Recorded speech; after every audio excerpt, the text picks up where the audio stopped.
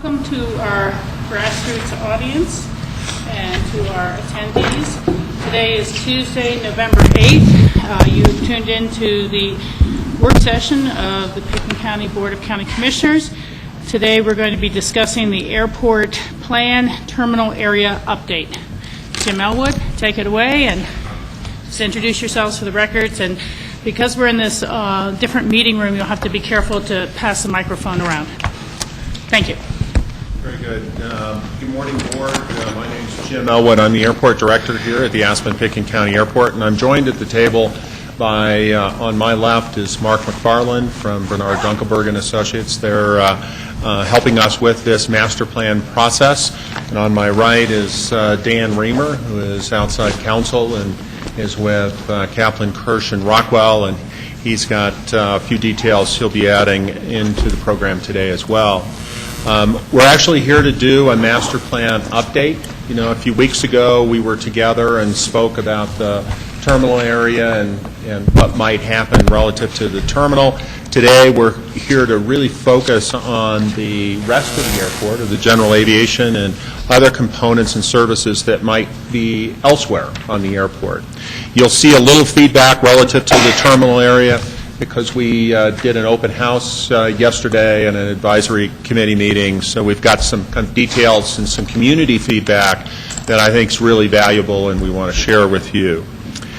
Today, I guess to kind of recap, a master plan update in its essence is really a land use or space reservation process. The FAA asks communities to do a master plan every 5 or so years just to make sure that the airport is staying current, it's forward focused, it's thinking about what those next steps and future needs might look like relative to that airport.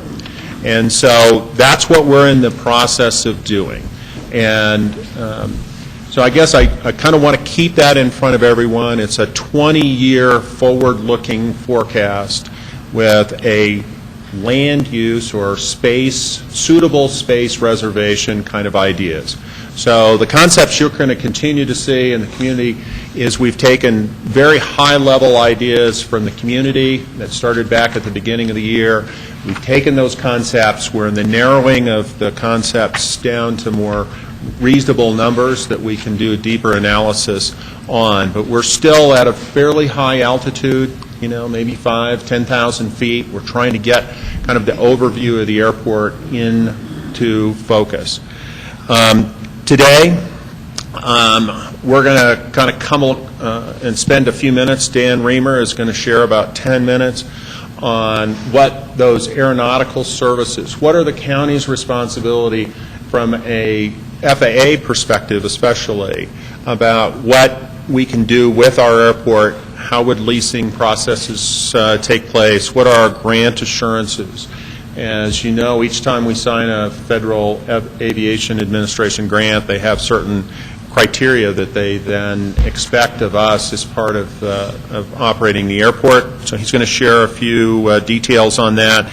It was very helpful, I think, yesterday to the study advisory committee, kind of understand that benchmark or baseline understanding of what is reasonable for us to look at and what responsibilities we have.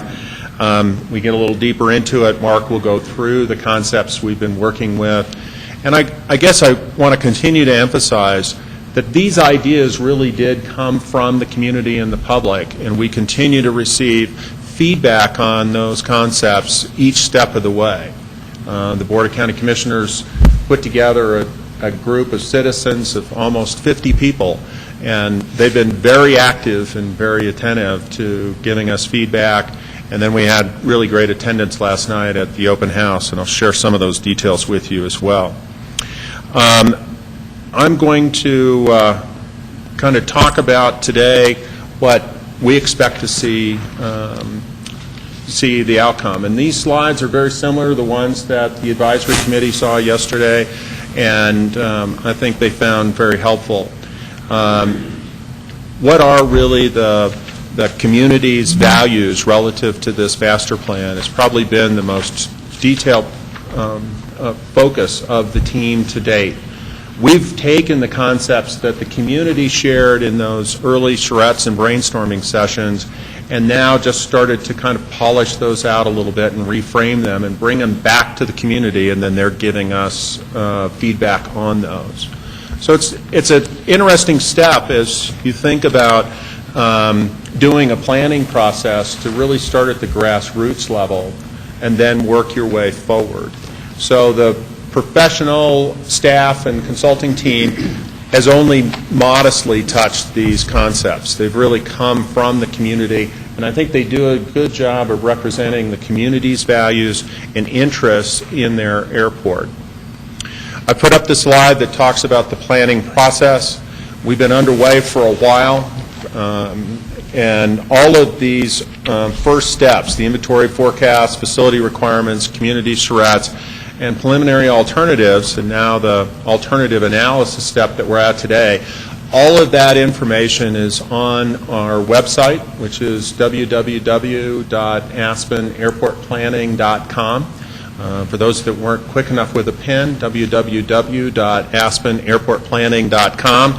And there's a considerable amount of information on that website that reflects where we've been in this process. It also is I think is kind of neat. We've taken pictures of all of the raw comments given to us, you know, pro, con, diverse opinions are all, we took photographs of all of those pieces of information, and they're posted as well, right next to all of the ideas. So at this stage, we're just really trying to take and cast a very broad net to take in information and make sure that this project ends up being something that really reflects the community in the process. So we're at the alternative analysis. We're going to share that with you a little bit. And I want to remind both the community and all that are interested, the next steps really start to get into the financial and operational limits that might be put in place as part of this process. We've asked the community and all of you to date is to do this in kind of an expense neutral perspective so that the ideas can really percolate forward and be the best they can be. We'll do a very detailed analysis economically and operationally on how those concepts might work in the next step. But we wanted to do it on a more limited number of concepts rather than on a very broad, high number of concepts. And that's our way of kind of keeping it efficient.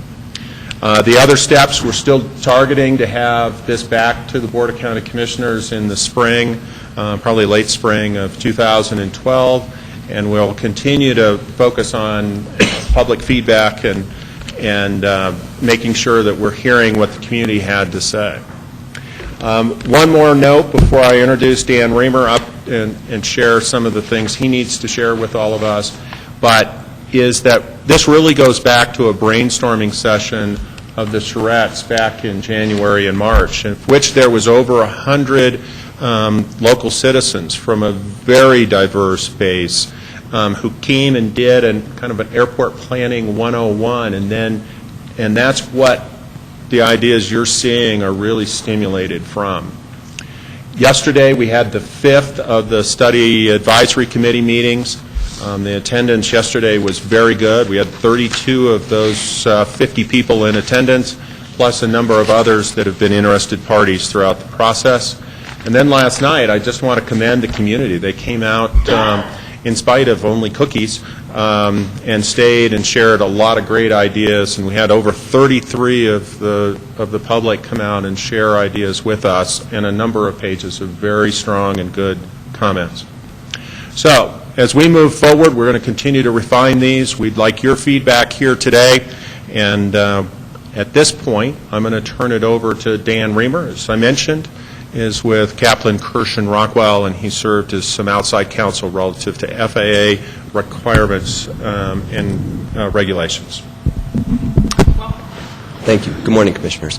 As Jim mentioned, I'm going to be spending about 10 or perhaps 15 minutes talking with you about the county's responsibility in the lease and development of the airport. So first, before I begin and launch into the material, I just want to make sure we have an understanding of sort of why we're presenting this information and why we're presenting it now. So In terms of why we're presenting this information, we thought it very important, and the airport staff and the consultant team thought it very important that as the study committee and the community start to look at specific alternatives, that they have a good grounding, a good understanding of what putting these structures on pieces of paper really means.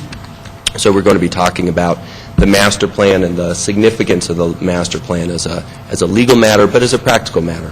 And then why now? We thought it was important to have this conversation as we transition from the conversation about the terminal and the terminal area to the conversation about the rest of the airport.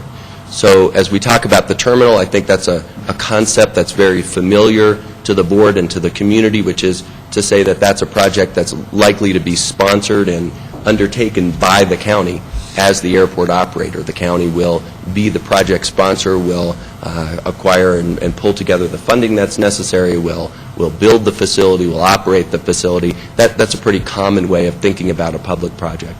As we make this pivot over to the rest of the airport and we start to look at what the community might see at the airport in the coming years beyond the terminal area, that may be a very different looking kind of project in the sense that it may not be the county that's the direct sponsor of those facilities, those structures. It may be private entities that are coming onto the airport. So again, wanted to make sure that everyone has a base level of knowledge as they look at concepts, and then also wanted to make sure that people understand this very important distinction between the county acting as a project sponsor versus perhaps third-party development, private entities coming into the airport.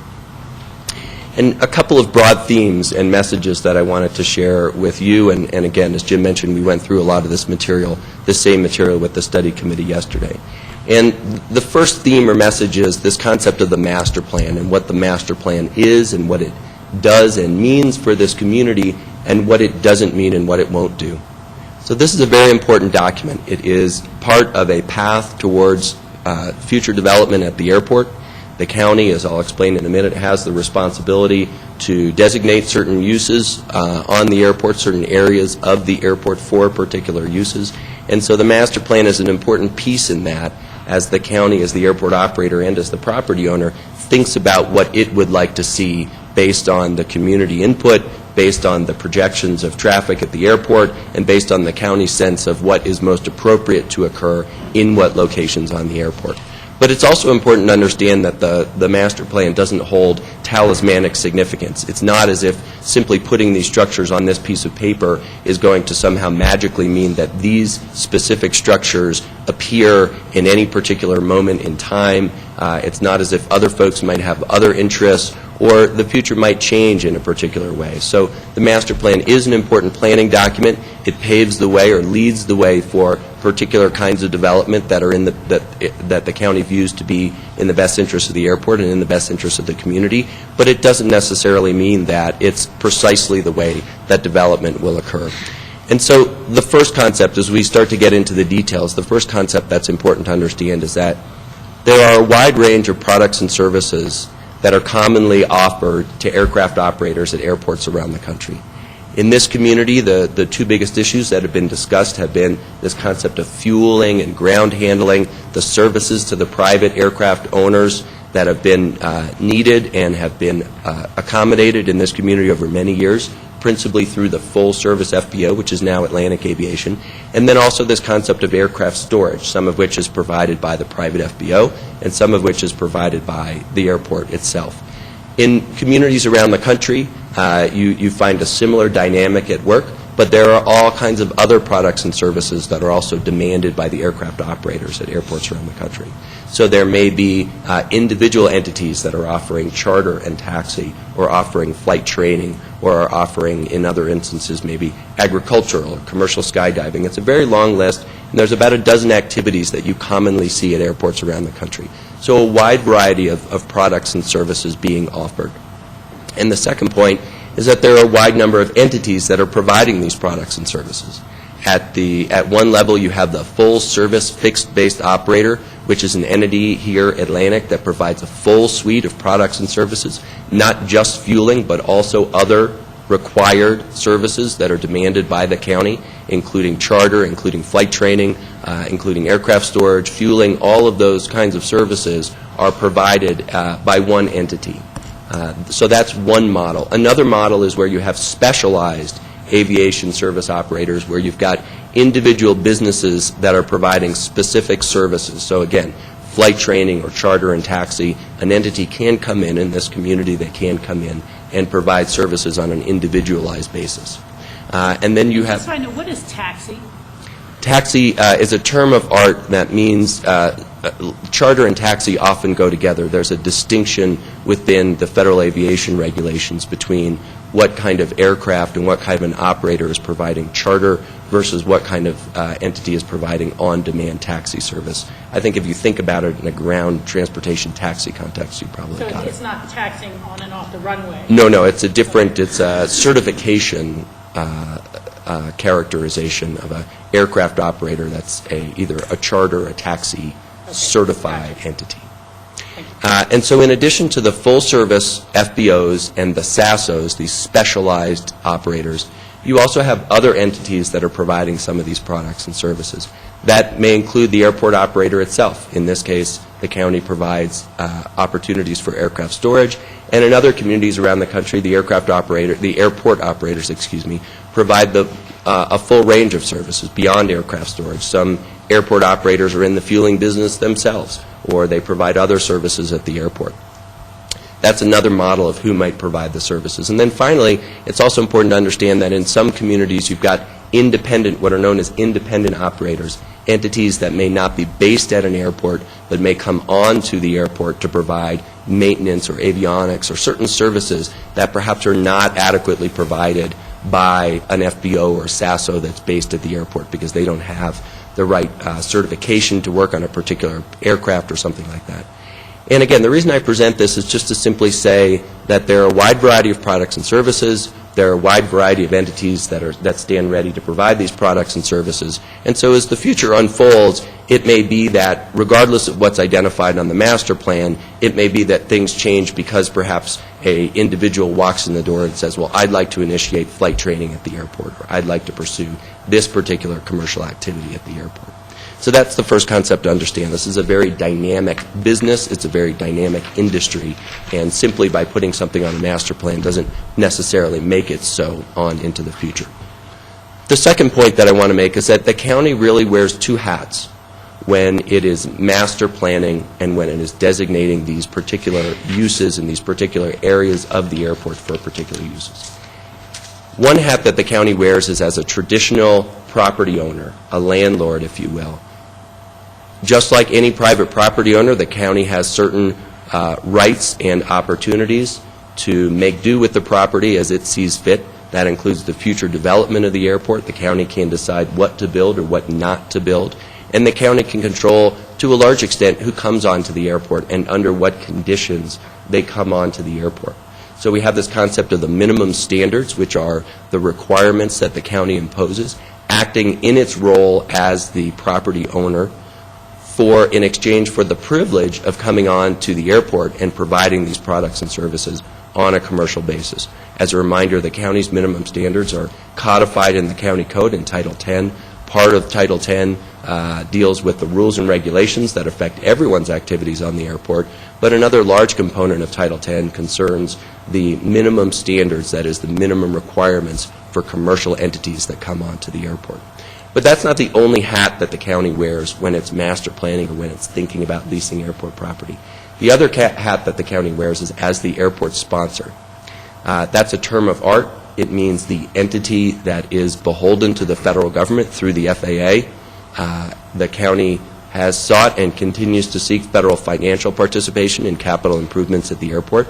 In exchange for that federal financial participation, the county makes commitments in the form of grant assurances, which are contractual requirements to operate the airport in a particular way.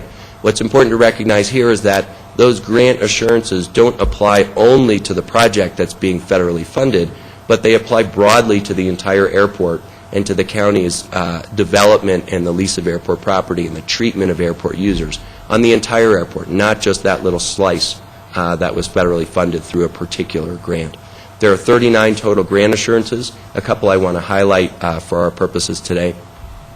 One is the requirement that the county maintain an airport layout plan and develop the airport consistent with the airport layout plan.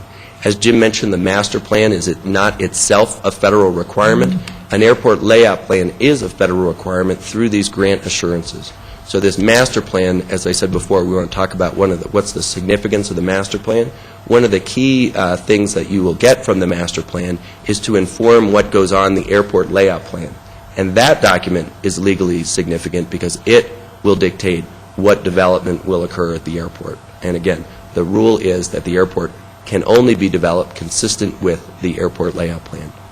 But for purposes of leasing airport property, the two grant assurances that I want to highlight are, first, the grant assurance that prohibits the county from granting an exclusive right, in effect granting a monopoly at the airport for any entity to conduct an aeronautical activity, and also the prohibition on what's called economic discrimination, which is to say that the county has an obligation to treat similarly situated entities in a similar way.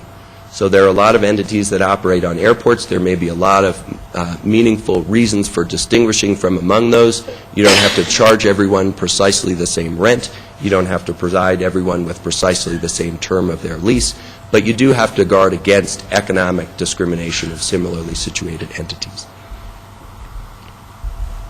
Now, some of the guidelines, some of the things to keep in mind as you think about the leasing of airport property in the future. There are a couple of important things to keep in mind. That the county's principal responsibility is to make available suitable areas on reasonable conditions to those willing and qualified to offer support services to aircraft operators. Now this sentence is loaded. It is filled with magic words that have meaning to the FAA, and they do have legal significance to them. But these are, I think, really important concepts as the county and the community think about the county's role and its responsibility. The county is not obligated to lease a piece of property simply because somebody raised their hand or walked in the door. And so some of these other concepts that we'll see is the first is that the county has the ability to designate what those suitable areas are and what to designate specific uses for particular areas of the airport. And again, that's done largely through this master planning process and the airport layout plan. And the county is obligated to talk to people who raised their hand and expressed interest in developing property at the airport. But again, not obligated to simply execute a lease on the terms that are sought by a particular owner. The county is not, though, in a position to simply raise its hand and say, well, we've decided that there's insufficient need for a particular kind of aeronautical activity, so we're going to preclude any entity from coming onto the airport to provide a particular service. It's really the private side of this equation that is in the position to say, we think that there is a demand, and once those entities have raised their hands, then the county has an obligation to talk to those individuals. And then finally, just a reminder here that the county is in a position through its both its role as the property owner and its role as the airport sponsor to prescribe the reasonable conditions that must be satisfied by those entities that are interested in conducting commercial aeronautical activities on the airport. And so finally, what we've tried to do is just try and summarize a very complex topic and perhaps oversimplified it to a couple of things that would have to be satisfied in order for an entity to come on and lease a piece of property. So again, the master plan will identify particular areas of the airport for particular uses, but that's not the end of the chain. That is, in certain ways, just simply the beginning of a conversation. So in order to actually execute an agreement, a ground lease or some kind of an agreement for an entity to come on and conduct commercial aeronautical activities, a whole bunch of additional steps would have to be satisfied. Again, the first and foremost is there has to be suitable space. That's largely up to the county to identify, and that's what the master plan, the airport layout plan do.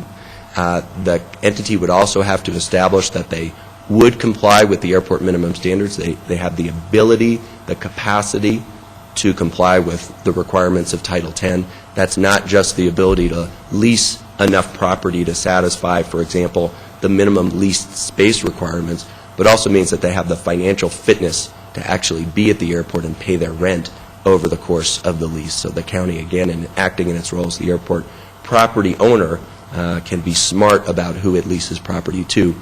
And third, the identification of a commercial operator would have to be done through a public solicitation process. That's not required everywhere, but it is required here right now as a function of Title 10 of the airport minimum standards right now. They demand that if there is an expression of interest, if there is an application to conduct a commercial aeronautical activity, that the county would initiate a public process to see who else might be interested in providing the same or similar activity on the same or similar piece of property. And then finally, there would have to be agreement on lease terms, and this is, again, a very standard commercial practice. There would have to be an agreement on the rent, there would have to be an agreement on the length of the lease, on the capital improvements, on the maintenance responsibilities, the full suite of terms that would be required in any commercial transaction would have to be fully negotiated and would have to be executed. And then and only then would you see a ground lease or a property lease or a structure lease or something that would enable the structures that you'll see presented in a minute actually rise up out of the ground and begin to undertake operations. So I think what we wanted to do is stop here and see whether or not there are any questions about this piece. Again, this is the foundational piece, and Mark will launch into some of the concepts in a minute. But Okay. Well, I'm sure there will be some questions. So who would like to kick that off with any questions? I'll kick it off. There seems to be a lot of the use of the word reasonable. What are the determinations of the reasonableness of FBOs and that sort of stuff? Is it, obviously it's a word up for interpretation, but... there is some guidance. The grant assurances themselves use that word reasonable. It's a rather vague term. As you think about this concept of minimum standards in particular, there are some contours that have started to be identified. Reasonable in this context really means relevant, attainable, other adjectives that really go to the heart of the particular activity. So if there was a requirement that the county demand an insurance product that didn't relate to the kind of aeronautical activity that was contemplated or wasn't commercially available on the market, that would be unreasonable. If it doesn't relate to the kind of activity that's being conducted, if you wanted someone who wanted to initiate flight training and you wanted to demand that they have 250,000 square feet of classroom space, it just wouldn't be tied closely or even loosely to the particular activity that's being conducted. I appreciate your question. Reasonable is a very vague term, and hopefully these other concepts of relevant, attainable, start to give you a better sense of what it means, particularly in the context of minimum standards. Any further follow-up on that? I mean, we'll come back around, certainly. Jackie? Yeah, Rob was absolutely right, starting out with the most important issue, reasonable. Because there might be a difference of opinion between, we'll call him an applicant. You know, we've already done master planning under this scenario I'm thinking of. And then demand. So, and I apologize for the frog, I just can't get rid of it. Even a cough drop didn't work. So under the condition that the master plan has been finished, there is an applicant or several applicants, but can the county determine the amount of development based on its own determination, public process, as opposed to having several people get in line and they all have a proposal and they all want to build and develop something? Do we have the discretion to determine the amount? The short answer is yes. The longer answer is that the minimum standards are minimums. So there are minimum leased space requirements in Title 10 that would demand that if an entity wants to provide full-service, fixed-based operator services, they have to have so much of hangar space, so much apron space for tie-down and aircraft parking. So there is a minimum. You're asking the opposite question, is there a ceiling? Really what the county would do is largely through the master planning process and through the airport layout plan would identify those specific areas of the airport. If somebody came in and said, well, I don't just want that area that you've designated, I want more, I want it and I want the lots next to it, then the airport layout plan is really the document that the county would use to say, well, we understand that you have that interest, but those lots that are next to the lot that you've identified are actually designated for some other use, for some other purpose. So I think that's the way at least I would envision this concept of a ceiling. It's really about designating certain areas of the airport for certain uses. But again, the short answer is yes. The county owns the property. The county controls who comes onto the property and what they lease. And it's not up to an entity to come on and say, well, I want that lot and that lot and that lot, and I want to do X, Y, and Z, so I need a lease to be executed. Again, I apologize. A follow-up question would be, if the county determined that there was some amount of development appropriate, but didn't feel that there was a lot, and move forward with a lease and all of that technical, and 2 years down the road, someone came in and said, well, I want to build also. I want to have access. Do we have the ability to say, no, we think the needs are met, public need? Because this is about public need, right? This is largely about public and need. competition. Well, it's about all those things. I mean, it is about public need. As I said before, need is not something that the county identifies in the sense of precluding entities. Need is something that the county, through the master planning process, is striving to accommodate, striving to look at what the forecast traffic is going to be, what's the current situation at the airport, where are the choke points. We've heard over and again that aircraft storage, aircraft parking is problematic at certain times, in certain weekends of the year. So the master plan is trying to take a look at those issues and say, how can we better accommodate those folks who are using the airport and who might use the airport in the future? But the short answer to this question is no. It's not really up to the county to say, well, we think that the demand is being adequately met, and so therefore we're going to preclude you. It is up to the county to say, and again, you're dealing with a very limited land area here. You've only got so much room to deal with. So I view this as more about puzzle pieces and how to make sure that the puzzle pieces along the east and west sides of the airport are the best used, most efficiently used, and you absolutely have the ability to designate certain areas of the airport for particular uses. And we have the ability to determine the land reservation. There, the use is, okay, well, an additional FBO and sensitive areas won't get developed, et cetera, et cetera. Correct. So we can determine that reservation. Correct. Through this process. Correct. Now, it's a reservation largely for a future aeronautical activity, not, we reserve this because we simply want to leave it fallow. But if you have a particular identified use for it, then you can certainly say this area has been set aside for this aeronautical activity. So we think it would be short-sighted for the county to execute a lease for the purpose that's being presented, because we think there's a higher and better use, if you will. And while it may not be realized for another 5 years or 10 years, the county would prefer to leave the land fallow than to lock it up on a long-term basis for something that may not be in the airport's best interest and the community's best interest. Thank you. A quick follow-up on Jack's question, just on topic.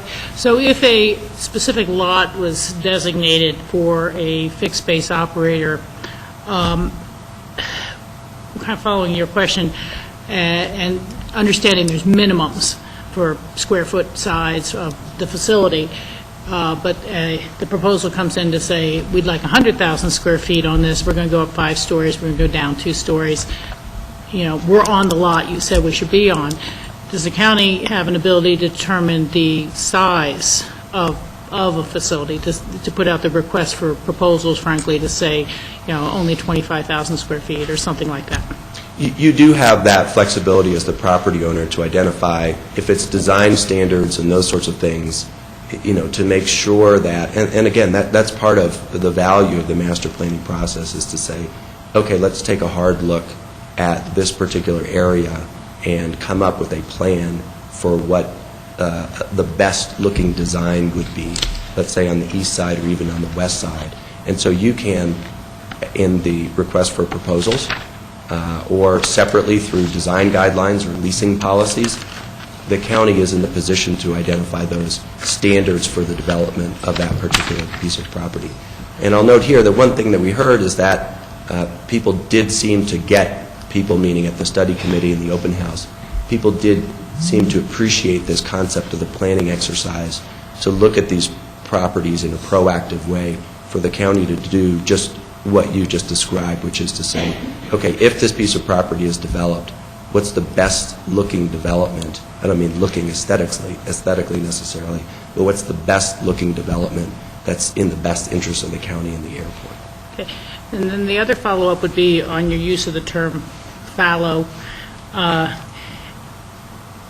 Outside of the runway and constrained areas for safety that, no structures can be there, those sort of guidelines, are you kind of saying that every inch of the remaining airport land that was bought with FAA money must be master planned for some sort of given use, or are there abilities to have sound barriers or visual elements like berms to block it from the highway or view planes? I mean, does everything have to have a use designated on every square inch that's not designated otherwise for safety, for no build zones? Sorry. No, not everything needs to have a use identified for it. So that's the first important answer to your question. There are, in the current master plan, the west side is treated as a reservation without a lot of detail associated with it, and that's perfectly fine.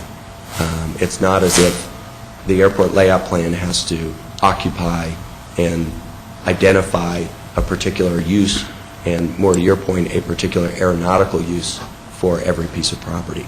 The second answer, or the answer to another part of your question is, yes, the county certainly can identify berms and barriers and ways to screen the airport from the visual impacts to and the noise impacts to area residences. And you'll see in some of the alternatives that Mark will talk about in a minute where the team, based on the community's input and the feedback we've received, has introduced some of those elements into the concepts for development on the airport.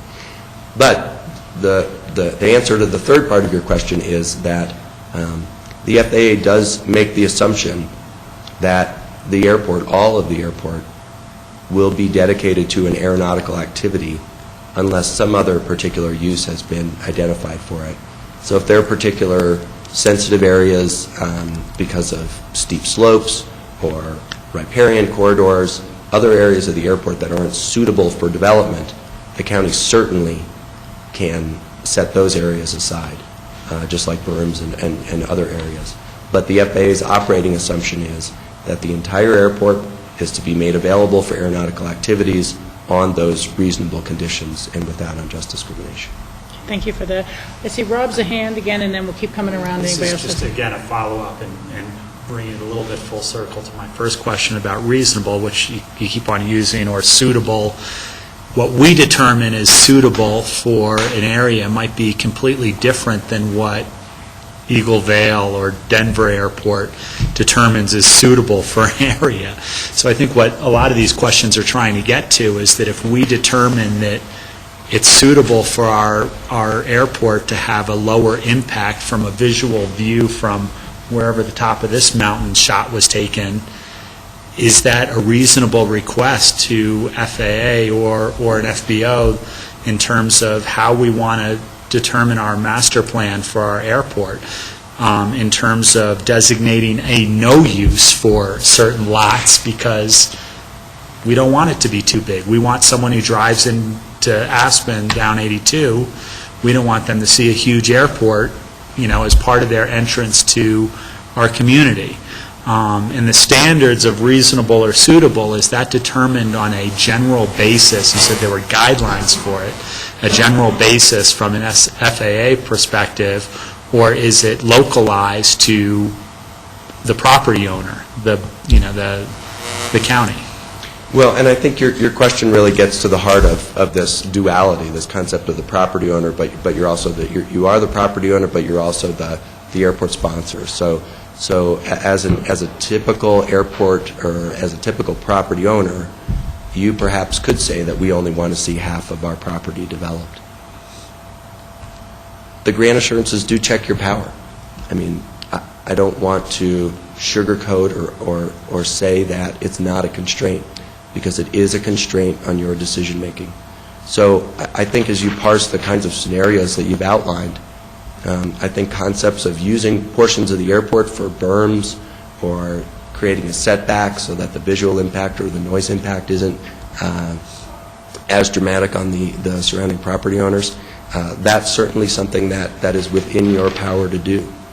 But if you were to look at a piece of property and simply say, we don't want any development on this portion of the airport because we don't want any development on this portion of the airport, that may be something that crosses over that line. So again, it's largely a fact-based determination, and I often feel like I need to apologize for my inability to give you brighter lines, but there is this duality, and you have to look at it on a fine-tuned basis for individuals' decisions to say, yes, this is an appropriate decision for us to make, but this decision might cross that line, might go beyond the pale, or at least it might raise an objection from some entity. And I want to take a step back and just remind you all of the way that this works, which is the county doesn't, the FAA doesn't approve the county's master plan. They do approve your airport layout plan, but they don't necessarily approve it with this set of criteria in mind. They're looking at it from the perspective of safety, efficiency, utility. They may identify things and they may provide some comments to you, but really the way that this set of issues that we're talking about now comes up is really in the context of someone coming to you and saying, okay, I want to lease this piece of property, and you say no because you've declared it off limits, and then they file a complaint with the FAA or raise an objection. So it's hard to know because these conflicts evolve over time, and it's not as if you get a clean bill of health from the FAA where you can say, okay, we've got the FAA's endorsement, and so therefore we have a safe harbor moving forward. Thank you. John, did you? I would just note that on December 6th, we do have a time schedule to talk about the approval process too, and I just wanted to be mindful of making sure we get to the concepts too. Okay. Thank you for that. Other board questions before we move on with the presentation? I think we've gotten the majority of our issues out there to discuss. Thank you. Thank you.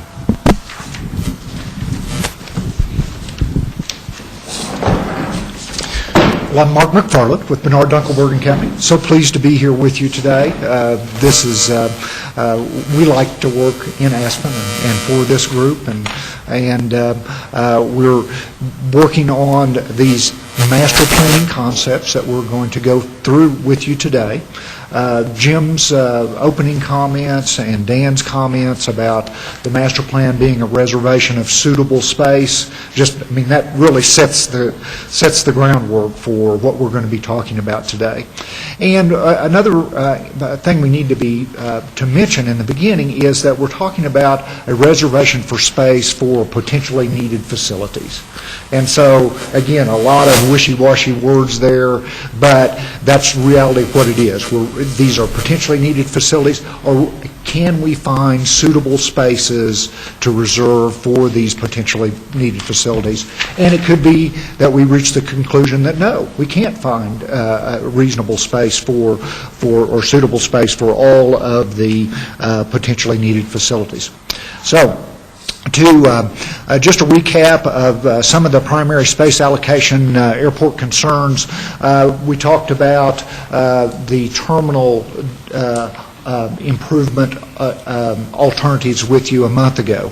And the base for that was just to try to understand the terminal, or determine a terminal area that is adequate to accommodate passenger terminal building and support facilities. Now, all four of those terminal alternatives that you reviewed a month ago are still on the table. And we have defined with this, as you'll see in a second, a way to have moved that forward into this next step by determining improvement envelopes for the terminal building. From a general aviation perspective, there has also been some determination of potential needs in the future.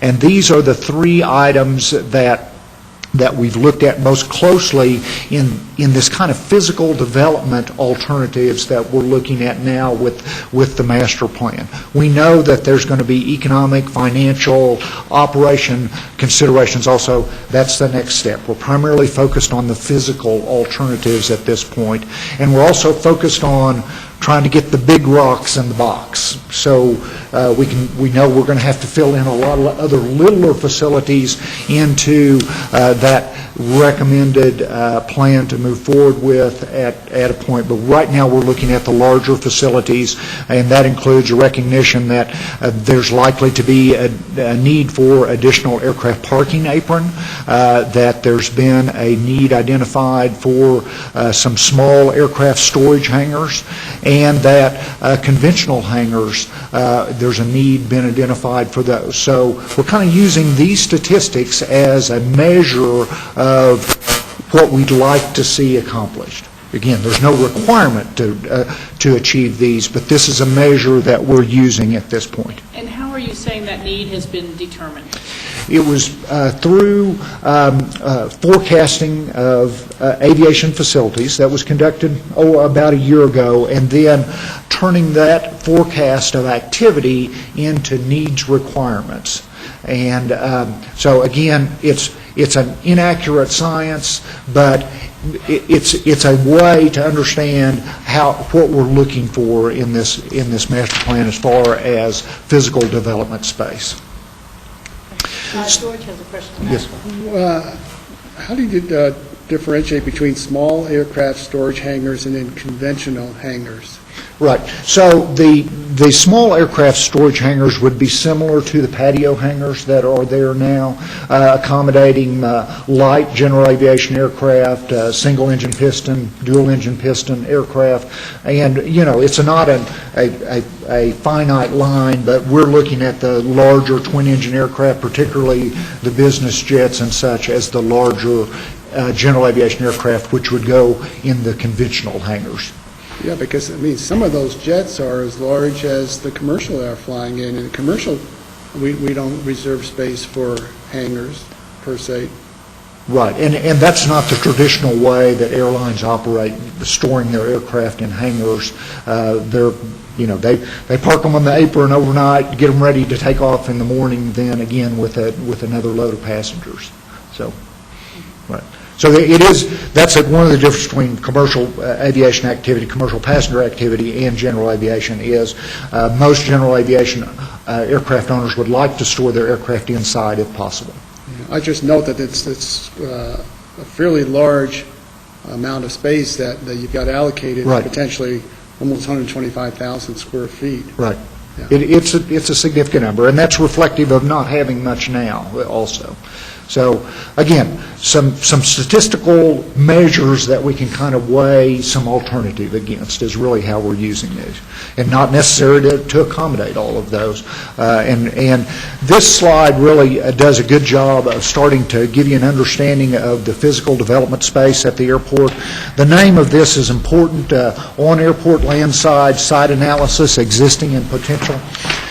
And so it excludes the area that's reserved for the runway and taxiway system. So when I say land side, we're talking about everything that's outside, all of airport property that's outside of the runway and taxiway system. And in this part on the south end of the east side development area, here's the existing terminal building, Highway 82, and the south end of that is occupied with passenger terminal facilities. That's the kind of bluish color that's up there. The northern end of the existing east side development area is used for general aviation purposes primarily, with transient parking being just to the north of the passenger terminal facilities, and more based aircraft activity being on the northern end of that yellow area. So there's a couple of important takeaways from this. Number one, the airport is almost totally used for existing facilities. There is a little potential area to develop on the far south end of the area, another potential area on the north end that doesn't currently have facilities. And then on the west side of the airport, there is an area that's outside of the sensitive areas, which we've looked at for slope and existing vegetation, drainage concerns, the Owl Creek area, and particularly excessive slope. So there is a potential development area on the west side that might be considered for future aviation facilities. And the other important thing is, besides this being, we've kind of referred to it as trying to get 10 pounds of beans in a 5-pound sack. There's just not a lot of area at the airport for improvements. And another thing is that the area between Highway 82 and the runway taxiway facilities is very narrow. And that makes this wider space at the southern end of the east side area, that makes that very valuable space. And certainly where the passenger terminal facilities are and should continue to be, but looking at some rearrangement of that area, because it is the only area with any depth from the taxiway system, is a very important aspect of this master planning process. The other thing I wanted to give you just a little bit of background on is all of the development alternatives, the 4 master planning development alternatives, identify an envelope for terminal area facilities. This happens to be the alternative from the terminals that reuses the building, and the blue area that would be needed because of that. So this is taken directly from that alternative, and one of the things is that this envelope moves up valley some. It moves to the south some, which has an opportunity perhaps for some additional aviation facilities that are being used essentially for parking associated with the passenger terminal at this point. I think there was a question about this at the last meeting here. So we get a potential additional development area. Yes. Yeah, just to be clear, because I could be wrong about this, but my understanding from previous conversations is that in general, for the commercial aviation, the FAA does not pay for parking structures, and that's something you have to figure out how to pay for on your own. And yet it is the potential of corralling everyone into underground parking structures that frees up more land mass for future facilities. I mean, it seems like there's a little bit of a disconnect there. That could be a contributing factor to that, is to have underground parking associated with a terminal, the new terminal layout of facilities. I guess what you're kind of pointing a direction is that if we do not want untowered expansion of the airport, either GA or whatever, our best defense is to leave a lot of surface parking out there. Right. It's certainly a consideration that this group and the community as a whole is taking into consideration. Yeah. Thank you. The other development envelope that was defined was if the terminal building was replaced. And with that, actually you get maybe a little bit more opportunity to take advantage of the southern portion of this development envelope or replacement building envelope for apron and support facilities, and perhaps that frees up even a little more area. So all these design schemes are based on having that underground parking of 1,500, 3,000 spaces? I'm not a total authority on those. I know that is still a decision to be made about whether there'll be above-ground parking, certainly, or surface parking versus underground, perhaps structured parking.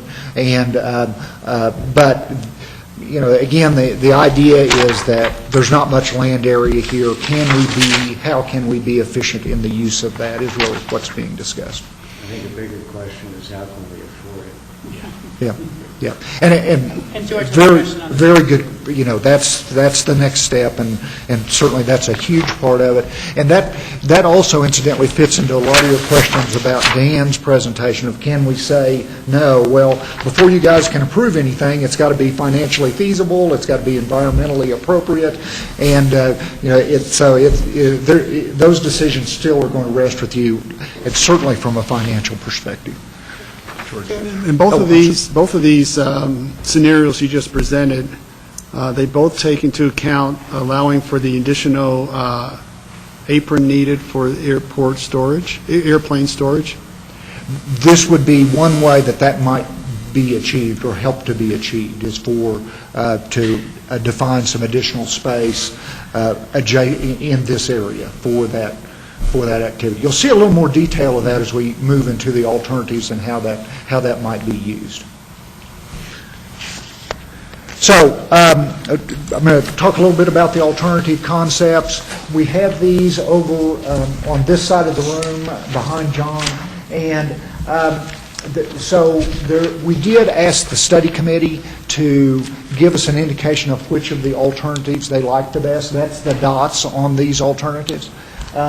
We did have a little bit of a miscue in that we've got alternative 1, the detailed concept for alternative 3, and then alternative 3 again, and alternative 4. But those are illustrated correctly in your packet. What you're looking at has alternative 1, 2, and 3. What I'm going to be showing you here is alternative 1, 2, and 3. We just simply picked up the wrong board when we scurried over here this morning. So anyway, alternative 3 and 4 did garner the most dots for what it's worth. So,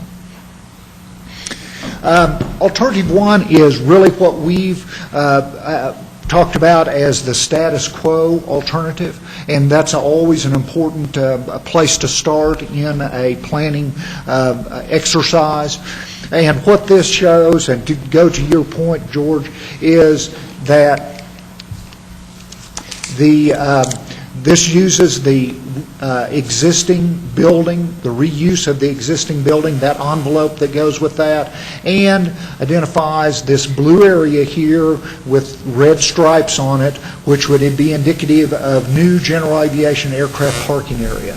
So we do take that into consideration as a possible way to achieve that goal of perhaps having additional aircraft parking area at the airport. It uses the existing FBO. There's only one FBO indicated on this, and I'm using the term FBO, but it really goes to that commercial aviation activity that Dan talked about, so I'm kind of shortening that term. It could be any commercial aviation activity. So we're using that existing FBO terminal, we're indicating that will continue to be used, and then we're indicating that this general aviation support area really needs to be cleaned up and make efficient use of all of that space in there. It's kind of a hodgepodge of uses now that it's going to be important to make efficient use of that area. So that's the other item that's illustrated here. It uses a reuse envelope for the terminal building. It has one FBO on the east side of the airport. It does not reach the projected need for either the aircraft parking projection or the small or large aircraft parking structures are not met with this alternative. And again, we're trying to give you a measure of that, and it's not necessarily a requirement for to meet those activity levels. This is simply a blow-up view of the alternative 1. We can come back to that if there's special questions about that. Alternative concept 2, really we wanted to let you know that we very much are using this community-generated information. We went back to the facility planning charrettes. One of the ideas was to enhance or enclose the existing patio shelters. We took that into this alternative 2 concept, and the other was look at providing aviation facilities on the west side of the airport, but stay south of Owl Creek. And again, this was as needs warrant. I think that's an important thing that was taken from the charrettes also. So with those two ideas in mind, we did look at enclosing the existing patio shelters. We also looked at perhaps those could be additional small aircraft storage unit could be built on the north end of that area, the area that's currently occupied by for aircraft parking. And then starting at the south end of this recommendation, we do have two east side FBOs. The first one would be adjacent to the passenger terminal improvement envelope. And that would allow perhaps the use of parking for both the FBO and shared parking with the terminal facility. We show a FBO associated hangar facility being constructed in that space. And this, as you'll see, that red space is captured area that might be utilized, that is currently being utilized for terminal facilities. We do, and then we keep the existing FBO, so we have FBO number 1, FBO number 2. We clean up the support facilities area, and we provide some additional aircraft parking, including helicopter parking, one of the things that we was identified needed on the north end of this east side improvement envelope.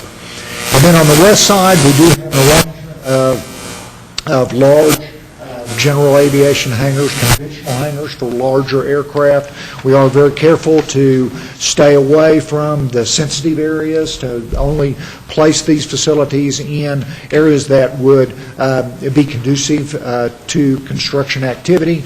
And we do try to make the arrangements. We'll work with this some more, but we want those to be visually fit into the site, particularly if you're thinking about views from McLean Flats or Starwood down into this area. This does also require, if we're going to have west side aviation facilities, it requires a parallel taxiway system to be constructed on the west side of the airport. So this one, we use the replacement terminal area improvement envelope.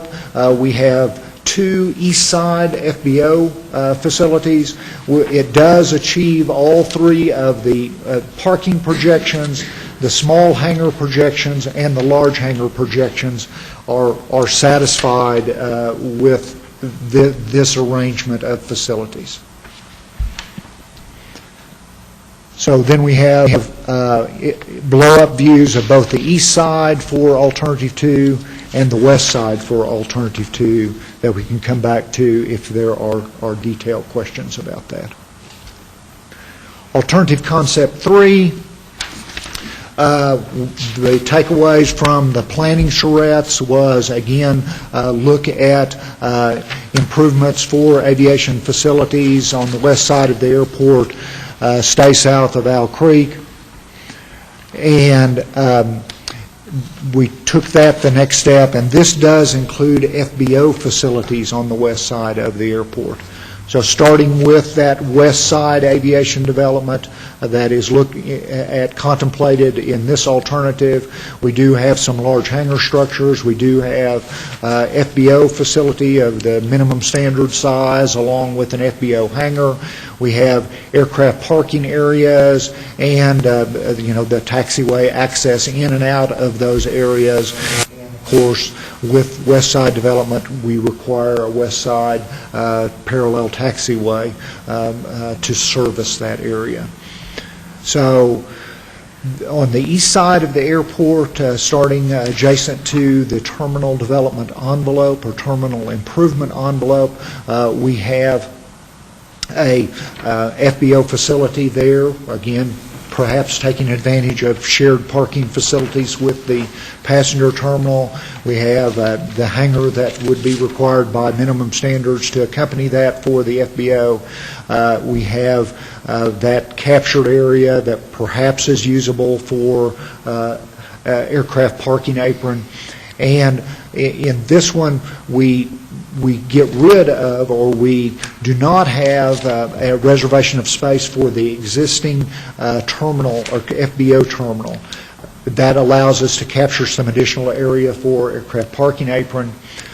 We clean up the area for the support facilities, general aviation support facilities, and as in the previous alternative, we look at additional aircraft parking apron, including helicopter parking on the north end of the east side improvement area.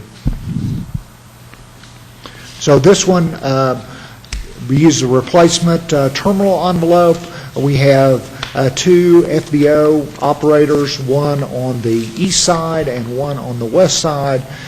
We do not recommend or look at with this one additional small aircraft hangar projections. But this is a really a good place to point out. These are mix and match alternatives. You can take something off of one and put it on another. We really emphasized that with our previous presentations yesterday. And we do achieve the aircraft, large aircraft hangar projections. We have blow-up views of both the east side and the west side. And alternative concept 4 is looking at the potential for a new FBO on the east side, which displaces some of the patio hangars. Again, an idea that was generated out of the planning charrettes, and then looking at hangar development on the west side of the airport to compensate for that loss on the east side. Another suggestion that came from the planning charrettes is what if we built some conventional hangars right along the existing airport road that connects the Baltic Avenue intersection with the service center road connection. Take out that roadway and build hangars along there to help to see if we can capture some of that area for that use. So this does not recommend any west side development. It looks at really kind of a maximization of the east side development potential. We have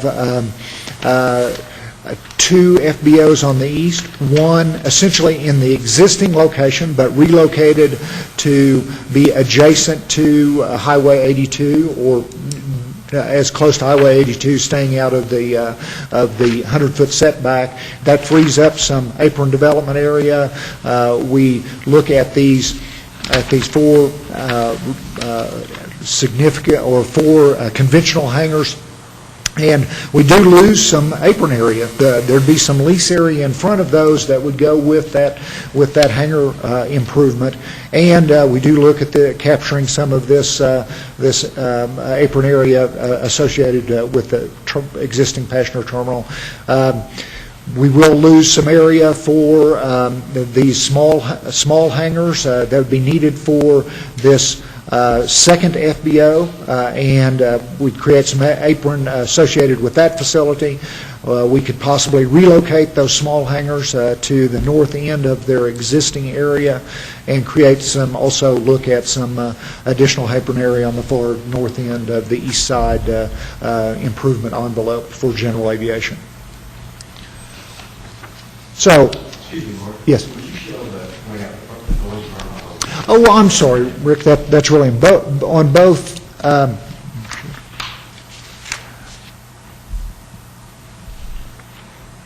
Alternatives 3 and 4. This one recommends the removal of that on or airport roadway and that being replaced with a buffer area that would help buffer noise and visual concerns from the existing general aviation aircraft parking area and the neighbors to the east. In alternative 4, that's accomplished with these hangars that are constructed. We do remove that roadway system. We use special construction techniques with those hangars. We build them into the site, possibly with earth that would partially cover the east side of those. And again, the idea to shield some of the noise and visual effects from the neighbors to the east. So, it'd probably be good to open it up for questions at this point. Then we'll talk a little bit about what we heard yesterday at both the study committee and at the open house.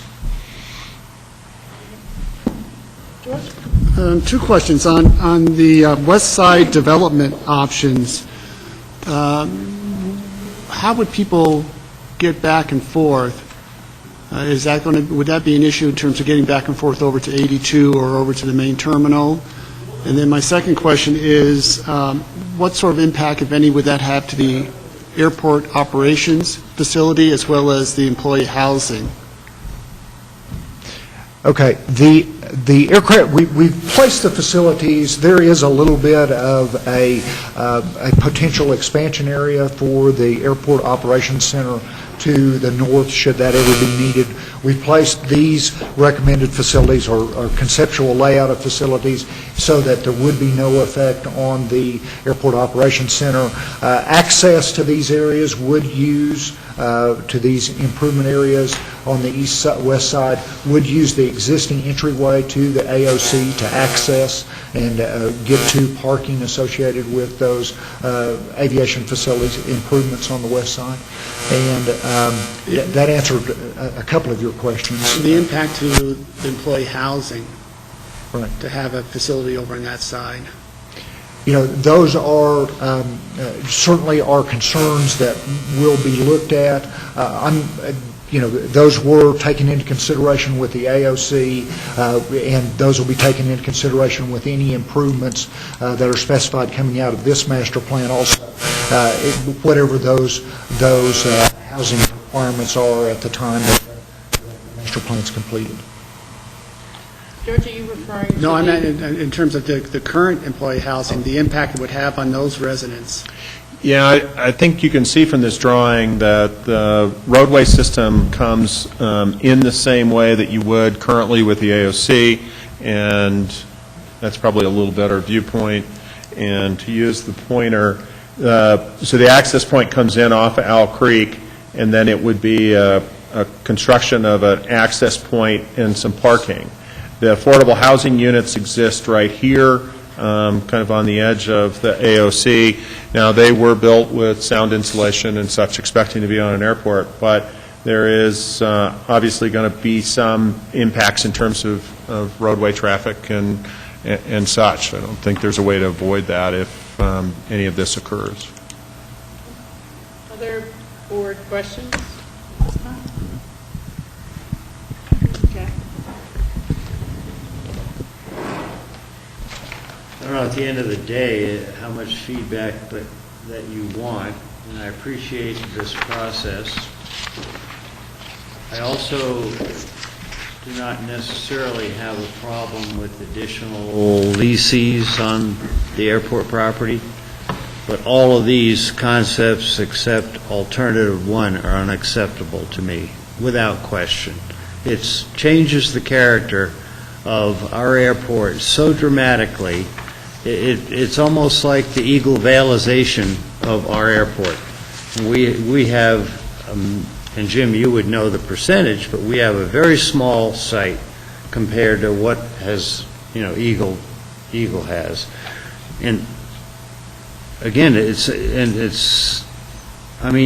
there's so much square footage and so many hangars, and the hangars that at least I'm inferring you're talking about, would be for larger planes, because you distinguish between the smaller, similar to what we have, versus the larger planes, and the design standards that would be required.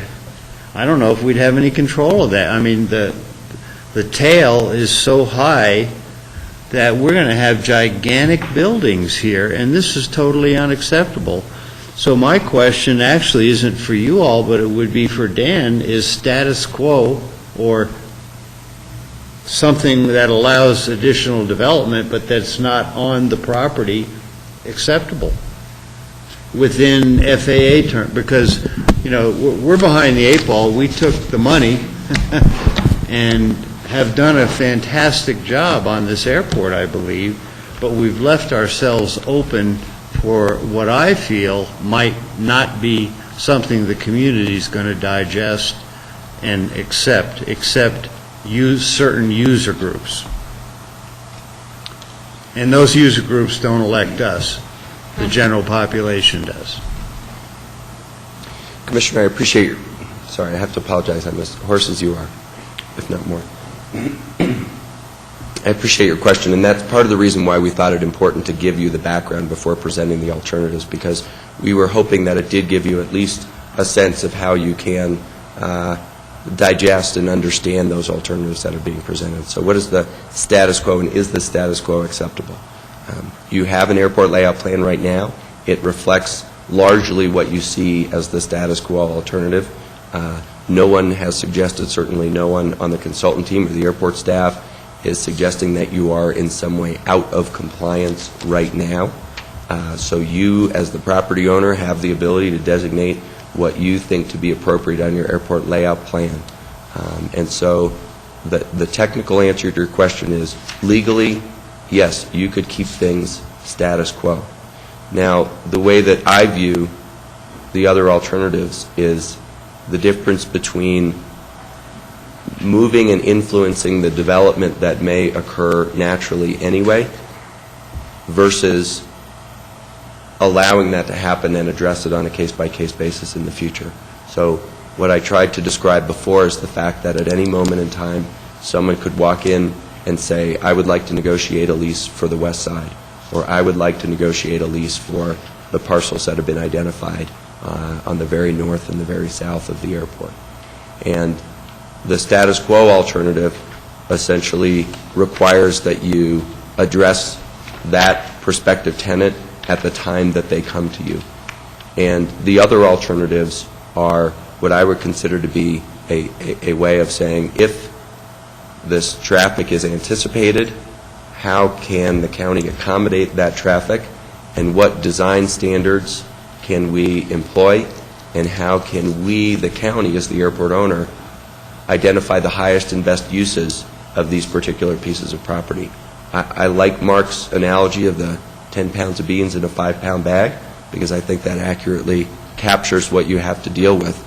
And so, to me, these other alternatives say, okay, we can either maintain the status quo and address these prospective tenants on a case-by-case basis, or we can designate particular areas of the airport for these uses and perhaps shuffle the deck in a slightly different way. Thank you. Let's take a few more board comments. Well, there's others here, so Yeah. I'll jump in later. Okay, and I think the flavor of your comments came across fairly well. And we will have more meetings about this. Rob?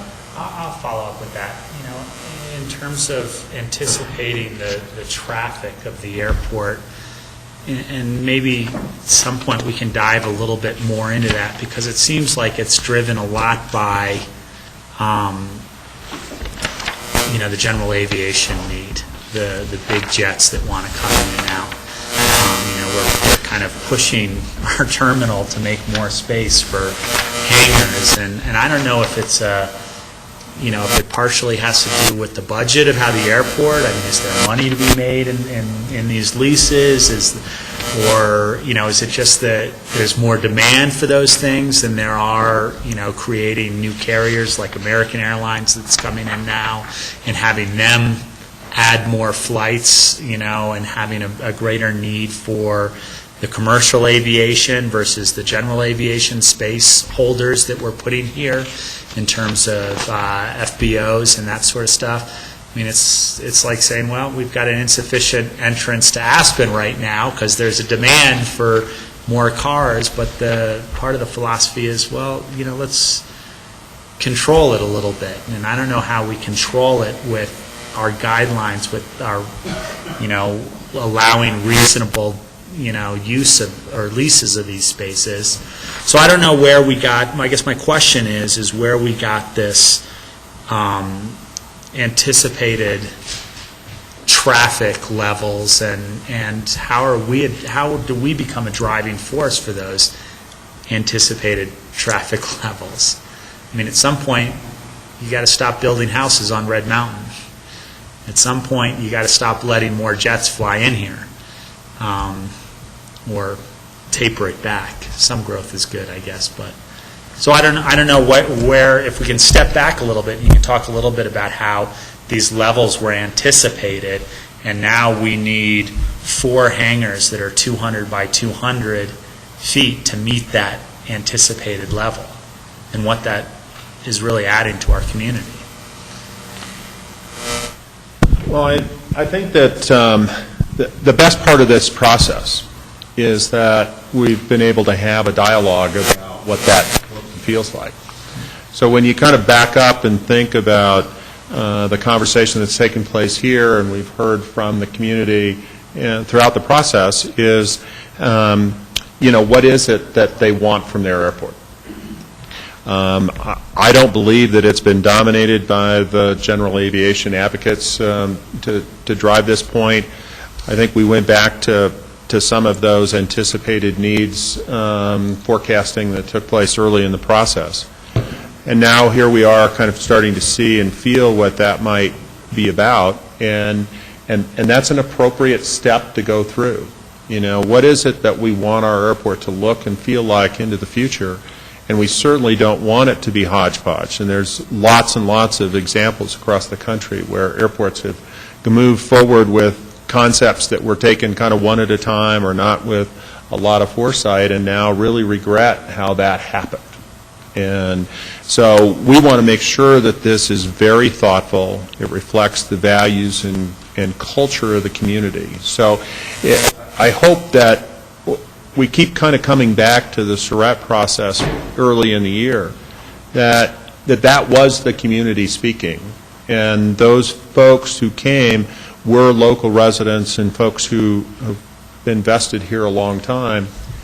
Now that's starting to come into focus, and there may be a very different perspective from the community now that they see what that starts to feel like and might be about. But, at least from an airport staff perspective, I think it's a healthy discussion to have and say that's not what we want to be. And then we can work toward trying to protect against what, moves outside that comfort zone. It's curious that the public that came last night and some of the DOT exercises really kind of showed some preferences, and I think they're and we'll give you the more raw comments. We'll come back with you with a memo to kind of give you the themes. We've put up what we kind of heard yesterday from the group. That's a new slide that's not in your packet, but we thought it was important to kind of keep sharing those that feedback that we're getting, and now we're kind of in that crux point where we get to start making choices as a community, and this is the hard part, quite honestly. We're scheduled to only go till 12. I think we should entertain this conversation for about 12:15 and then break to grab our brown bag lunch, make sure we have enough time for some feedback. And this is just the first in a long series. I do not think we're being asked to pick one of the 4 concepts as our individual favorites or talk about the merits of it or not. It's really just a icebreaker to my mind about this, and I have a few comments about where I think the process should go forward. But let me turn it back to other board members to weigh in or make comments who haven't yet about what we've seen today.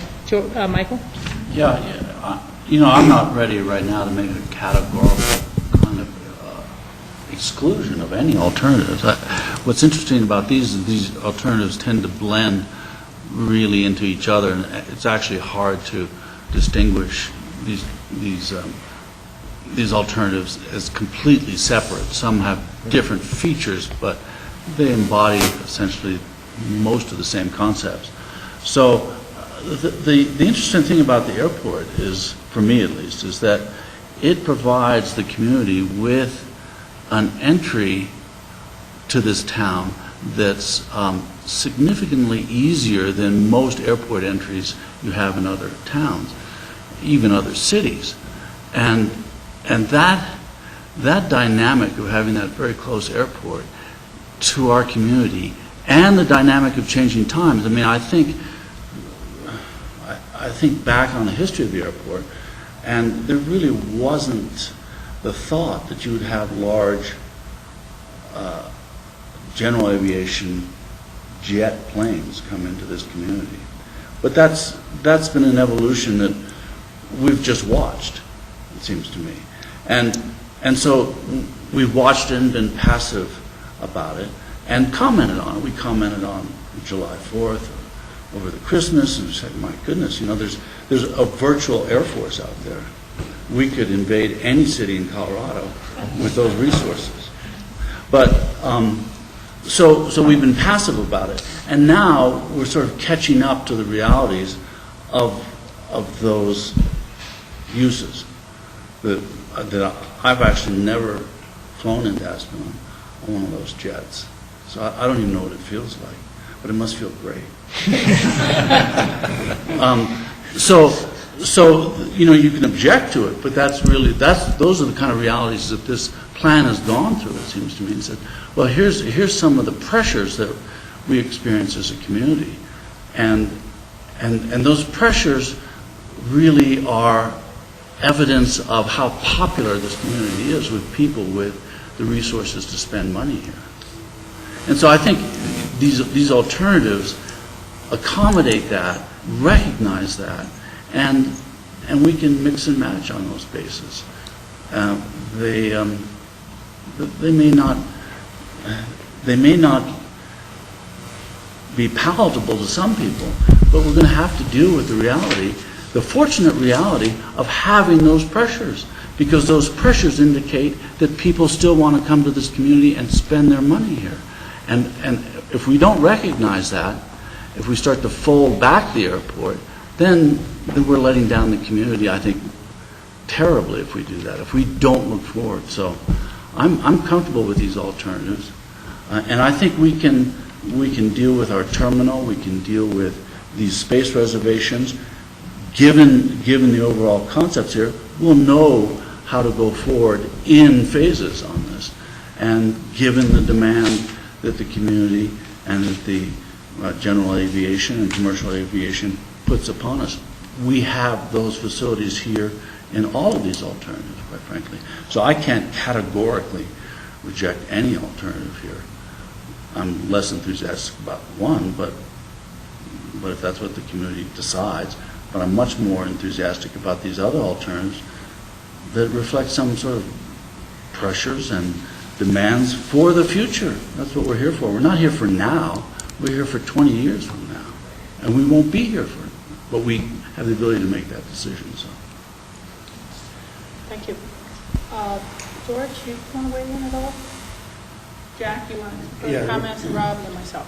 My concern and why I was so strongly opposed to what I see here, I'm sorry, a 40,000 square foot hangar, 32,400, 14,400, 14,400, that's just on two. Let's not talk about the others. So what are we doing? Are we building a church for Easter Sunday?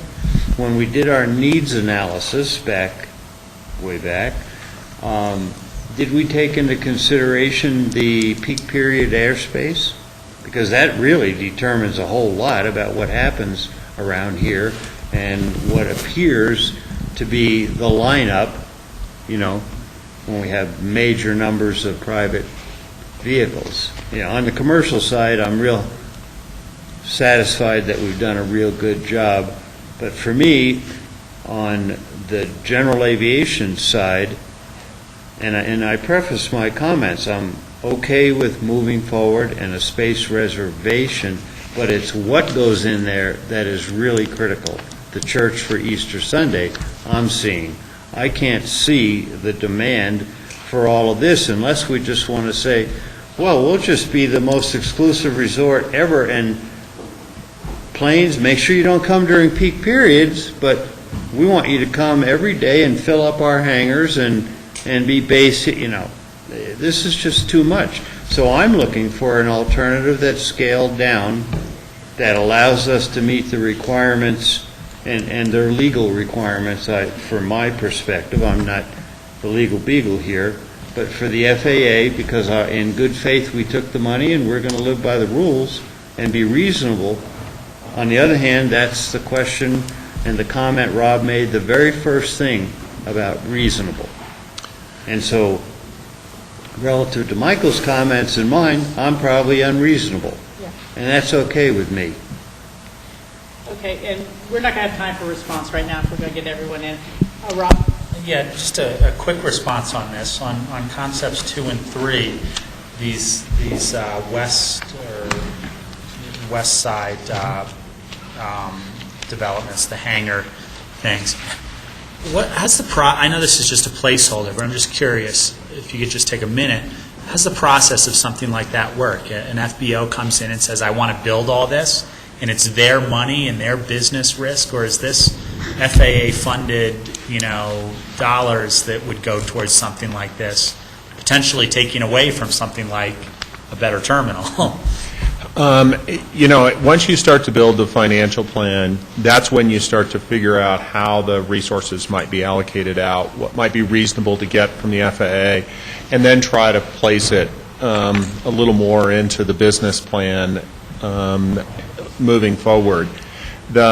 The whole way that a fixed-base operator might, or another operator coming on the airport would take place is how Dan spoke, which is through the request for proposal process. So we'd get some inquiry of interest, which we've had historically at our airport, and then you build a document that allows people to come in and bid to get access through that RFP process. And it's just leasing the land. They potentially would have to build that alternative taxiway, the hangars themselves, all the development around there, and then they're on the hook to potentially make a profit for renting that hangar space, selling the gas, and doing the maintenance on the planes that are going to fit into those 4 hangars. That's one path that could be taken. I think, just like in any other business, and the airport business is about as close as you can be to being in the private sector and still be in the public sector. You do some business modeling and decide where you think the best use of risk, resources, and return on investment would occur. So you'd get into those kind of details and figure out what's in the best interest of the county. I'll close my comments, and again, if anybody else thinks of anything. First, I'd like to say that, we've all known there's some interest in the private sector in having additional FBOs. I have met with Cliff Rungry, who's here, and Andrew Doremus, beginning of January. I've declared that before, and basically told them to meet with our manager, John, but, where we were at with the process with the runway extension, things like that. We also recently met with Sam Houston, who is another partner in a potential project. None of these are secret interests, and, I'm sure they've been participating through your design charrette. So we all know that there is interest out there, and we just, are following cautiously our own process in order to determine what's the best for the community. In terms of the plans that I've seen, I really agree very strongly with Michael that we're here talking about a 20, 30, 40-year horizon. And as someone who used to do advertising distribution out there in the late 80s, and before there was anything like the fixed base operation today, it was barely a shack with an instant coffee machine. We're all surprised by the changes. And I don't want to overbill for changes that may not occur. I do not want to accommodate, it does seem striking, the idea that you'd build such large hangars so that 1 or 2 individuals would have a parking place. It's not like the commercial carrier where you have, 60 people a day getting off and on that flight that's supporting all the businesses, but here you're putting all this land so that one person who's decided that they want and are going to come visit with their jumbo jet kind of thing has a place to park it. And I don't know that we can allocate that much resource to what really is going to benefit only 1 or 2 parties because of the space constraints to begin with, as opposed to more small hangars or more the general aviation smaller users. So I think we need to really watch that balance.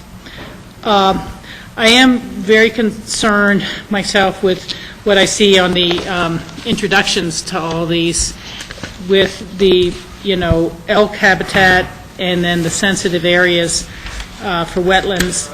And it seems like these designs really, all of them that have anything on the west side, really minimize the amount of setback and the amount of sensitivity we're giving to the sensitive areas. I think we've tried in many of our environmental efforts to go above and beyond the call and not say, okay, well, we're 30 feet away from the elk, so therefore we're okay to build here. I mean, look at what we've done with our land use code and determining constrained lots when it's severe habitat. And it looks like, here you have either wetlands or almost not lakes, but, the drawing. And then by the time you get to the designs, they're pretty well narrow and channelized, and that's not how we deal with sensitive issues for environmental concerns here. And so I'm very concerned about that. I don't know that there's been enough work done on the circulation elements between the main terminal and the FBOs and general aviation. Some of these programs that, cut the roads in half, well, what does that do to the intersections on 82 and the traffic lights and the queuing? Because I have seen many times the rental car companies will be going back and forth between private aviation and general aviation. And so I think we really almost need some origin and destination work done between the two terminals and between the different commercial operations we have out there, again, such as rental cars, to understand what that would mean if we lose that internal circulation. And then finally, I guess my comment is, I feel we need to really take this further in terms of public outreach than we have through the charrette process. I appreciate where we've gotten to, and I think that, you need to start with some form and some substance to have a meaningful public outreach process. But rather than having charrettes that we invite people in, I think we either through you or graces of your office or as a board need to be proactively with us having open house. And it's not, again, it's very complimentary of the work that's been done so far. I think of it a little bit as one of those kind of go slow to go fast later type of processes. I think about the length of time that went into the runway lengthening, whether it's from the first failed vote to, the ribbon cutting tomorrow. It was a long time. And I think, we should be involved in asking, can we have a Chamber of Commerce lunch when we make a presentation? It's the broader chamber membership, that sort of outreach at the Wheeler Opera House, and run it with the city's good graces and have a presentation for the public and have the board available to hear the comments. And so, I appreciate the charrette work. It's not to upend it or redo it, but I think that now's the time to go beyond a group of 75 or 100 semi-self-selected individuals who've been participating in this and start to get the greater community dialogue involved in it. That's my sense, and we can all talk about whether we'd like to see something like that or let these guys cognate on it and decide that they want to bring back a proposal for us, because I know we have other people here for our next agenda item kind of stacking up now. We won't get a final determination, but if you want to lead in on that. Work session on that topic, to really talk about the process, make sure that we understand our many hats really that we wear, as well as get some feedback as to how we're proceeding in your comfort level with this. We do have an hour and a half on that on December 6th, so we can certainly come back and we'll have a whole work session on it. Okay. Did anybody else have any closing comments, or do you have any other questions for us? Well, we appreciate your time. Thank you for your attention, and I'm sorry it's a complicated project, and it takes time and effort. No, that's okay. And when is that ribbon cutting? Tomorrow at 10 a.m., I'd love to invite the community out. It'll be in the ticketing area of the commercial terminal, and we'll have some cake and ice cream and dedicate the new runway extension. So a big moment, I think, for all of us. Okay. Jack, you had a quick comment? And the board hasn't weighed in on this, but, my desire to have alternative 1.5, as it were, I'm not sure what's in the box is so important, but the size of the reservation. So my concerns can be addressed by understanding what could be in that box, but still, of course, allowing future use or development. That would get me where I'm going, because, again, the square footages are problematic, but the additional use is not so. Okay. Thank you. Good comments. We understand. Thank you. And we'll just take a little 5-minute break here real quick so that everyone can get their lunch. We're going to have a working brown bag meeting, and then we'll go straight to memos of interest.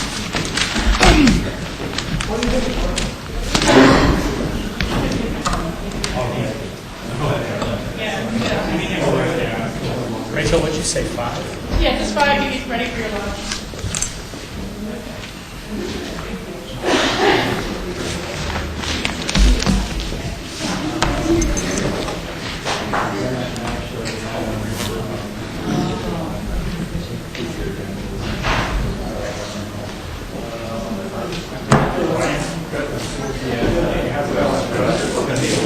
Yeah, I'm getting better, getting better.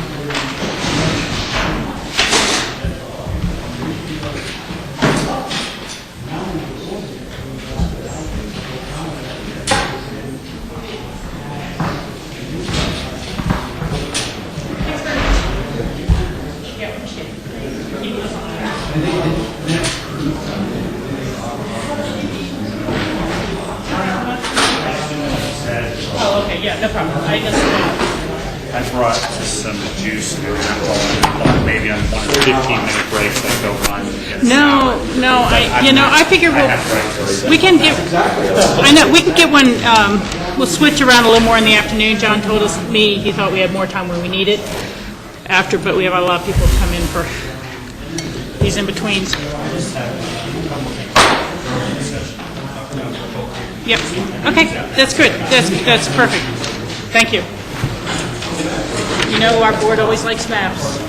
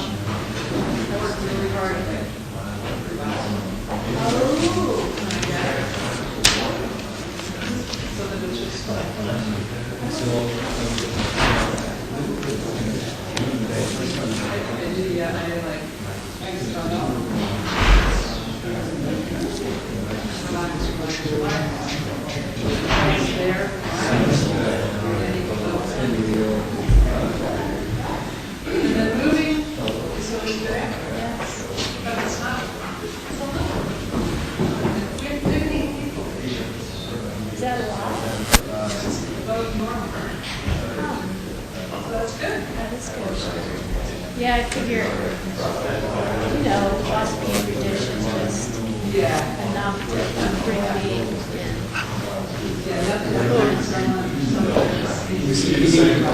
Okay, as soon as we get John Peacock back in here, we're going to get going.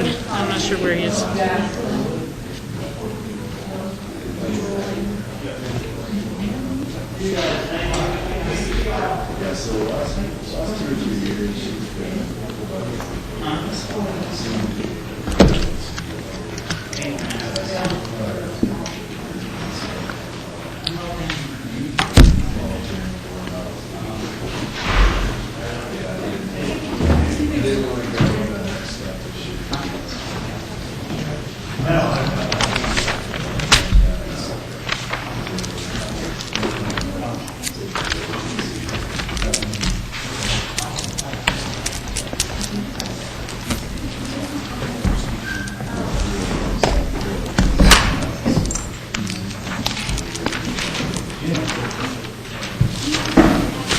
All right.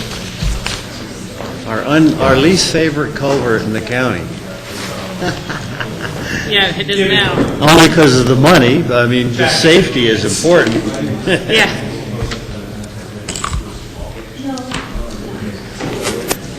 Rachel, I figured I'd just come right off, And that's my Yeah, own tell us how you thinking, really feel. No. obviously. That's I think- part of why I was elected, that we help weave our way as one of 5. I agree entirely. Okay, we'll give Mikey a second to get back on the camera.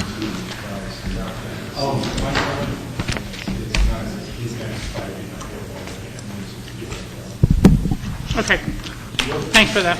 That would be outstanding, yeah. Okay, and no close-ups on anybody eating, that's kind of the rule during these. Okay. That's right, that works out. Are we back on grassroots? Great, it's Tuesday, November 8th. You're tuned into the work session of the Board of County Commissioners. It's about 12:20 in the afternoon, and we're going to go into our memos of interest. John, if you'd like to lead us off on that. Sure. Our first memo of interest is a letter that the board had requested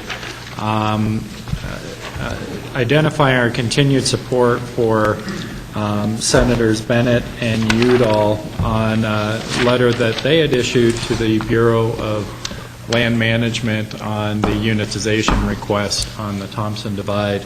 I had asked Ellen Sassano to come up, and Ellen, I think we're going to have to share microphones here, who has taken lead on drafting this letter. Rachel, is Michael, He's not going to be here. do we want to use one of these maybe? Yeah.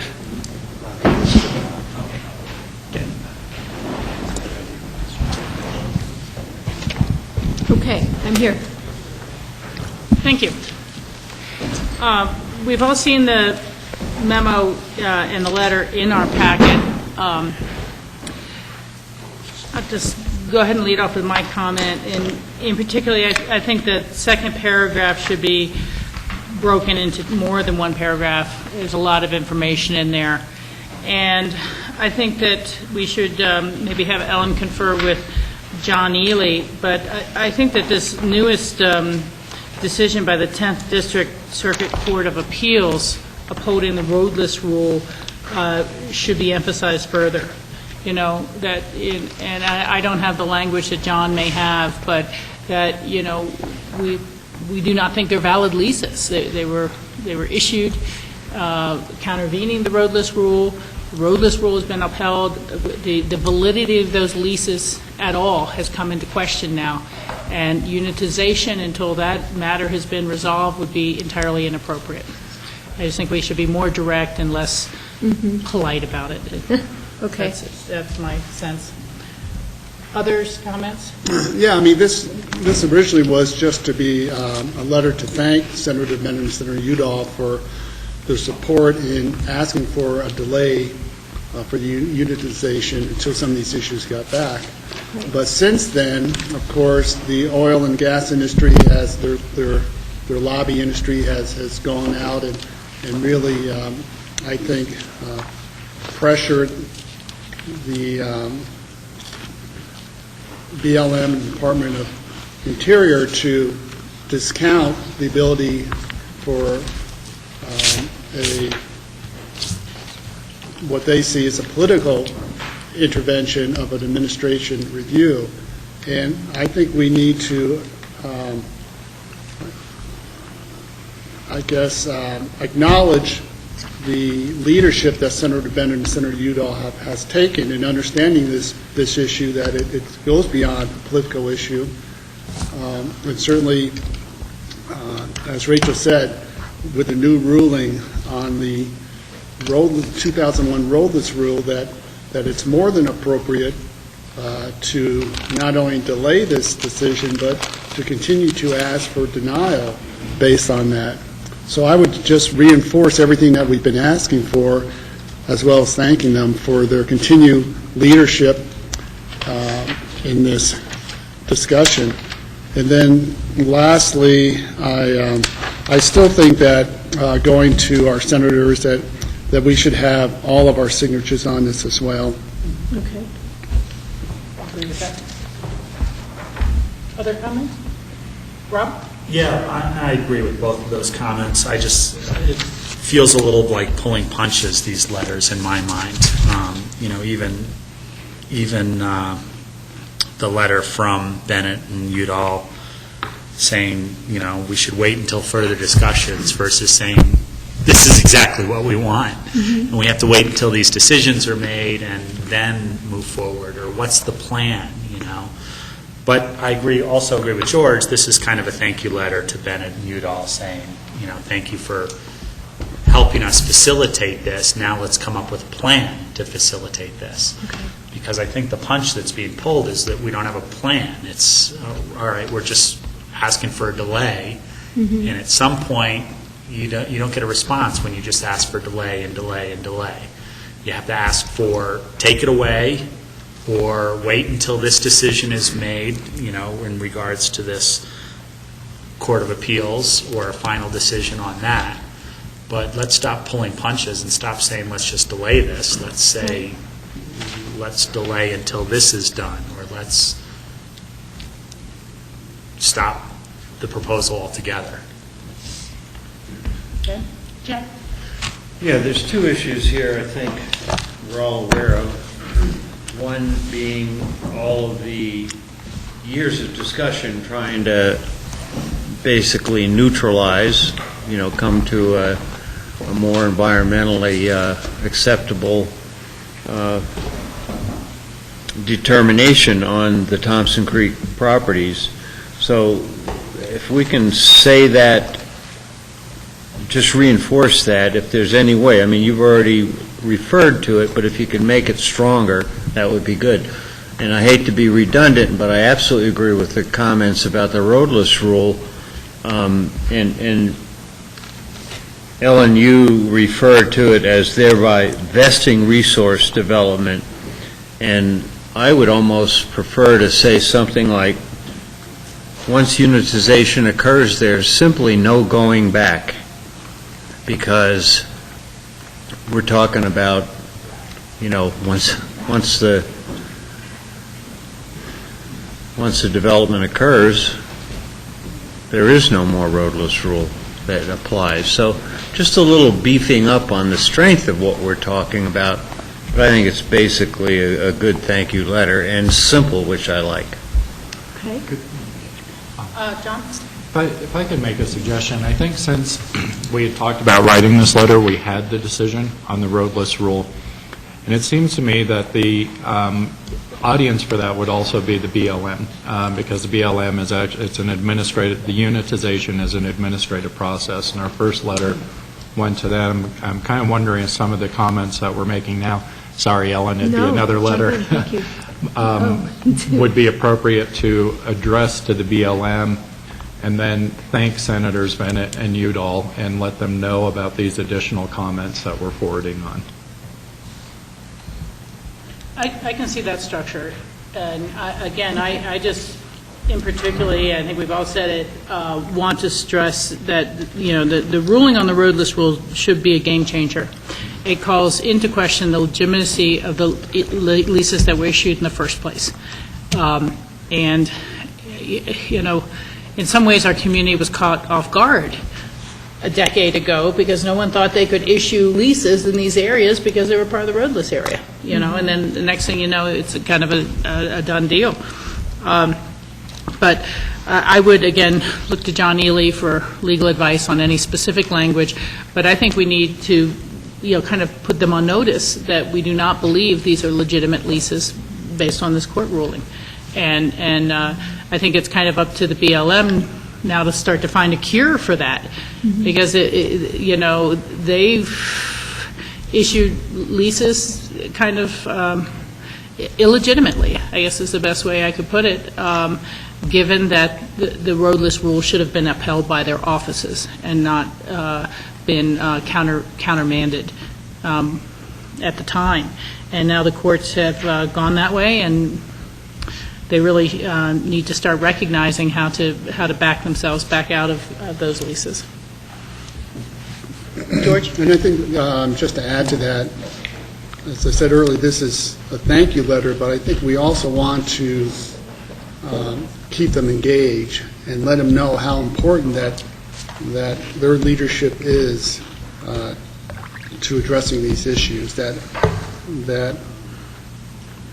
are not going to be discounted by oil and gas lobbyists that represent just a small contingent of the population. Yeah. Seem to be a number of letters coming out of Grand Junction per se, as opposed to within our own valley. Which brings up one other question, and I'm imagining we may want to see a second draft on this next week, if possible, so we can keep it moving forward. But Claire Bastable had written an email, I think, to all of us, kind of asking, did we want to eventually submit it as a letter to the editor to be published as well locally, or just, you know, the coverage we get with the papers hearing our discussion and then send it on to D.C. So that's something for us to think about. I think there'd be some value in it, but again, I think we want to see a second draft and make sure we're all gotten to a point of being comfortable with the wording and that it says enough for us, not that it says too little. Is that something we may want to see in the future? We can make that decision when we get to second reading, but I want to make sure everyone is aware of that. Okay. Seems to be enough direction, or you need? Yeah, and so what I'm hearing is two letters coming out of this. One in support of the Senator's efforts, and a second going to BLM as a follow-up. Is that what I'm hearing? Is that kind of what you had described before? Yeah. And I'm sorry I got caught looking ahead, but I believe you said a letter to the BLM and then a letter to Senators Bennett. That there'd be two letters Correct. coming out of this, yes. But with both letters going to both parties? So that our senators understand our further concerns with the circuit hearing? I think that would be appropriate. Okay. George? No, we did just receive a very lengthy letter from Wilderness Workshop specifically addressing those points. So I'm not sure we need to create a whole nother letter. We can maybe just support the letter that was just sent to us. Yeah. How do you mean just support? Well, just say we concur with all these points, or however we want to phrase it. I don't think we need to create I don't think we need to create a legal brief, but I do think that the letter needs to have a tone coming from an elected body as opposed to an activist group. Well, maybe we can utilize some of that Yeah, that that could- information, so you yeah. don't have to sort of reinvent the wheel, I guess. Yeah, That makes sense, yes. Okay, yes, I do have direction, thank you. thank you very much, appreciate it. John, next item. Okay, the next item is from Comcast, and you may have already heard about this if you've been listening to the radio. They're doing a national test of the federal emergency, or FEMA is doing a test of the emergency alert system. It's the first national test of that system, and it will occur on November 9th at approximately 2 p.m. Eastern Standard Time. Okay. Yeah. Do we need to do anything to acknowledge You don't that need a to. test worked in our area? Who's monitoring the results? You know, I believe FEMA has representatives monitoring the results, and certainly I think we haven't had any contact from FEMA directly. It's been through Comcast that this would happen, and then there's been advertising on the radio stations and such. Okay. Okay. And I guess the other items in our packet are a letter from a citizen regarding the pre-application discussion we had with the Lanedo homeowners. There's no action required, it's just a message to us, as well as a respectfully submitted resignation from Brad Menoshevitz with the translator board, and we will advertise for additional members for that, and send him a letter of appreciation for his time. Okay. And I hope in that letter of appreciation, we also include special thanks for his letter to the editor Yeah. relative to the translator board. I Question mean, explaining. the question on the ballot, that was a well-written letter. It will now. Thank you for that, Jack. And John, we'll turn it back over to you to new items. Okay, future agendas, I just have 2 items for you. I am handing around an agenda for tomorrow's ribbon cutting. Jim Elwood has stuck in the audience here. I don't know, Jim, if you want to come forward. We do have time. I think one of the outstanding questions is we do have some time scheduled for any of the board members. We are anticipating Rachel as chair will be making some comments, but we also have time scheduled for any of the other board members if you would like to make comments on the agenda. You need this. You could have 25 minutes, Rachel. And if we can press it, it won't be a problem. Yeah, I could be really popular by being down for 25 and taking 2. Okay, so do you need us to make our mind up now, or can I tell you? You can let us know. Okay, Jim, there were some time constraints that I think are due I this don't morning. need to say anything. okay. No. If you change your mind, we will do it on the fly there. And Jack, you want to say a few words? Oh, just, I might, honestly, a few sentences, that's it. okay. We'll do that, and we'll see if Michael has anything to say when we get there. Fantastic. And since I've got your focus on that subject, tomorrow our goal is to have the community out in the terminal building, and then I'm going to ask all of you to quickly exit stage right for us. We'd like to do a photo op out on the runway, and we can't take all of the general public with us on that. So we've got an airplane as a backdrop if all things come together the way we hope, and that'll be in position on the taxiway about 10:30. So the timetable tomorrow will be pretty thin. So your cooperation would be greatly appreciated. Okay, so And do we have our badges ready for TSA? We're going to escort you on this little adventure out onto the airfield, and so you'll be okay. Did you coordinate with Michael what flavors of ice cream you wanted? He was very particular the other day. We took a leap of faith. Hopefully we got it right. Okay, you might Yeah. be disappointed. okay, thank you for that, Jim. Jim. There's only one other future agenda item I want to bring to your attention at this time. Currently on your future agendas, we have a BARTA site visit scheduled on November 17th. We were just contacted by the planner, who is not able to make that date, and they're proposing to move that site visit to November 21st, which I believe is a Monday, from 1:30 to 3:30. It wasn't clear to me from our last discussion on this item how many of you were interested in going on that site visit at this point. I am. I can do 1:30 to 3:30. Okay. Jack? We'll have to move our Monday meeting, Okay. but that's not a problem. Yeah. May I quickly ask a question, Rachel? Yeah. The BARDA application, you heard it and decided it was important to do a site visit? Yeah, Yeah, excellent. that was why you were Yeah, away. Rob? I would be out of town at that point. I Oh, okay. actually drove up there, and it does say private, do not enter, and I don't know what the proper protocol is to call someone to see if I could just drive up and take a peek at the property or, on my own, because I won't be here for this date. We could certainly make appropriate contacts through Yeah. Comdata. I don't want to, I know they're Yeah, you under can. an application, I don't want to be contacting Yeah. the applicant without letting people know. Would you like us to do that then? Yeah, I wouldn't mind Okay. if they wouldn't just give me permission to drive through that where it says private gate, just to take a peek. Will, as far as the site visit, will we be able to go down below where all the wetlands are and? Probably not as much with the winter weather. You know, there were other issues that had come forward that I thought we wanted to look at. I know for myself, part of it was the road and the fire access, the quote, public benefit improvements they're offering. The other is just the, kind of proximity of where the new home site would be if this subdivision occurred.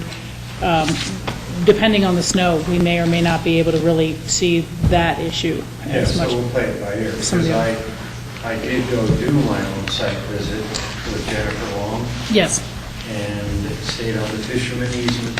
Yep. And got real wet, and I have some pictures, so I'll share all that. okay. Thank you. That sounds good, and, Unless the board has any other items for future agendas. well, the one thing I wanted to ask, and I may have just missed it somewhere, I'm not sure, when is the county Christmas party going to be? Or is there one this year, or? There will be one. We are in the process of planning that. I don't think we have, do we have a date from Kathy? We do, I think it's the first Friday of December. Okay. We will double check on that, but yes, we are planning a Christmas party. I believe it is going to be in the library. Again, we had looked at some alternatives for going down Valley. That didn't work out, but seems like the library was a popular location last year. Okay, well, since you've had that firmed up, let's let us know, because at least right now, I know I'm going to be out of town the 2nd, because of other commitments. George? I've Future got agendas? a couple things on future agendas. Next week, November 15th, maybe it'll work out, but it seems like it's sort of going to be a tight time frame for, we have got only 45 minutes for the Healthy Community Fund grants, and then about an hour for, which includes, I guess it will depend on how many memos of interest comes in, and future agendas, and board reports, and BOCC discussion. So anyway, that sort of stood out. Okay. On November 16th, we have a land use consent action item with Celestial Land Company request for relief from stay. Aren't we in litigation with them, or aren't they suing us? Yes, they're suing somebody. Yeah, and They're always suing somebody. A couple of us. what I need to go back and look at, George, is which party right now is seeking the release of stay, and I think Cindy left, so we'll review that to make sure. It may not be associated with the litigation. Okay. And on December 6th, we're going to have a discussion with Cindy on the BLM Resource Management Plan. There's only a half hour there, so unless Cindy wants any feedback at all, that's not going to be enough time. Yeah. And I had asked John, they're still trying to look at whether or not we can have any hearings down in Carbondale about our comments to that. So We're still working on that schedule, George. Obviously, that's not going to be enough time. Yeah. Okay, thanks. Jack? On that airport master plan approval process, do you really think we need an hour and a half? Well, Because I'm concerned about George's first comment about the BLM issue. I mean, we have followed that, and especially George and Dorothea, for what appears to be a half a decade. And we ought to have time to delve into it a little bit. I think we have not had an airport discussion that hasn't gone over an hour and a half yet, and so I'd be reluctant to, not give that appropriate time, especially given since that's going to be about the different hats that you wear throughout the approval process, both as a sponsor of the project and developer of the plan, and then the land use process that follows that. And so I think that could be an involved discussion. But we are looking at alternatives for those BLM discussion times, as Rachel had mentioned, to see if we could go down to Carbondale or go somewhere closer for our residents in the Crystal Valley. And separate of that, if Carbondale doesn't work, which I absolutely like better, we could even come in a half hour earlier. I mean, not that I really want to, but, business first, of course. Well, and you'll notice we've got this is one of those days that needs to be sorted out a little bit more. We've got time towards the end of the day too that isn't taken up, so we'll firm that up. We've got those as placeholders right now. And my last question: 2 applicants for the Ag Building Review Committee are tentative. I have never seen tentative before. Are they tentatively thinking? I think tentative as to whether this time slot will work for them for the interview. Yeah. Thank you. Yeah. Just knowing how tight schedules start to get in November and December with the holiday season, I think we really need to focus on firming up the hearings to the extent we're going to have them on the BLM Resource Management Plan. I understand you're still working on it, but time and schedules start filling up, and it may be something that Tuesday the 6th we should start here, have a break, and continue the meeting in the evening in the Mid-Valley and do that item there. But if we go much further than that, we're going to miss the deadline for the comments are due by the end of December, and we could go back to just having them in this room, but I think that this is just such an important area when you look at what the current preferred alternative is and what it means for development. Okay. George? I don't think we could do them together the same day, because I think your idea, which I agree with, is we want to get community input. Right. But we can't have that meeting in terms of our ability to actually provide direction for staff. No, I agree. I'm just saying we have to get the hearing first if we're going to have some direction for staff, and that would give us barely the end of the month to review the comments as written up. Yeah, and they're due in, I think, I don't know if it's like around the 15th or something. Yeah. So it may or may not work, but we'll see. Okay. Let's just kind of keep ahead of that one if we can. Okay, did anybody else have anything on future agendas? Okay, this seems good for now. Thank you, John.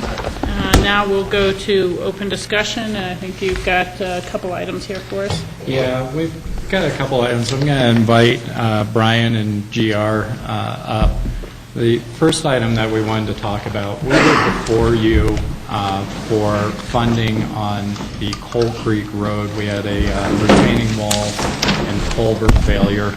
At that time, we were working off of an estimate that was developed by SGM for the project. We did bid that project out. The bids have come back higher than expected, and Brian and GR talk about that. And I believe it's going to be our recommendation to change course on that project a little bit and rebid it in the spring. But with that, why don't I go ahead and have you guys talk about this a little bit. Thank you, John. Again, I'm GR Fielding. I'm the county engineer. probably about a month and a half ago, we sat down and discussed a culvert that was failing and an adjacent wall that was failing up on Coal Creek. And we got the go-ahead to move forward with planning and trying to construct that. At that time, I advised the board that we figured that the project would come in at somewhere around $250,000. Through developing the plans, we realized that we weren't too far off with that preliminary estimate and advertised. I think our engineer's estimate was right around $300,000. We got our bids back on Wednesday afternoon, and much to our surprise, we were off by quite a bit in what we figured. We did get 3 bids, 2 of which were fairly competitive with each other. That being said, I do have reason to believe that the contractors were a bit hesitant in wanting to bid this and wanting to do this job at this time of year. As John said in the introduction, I think my recommendation would be to try to rebid this project in the springtime to give us a better construction window and possibly get better bids. I do get a little bit nervous with the condition of the wall and the structure, but we do have someone that we hire to plow up that road all winter, and it wouldn't be too hard to ask them to do periodic checks on the culvert and the wall to make sure that we don't have anything catastrophic going on. It's our belief that the culvert and wall have been in the process of failing for quite some time. The huge runoff that we had this last spring probably expedited a little bit. Your guess is as good as mine as far as what the next spring shall bring.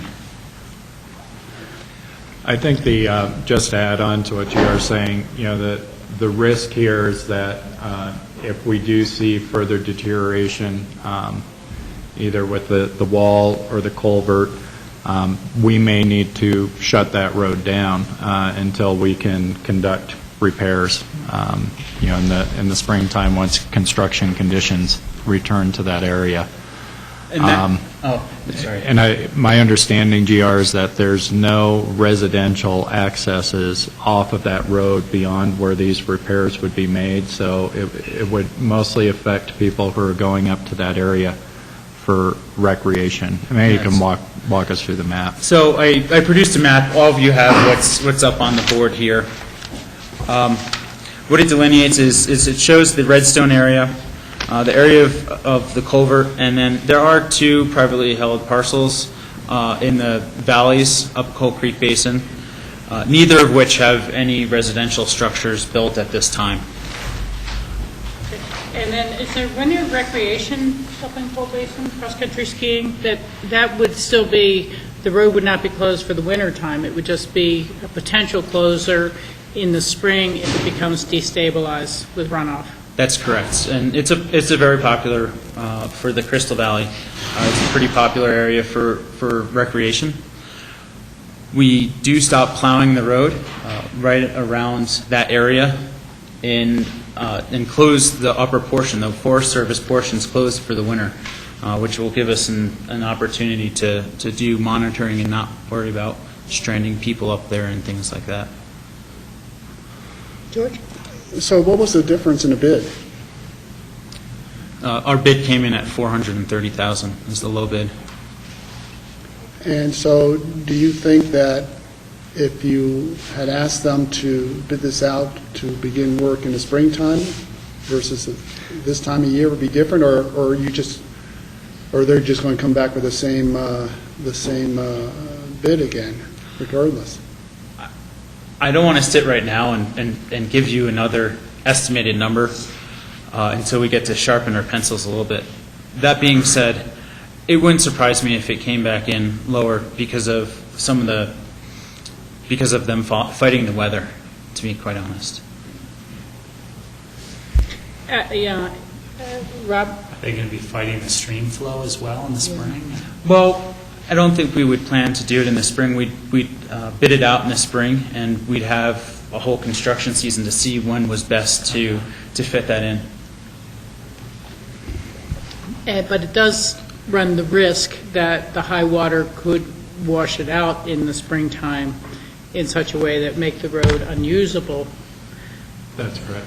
And is it a danger of seeing it become $1 million replacement job if it really washes the road out in the spring or anything? That's a tough question. I couldn't anticipate that at this time. That said, these things add up quickly. But I think our biggest liability is is a wall on the downstream end. Do you agree with that? This is Mike Fowler. He's with Smuser Gordon Meyer. He's who I've been working with on the plans and the estimating on this project. I think that wall's our largest liability out of everything that's up there, and if that were to fail, I wouldn't see it growing this exponentially at all. We believe that waiting for the construction season and giving a longer timeline is going to create a more competitive bid environment. There were similarly scoped projects done not too far down the road that we based our estimates on, and so we believe there was something in the timing of bidding this project. Otherwise, we wouldn't be coming back in front of you and taking the risk of having to close the road down for a little bit in the spring versus asking for the additional dollars. But we believe we have a good chance of coming much closer to our estimates by rebidding this with a longer construction season, hopefully bringing a few more bidders to the table. I guess the only risk we take is because you said you bid this out in the spring, but you probably won't actually have the work done until summer. Mm-hmm. And if for some reason the road gets washed out this spring, that's going to really impact summer use and commercial use and private use for that whole area.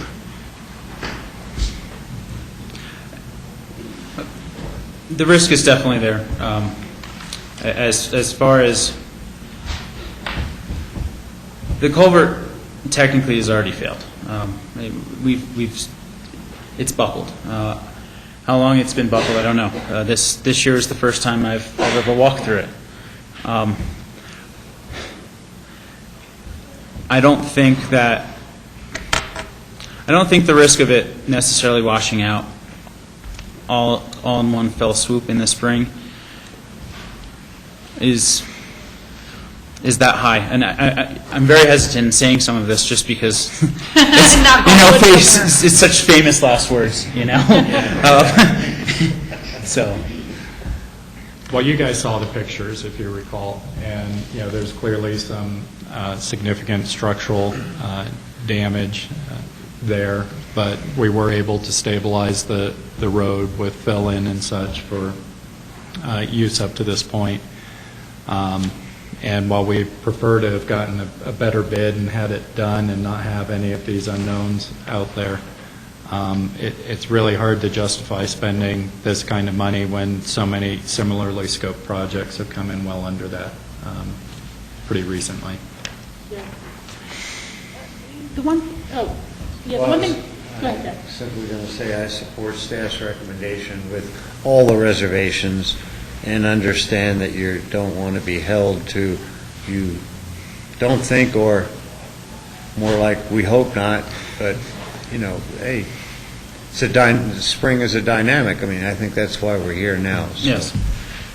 I'm going to go with it and hope we don't have to close that road. And I was thinking exactly what George said about next summer, but we'll have to take it as it comes. I'm wondering, is there any way is there anything to be put in the stream to protect the culvert area, the wall, the bridge, foundations during runoff? So it's, something temporary that may, keep it from eroding further and allow us to just work on as is. I just don't know. We can look at different options. Mike and I have actually talked about, with a little bit of the drainage on top of the road going towards the wall, being able to put down some some material, just take a load that we could do with our road and bridge crew probably, and create a small berm to stop the erosion from around the wall. As far as the stream flow goes, I think that's the variable that we don't know. If we have a runoff like last year that was extremely high for a very long time, it'll be something where we monitor it very closely. With the geography of the area, I don't know if there's anything that we can put down at the culvert. That being said, with the work that we've done to keep the road passable for this past year, we've seen a little bit of settlement, but not much, in that sinkhole, which we'd expect because there's no way to get compaction down there. And that's another good indicator for us to go look at and to gauge. And so we've done some of that work. We can probably do a little bit more work fairly cheaply to try to minimize our risks. Yeah, that's what I'd like to do. Please, sir, and pull the microphone a little closer there since we're in the limited. And I think just to kind of add to what GR was saying, we are seeing some failure at both the culvert and the downstream retaining wall. The upstream end of the culvert is fairly well protected. There's a very large rock right next to one of the edges of the culvert. The other edge of the culvert's pretty keyed in with large riprap. But the failure that we're seeing is more of a progressive failure. The downstream retaining wall that's holding up the road, it's about a 10-foot tall wall, and it's leaned out about 2 feet at the top. So structurally that's a failure. And I think what's happening because of that, the fill behind the retaining wall is starting to settle. That settlement's attracting more surface drainage, which is eroding more material out, causing the road to sink a little bit more. So like GR said, there's some stuff that can be done. There's some measures that can be taken on the road surface to better protect that. Probably to protect the culvert itself, there's really not much, I don't think, can be done aside from really monitoring it. Probably the biggest risk to that culvert is a tree coming down upstream and during runoff coming and plugging the culvert. Unfortunately, the tree scenario is almost always one of our greatest risks in Picken County just because of how extreme our geography is. So to recap, you're going to try to stabilize the current situation, let's say reinforced stabilization to make it through the spring, since we're not going to be doing the project now, and rebid it in the spring for summer construction after runoff has subsided somewhat. And we'll all kind of hope for the best, but hope to see a price that doesn't come in, well over $250,000 for this one fix. How many people responded? How many contractors responded? Because we bid this under emergency, we contacted, we basically pre-qualified contractors. We contacted, I believe, 5 or 6 contractors that we knew that could get the job done, and we got bids back from 3. Yeah, I'm sure they may have added an emergency premium on for us since we were trying to get it done in the fall. And I guess just to clarify, we may bid this sooner than the spring. Okay. So that we get the bids in and we're able to get back from a budget standpoint back to the board and appropriate more money if necessary. Okay, does the board feel? The barricade's still up there. People aren't actually driving over where the sinkhole is, even though you backfilled it. Yeah, there's still some precautions out there for people to miss the sinkhole. Okay. Thank you. Thank you for your time. Thank you for your time. Staff direction. Well, let's take a 5-minute break, and then we're going to bump into budgets. That's not going to be a problem.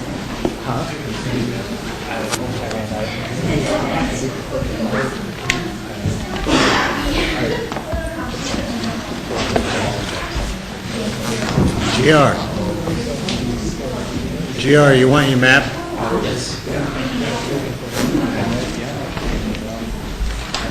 So Rachel, I assume while I was away, this decision came out of the 10th Circuit?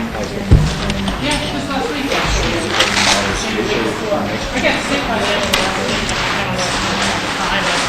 Says off in the name.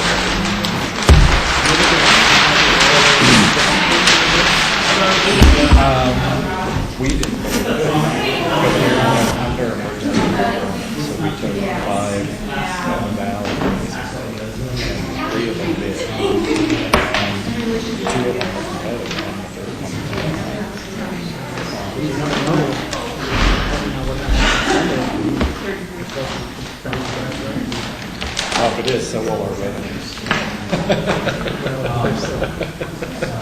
Probably not quite in the same No, proportion. probably not proportionately. I don't know that was a really tough one, because, we could end up here and be at the same price next spring, and have a good product, and then this will, our recommendation will come up to you guys. I just can't believe it was this big of a miss. I think it was the big one.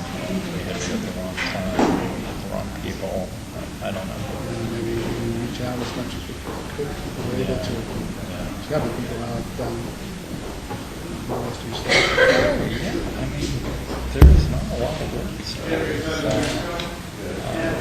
Unless we're getting into the environment where our gas is picking up, that's quicker than we think, and it's soaking up a lot of that. Pumpkin pies. We're back to sugar. Here comes the candy. Oh, cool. Leftover Halloween candy. Hello.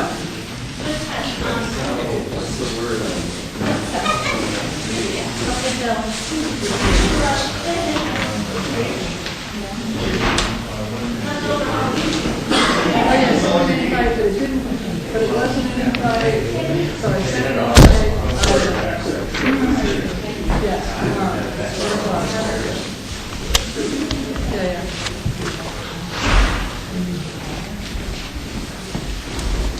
And if you have a chance, look at Anne-Marie's work.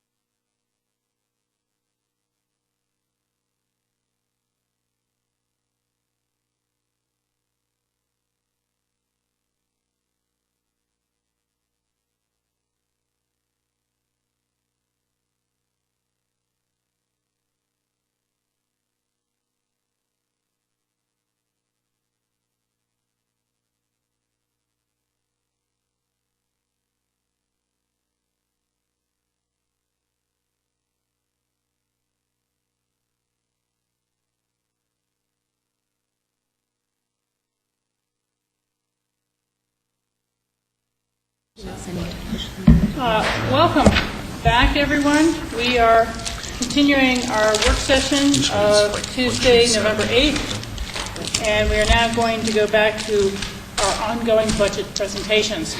We're having a small bit of technical difficulties. Okay. Then the budget's denied. That's it. Or maybe approved. We will be talking about the IT budget. Later in the day. Second one. Function F8. That's a setup. Function F8. Maybe? There we go. Great. So take it away, John. All right. Today, we are on the third core focus area of our strategic plan, which is the prosperous economy area. And this is probably the newest area in terms of our past strategic plans and focus. How's that coming, Connie? Okay. And probably has the most for us to kind of discuss in terms of the departments that are in here and what the fit's going to be going into the future. And so we're still working on that. But really, what we're focused on in this area is sustainable economy and employment, affordable and quality health care options, high-performing county leaders, teams, and employees, and responsible and accountable stewardship of county assets. And so there's inwardly focused items about really the efficient operations and administration of county government, as well as externally focused items related to the cost of doing business, whether it be related to healthcare options or what's happening in employment in our county. The departments that we're going to be talking about today, we have the airport fund. That is, for a lot of reasons, probably going to take up the majority of our time today.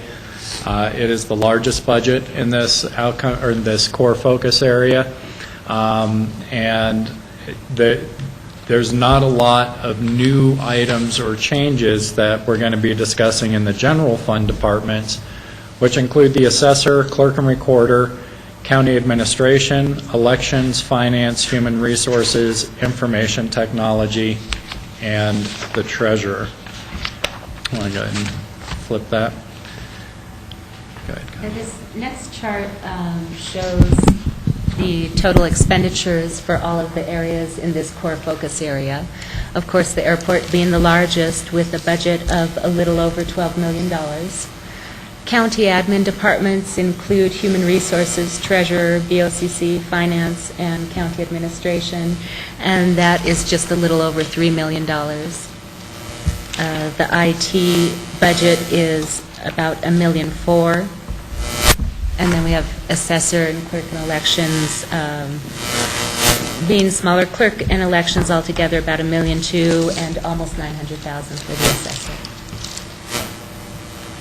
The only thing I would note about this pie chart, of course, in this next graph is that we're mixing general fund in some ways with dedicated funds such as the airport. And that's correct, Rachel. And part of what we are trying to do is put dollars to outcome areas, but we do recognize, and you'll obviously, when we bring the resolution to you for final adoption, we have broken it all out into funds and keep those separated on the fund summary sheet. But as we have these groupings by outcome, we're trying to show the board and public how much we're spending in those areas.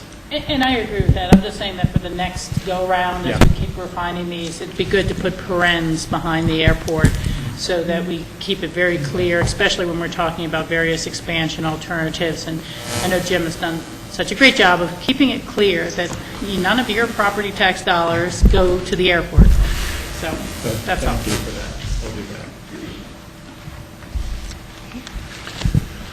that. All right, well, we're going to, thank you, Connie, thank you, John. We're going to kick off the airport budget items, and we've got we thought we'd go through a number of issues. Historically, I've given you a little bit of the state of the airport. We've talked a little bit about ongoing industry issues, what we've accomplished in the past year, where we're headed in 2012, and some of our main operating budget items, along with the capital improvements and other things that would be of interest to both you and the community. And of course, our buy-up request that we have in front of you, and give a little time for some questions and answers. The airport statistics, I think you've seen some of these ongoing over the past number of years. I highlighted a couple of areas that continue to show that in terms of number of aircraft coming and going from the airport continues this kind of steady decline. Now, a lot of folks look out at the airport, especially during the 4th of July and other peak times, and they see airplanes sitting out there, and it looks very full. Well, it is very full. However, the size of the airplanes have grown over the past 10 or 15 years, and so what appears at first glance to be similar numbers of airplanes that might have been here that decade ago are actually a fewer number of airplanes, but they're taking up a lot more room across the airport in the process, and hence they still look impressive as you drive down Highway 82. The airport and airline industry is incredibly dynamic, and we're in a transition of change that's just really kind of hard to fathom at times. We've seen airlines now merging. We've seen Southwest, along with AirTrans, are in the process of merging. We're expecting the United Airlines and Continental merger to be final in this 2012 timeframe. And the dynamics of all of that, along with the fact that U.S. Airways continues to look for a partner to merge with, are issues that we need to continue to keep our eye on. And it's also kind of important to note that here in our community, we've kind of bucked the national trends. A lot of airports, especially small airports, have lost airline seats, lost air service in the past number of years, especially since the downturn in the economy in 2008. We've actually seen an increase in seat counts and activity at our airport during that time period. And so we feel very fortunate about how those particular items have worked for us. I think it's important to note that the airlines continue to struggle with profitability. They're now collecting about $1.5 billion worth of additional fees and baggage charges and charging for pillows and other things that we've historically seen as the traveling public to be included in your airline ticket. That $1.5 billion is about making them break even. So it's been a very difficult business model for airlines over time. They're also struggling with extremely high jet fuel prices. Even though the overall cost of fuel and a barrel of oil has declined, they are paying roughly 41% more for jet fuel than they were a year ago per gallon basis. So that's kind of in opposite to what you would have expected with a decline in overall crude prices. We'd also like to kind of talk a little bit about security. That is changed so much in the last 10 years, and we expect it will continue to change. A couple of national trends. Our administrator of the TSA, John Pistol, has come out with a risk-based security screening model that he'd like to see implemented, which means that if you're a higher risk person with whatever those conditions might be, they're going to view you differently at the checkpoint. What is that going to mean for us? We don't know yet, but it's one of those items that we have to keep our eyes on. Additionally, we show a picture here of the automated image machine here in the corner. Those are being implemented at more and more airports across the country. They tend to take longer relative to how passengers go through them and how much time it takes to go through security. But they do end up giving you a very identifiable scan, even though they've kind of changed the software behind it. you can't even have a piece of paper in your pocket going through the security checkpoint with one of these machines. You have to get rid of all those items in your pocket, so you need more time in the queue line to be able to make sure you've gotten all those last items out of your person, or off your person, excuse me, would be the right way. So those are kind of national trends. I'm very pleased to tell you that on the local level, not only does our TSA representatives at the airport score high on customer service surveys, but an issue we've been asking them to consider for quite some time is going to happen this year, and that's to open a second checkpoint line at the airport. So we'll be able to process and help those passengers get through more quickly than they have in the past. Some of you have probably been on, especially some of those early morning flights at 7 or 8 o'clock. We've got kind of a number of flights on departure, and there can be a significant line at the checkpoint. And I believe this second line will help us a lot with that issue. Also, one of our significant funding partners at the FAA, Federal Aviation Administration, Congress has been unable to pass a long-term Department of Transportation or FAA reauthorization bill. Now, we've been pretty successful at working through those issues, but it does make long-term planning, and some of the projects that we are looking at on the horizon with our terminal building complex and other issues a little more complicated, because the funding sources that we might look to normally are a little bit more questionable because that FAA reauthorization bill has not been passed. We do appreciate an opportunity to kind of look back at 2011.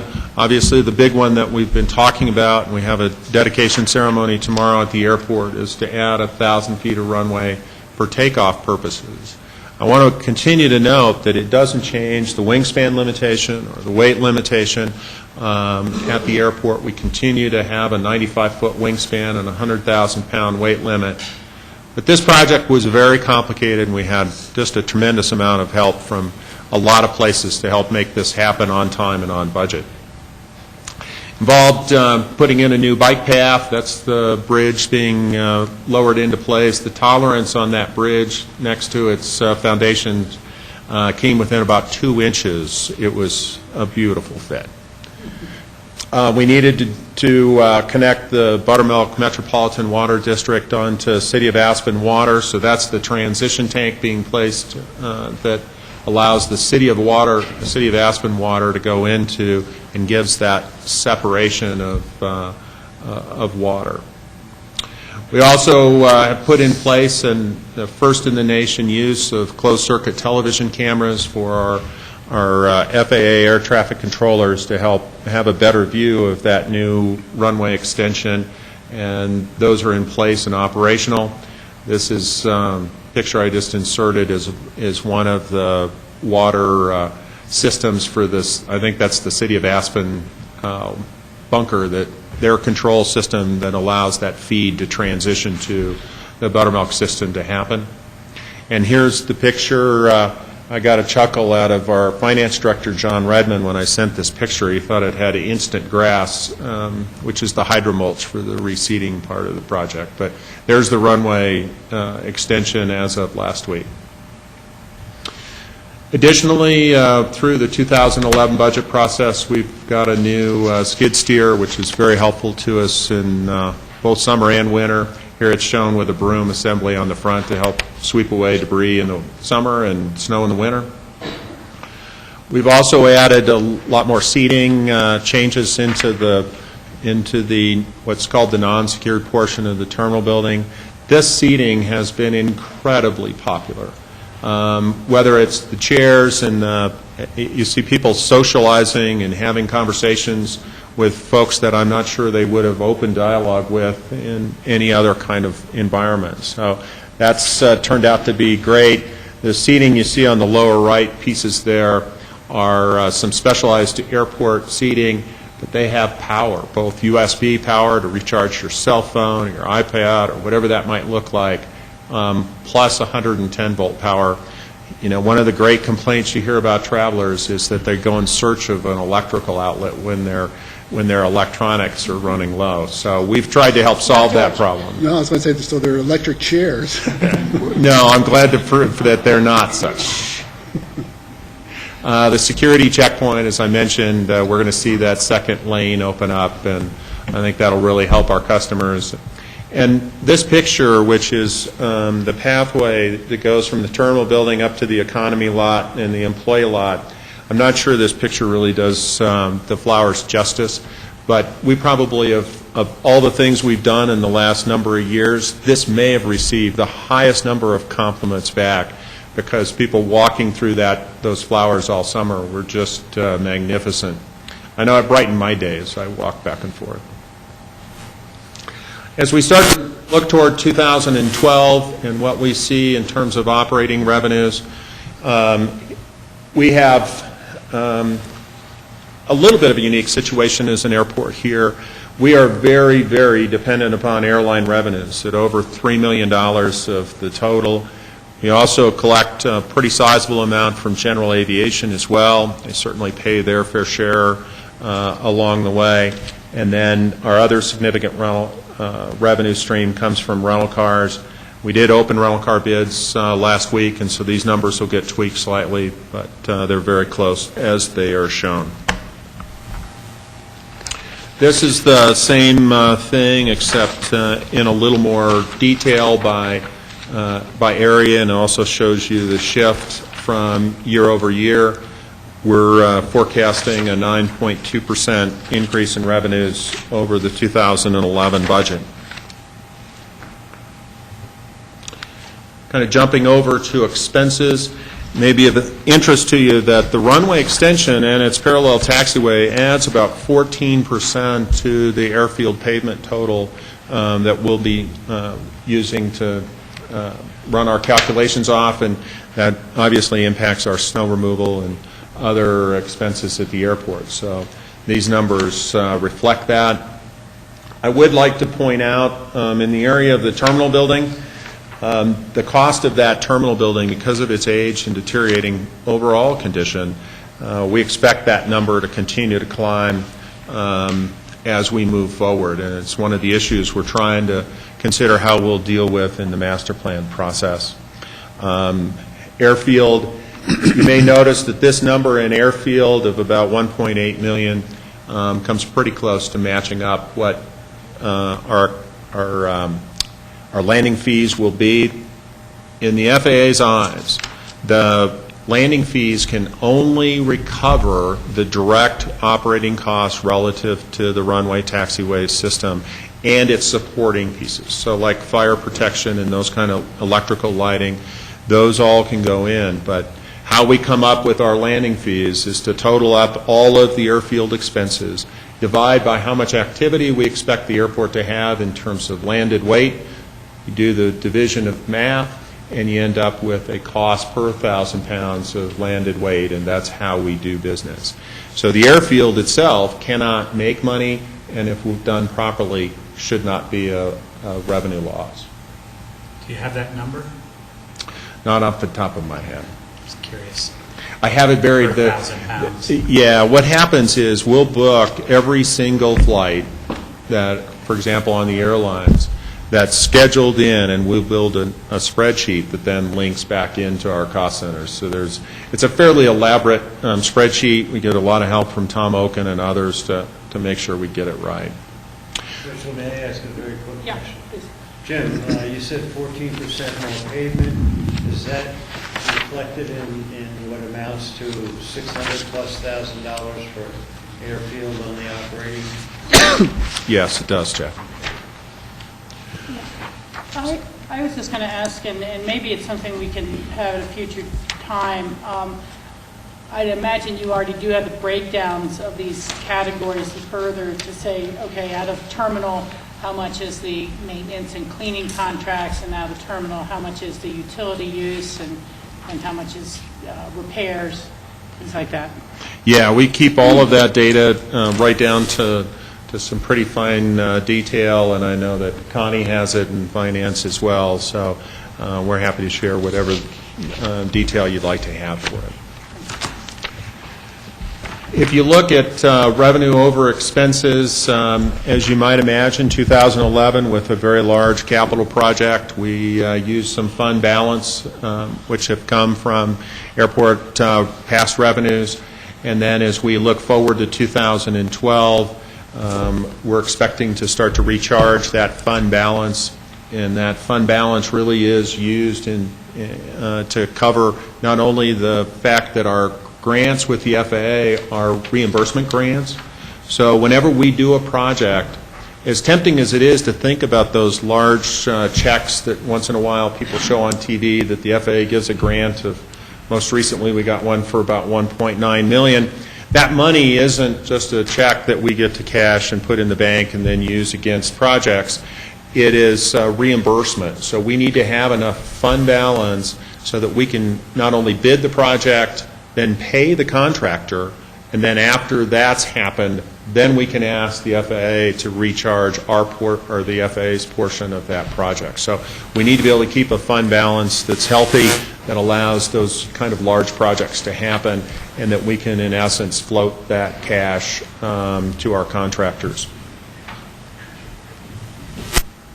Our 2012 major capital improvements, these are really focused on the $1.9 million that we got in a grant recently. We had not expected to have a lot of capital in 2012 until that time. This will construct, and the graphic came through a little off-center, so I apologize for the technology, not quite.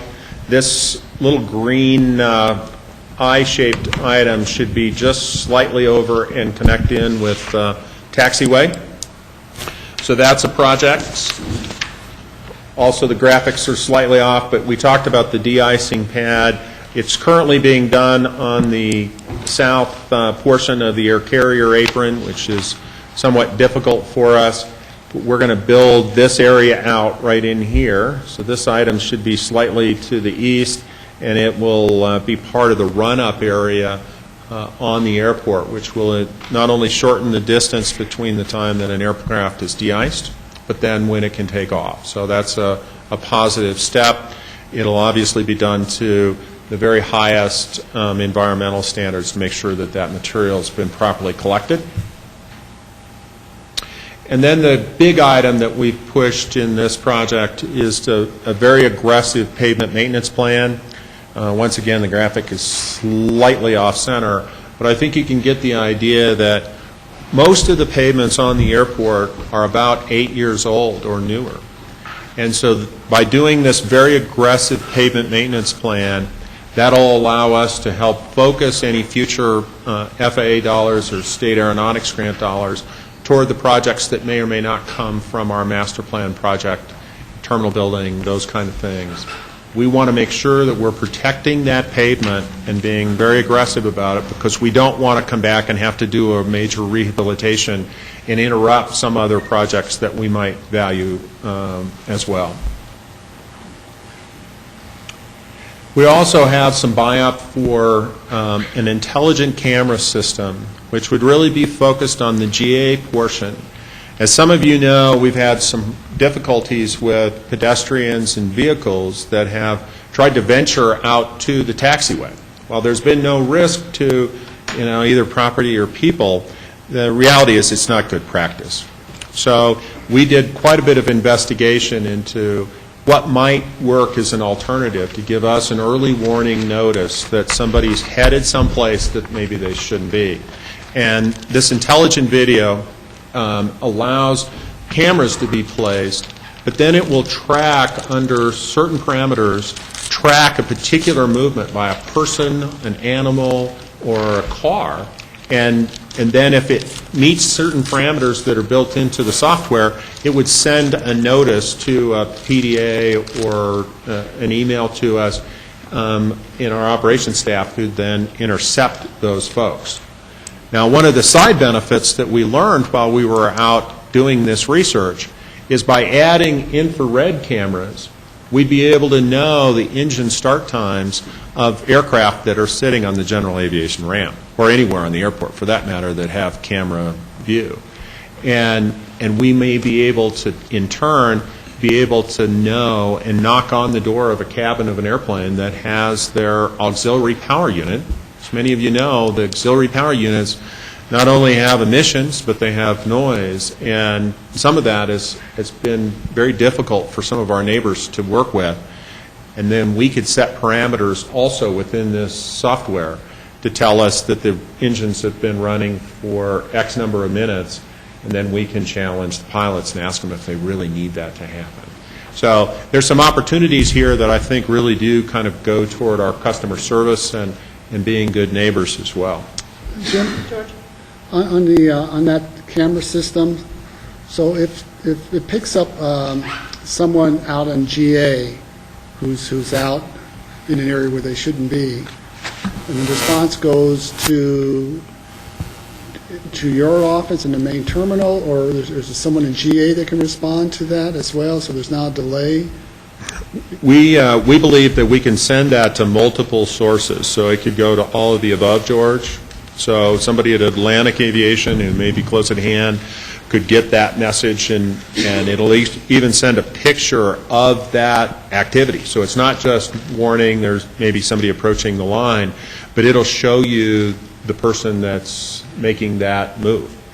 And our operations staff at the airport are responsible as well, so it could go right to a iPhone or an iPad or a PDA of any sort, and send that image directly to our staff and give us a chance to intercept those folks. The FAA is really concerned to make sure that we're being proactive and trying to find good solutions. When we looked at this, the return on investment, well, the capital cost is higher on the front side, but if we had to try to stake people out there and do this kind of ongoing monitoring, it really would become quite expensive as well. Just a follow-up on that, Jim, it's not going to be something where there's an alert, there's somewhere where they shouldn't be, so then you have a lockdown on the airport, or, you know, I've read about that in other airports where they had to clear the terminal because it was reported that someone had breached security and was in the wrong location. We're not going to... I appreciate the clarification question, Rachel, because this is really designed to be out on the ramp. It's not in the terminal building. It's not part of the TSA checkpoint or their security responsibilities. This is out on the general aviation area where aircraft are parked and people are coming and going to and from the terminal for general aviation. So it's really away from the airline activities. It does have some upsides over time if it proves to be as good as it comes together. We could use it elsewhere in the airport. It is capable of telling whether or not there's a rock out of place on the surface of the airport. It has the level of resolution so that, you know, one of the things that are ongoing dangers to aircraft is things like rocks or lost luggage tags that just happen to be out on the movement area of the airport. It has such a level of accuracy that it'll tell you that there's something laying there that wasn't there before. You know, the ability to kind of implement this technology in layers over time, I think, has a tremendous upside for us. While we went searching for a solution to a particular issue, what we found is that there's some opportunities here that could move us forward as an airport and safety in many areas. Thank you. Jack? On this discussion point, I thought a few years ago we attempted to address this. And with it was limited not success. Successful as you wanted? Yeah, we've had, you know, a lot of this issue really, and to give a little history, as you probably remember though, Jack, is that when we moved the taxiway further from the runway, we created a area that is really doesn't give any separation between the taxiway and the, let me see if I can go back right to here. The taxiway runs right through here. Well, that taxiway used to be in this infield at 220 feet. When we moved the taxiway out, we created a seam, a connecting seam right between where the aircraft are stored and people are and vehicles are, and the things that happen on airports are right next to the taxiway. So it really is one of those deals where 1 millimeter is too much if you've crossed the line. And if you're on this side of the line, you're great. If you pass that line, then it sets a whole sequence of reporting across the nation. The FAA in Washington gets reports of, we had a circumstance a year ago where a young person had gotten off an airplane. Her parents had gone a different direction to get the things taken care of, and she was supposed to take the dog for a walk, and she took the dog out for a walk into the grass next to the taxiway. Now, happens at small, uncontrolled airports. It's not an acceptable outcome at our airport. So let me jump back ahead.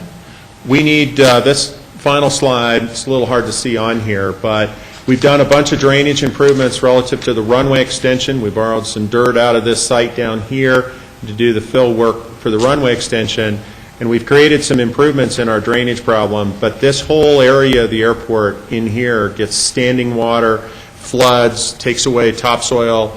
We have to keep it to FAA standards, which means no more than a 3-inch depression in any of those drainage issues. So we're looking to get this all repaired and get a subsurface drain system installed in this area in future. So it's really a safety related project. We talked this morning about the master plan and ongoing projects, both the terminal and the rest of the airport. We've also got a wildlife hazard assessment that's near completion. You may recall a couple of years ago, the FAA came to us and said, you need to be an airport that does a wildlife hazard assessment. And it was a direct outcome of the Miracle on the Hudson landing. You may recall that an airplane took off from New York and lost both engines because it ingested birds and landed in the Hudson. So the FAA went back and looked at all wildlife strikes across the country. We've now done a very detailed wildlife hazard assessment, and that will be moving on to the FAA. We expect that there'll be another half of this, which is the wildlife hazard mitigation. So we may be coming back to you talking about how wildlife has impacted the airport grounds and what risks might be associated to aircraft travel and changes that might be appropriate for our airport. Landscaping projects, I think we're the only airport I know of in the country with a multi-year landscaping master plan. So we continue to track on that and is included in the 2012 budget. Our buy-up requests are just a couple, really. Our airfield painting, we've doubled that for you this year because the FAA's come back and said we'd like to see better markings on the airport after they get plowed off in the wintertime. So they're asking us to paint both in the spring and in the fall. So that represents what's going on in the airfield. We've asked for some additional funds to go toward our custodial contract in the terminal building. That's the commercial terminal building. You know, a lot of people are surprised. Our terminal building hosts about 450,000 people annually, between those that are departing on airplanes, those that have arrived on airplanes, and family and meeters and greeters. That total may be one of the highest of any public building I know of in the neighborhood. So what we've seen from our custodial contract to this point, a couple years ago you gave us opportunity to bid that out, is that we've gotten good value for that, but we'd also like to see, especially carpets and some other things, we're not quite bringing it up to that standard that I think really does show our community in the best light. So we've asked for some additional resources to do that.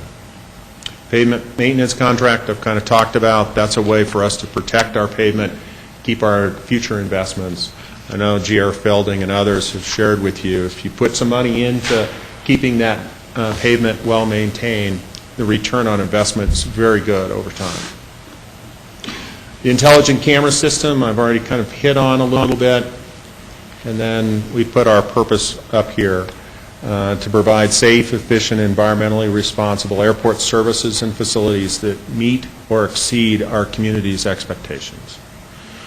What I'd really love to kind of share with that and maybe I should go back a slide while I'm still there, is I always take a moment and talk about our staff. They are just the most remarkable group of people you could ever hope to work with, and they work so very hard at making sure that our airport is safe, well-run, and the customer experience is extremely high. And I think they came up with this purpose statement, and I think it says a lot about how they come to work every single day. We've got a couple of them in the audience today, but some days after it snowed, 10 days in a row, and you get that snow call at 2:30 in the morning, it takes dedication and effort to make sure that the airfield's ready for the customers when they get there. Our 5-year plan is projected out toward 2016. I draw your attention really across the bottom to the fund balance line item. We expected to end 2011 at about $7.4 million. Well, son of a gun, I think we're about to hit our projection right on the nose. We start to build some fund balance back up through 2012. Out in 2013, you'll see that it drops, and that's because we're expecting some major capital investments, whatever that might look like relative to the terminal building, and then out into 14, we start to recover again. 15, we're pretty close to being back to the 2011 numbers. But as I mentioned earlier, it's important that we keep that fund balance at a reasonable level so we can do business as it comes to us. And it gives us some flexibility. Should we see some grant funds or other things happen that we didn't fully anticipate, we're in a good place to be able to respond. Feeling you're asked the same question I was going to, but you go right ahead, Rob. Can you just describe the difference between operating budget stuff and total budget stuff? Because your operating revenue is $7.7 million in 2012, and your total revenue is 14.5. So what makes up the difference of totals versus operating? Capital grants? Great question. The difference is the capital. We have a very different kind of formula. If you look at our operating expenses versus our total budget, fits a little differently than perhaps the general fund or some of the other departments. Our overall expenses relative to our total income, including grants, is very small. So we are a capital-intensive portion of the county, and it's expensive to operate an airport, but we generally invest somewhere between $7 million of new capital each year. And so your 2011 projected total revenues includes the grants we've received for the airport runway extension, and does it also then include this most recent $1 million grant or $1 million grant we've received? Actually, there will be very little shown here relative to the runway extension because that would have been booked in 2011. There will be a small amount of carryover to close out the job. But it does absolutely reflect the 1.9 we got recently and grants that we believe are quite likely to, or hopefully likely to occur in 2012. And the 1.9, Jim, is booked in 2012, Yeah. correct? Correct. Yeah. So at 2011, we were at this total revenue of $25 million, which included the runway extension. The 2012 is going to be including the most recent grant. And then when you're getting out with these much higher numbers in 2014, you're anticipating they're going to fund our new terminal. We're starting to anticipate. Most of what we're showing in those out years are kind of placeholders. We don't know quite what those dollar amounts are going to be. We just felt like it was important to put some kind of note there that represents there'll be some capital investments likely. Now, if the outcome is that we go a different path, obviously we'll adjust those out years to reflect that. Thank you. George, did I see your hand up? Well, yeah, I had a question. Maybe you answered it and I missed it, but on the total revenues, where it drops substantially in 2012 to 14.6, even though we're showing airline revenues actually up by quite a bit. So, capital again, George, is really where the shift took place. The $25 million in 11 was really focused on the runway extension. We had, 15, almost $16 million, I think, in grant funds that came through that year. So that's the biggest component of that shift. Okay, Jack? Yeah, Jim, two questions on the operating side. Terminal, as far as expenses, is $177,000 plus projected over 2011. What is the bulk of the difference? I know there's a potential custodial. We have the general cost of keeping that building up have continued to increase. And what we do relative to the terminal building is not a little unlike what we do with the airfield. We divide the overall expenses anticipated for the coming year, divide by the number of leasable square footage space that we have, and we end up with a square footage rate that we turn around and charge to our tenants. Okay, and under administration, 219,000 projected plus for 2012. What would that be? Yeah, the administrative shift, I'm going to ask Connie to jump in here. One of the things we get from elsewhere are the cost center breakdowns, internal cost allocation system, and so I'm unfortunately not able to give you great detail there. I think I have an idea some, but a brief explanation maybe? Thank you. Included in these costs for the different areas of the airport are also the labor associated with running those parts. The salaries of each employee are divided up percentage-wise, sometimes into 5 or 6 different areas of the airport, according to the type of job they perform. And so we do have the 1.5% bonus included in these numbers. I don't have the total labor number off the top of my head, but part of the increase is due to that. And that's conditional upon meeting budget for the overall organization, because this is an enterprise fund. Yeah, and Jack, it's been our practice, and I think would continue to be our practice, that those decisions are made on an organization-wide basis, not on a fund basis. And we'll be talking about that again a little bit later on today. Thanks, Rachel. And what is the anticipated cost of the airport master planning process going forward within these numbers? Yeah, we got a grant from the FAA to help us with that master plan. The project cost, I think, was about $1.3 million at the time.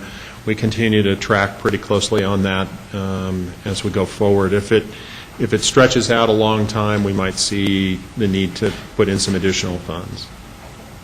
And so that brings us to page 24, our potential buy-up discussion and decision point. And I think we've had a chance to go through these 4 different items fairly well.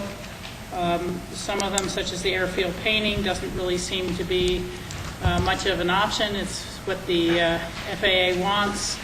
Although, as I understand it, Jim, you said we are experimenting with some of the embedded painting, as it were, the thermo strips. Yeah, the thermoplastic. We're hopeful that that'll prove out to bring these numbers down. However, it does cost more to install initially, so we'll see how the test works out. Okay. So, again, I would just kind of ask everyone to say, do they have objections to any of these 4 buy-ups, or supportive of them going forward? Supportive, supportive, supportive? Hesitant. You can make an argument for all of them. If you had to lose one, which one would it be? Well, I think the intelligent video would probably be the piece that we'd have to stare at the hardest, Jack. I think it's a visionary decision. We can put labor on it, but that'll drive up our labor costs as well. So we're trying to be innovative. Yeah, it's probably pretty hard to project what labor would be. Well, you can do it pretty closely, but... This is amortized? I mean, this is over a number of years you're going to use the system, right?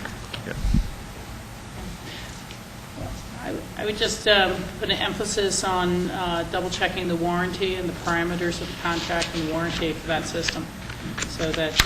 And servicing, yeah, that's what I mean. Servicing, that sort of thing. Very good. Okay. We seem to be supportive on the buy-ups. There you go. Fantastic. Thank you for your time. Michael, please. Jim, who took the picture of the porcupine? That was one of our operations folks. That porcupine was climbing the fence. So I thought it, relative to the wildlife hazard assessment, was well placed. That's a great picture. Isn't that great? Looks like he's trying to get on board. Wait, my plane. Well, it actually needs a haircut. I think he's just been visiting Michael's dogs and was trying to get out of town before he got in trouble.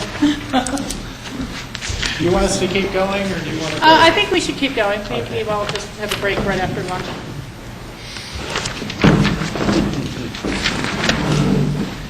Ask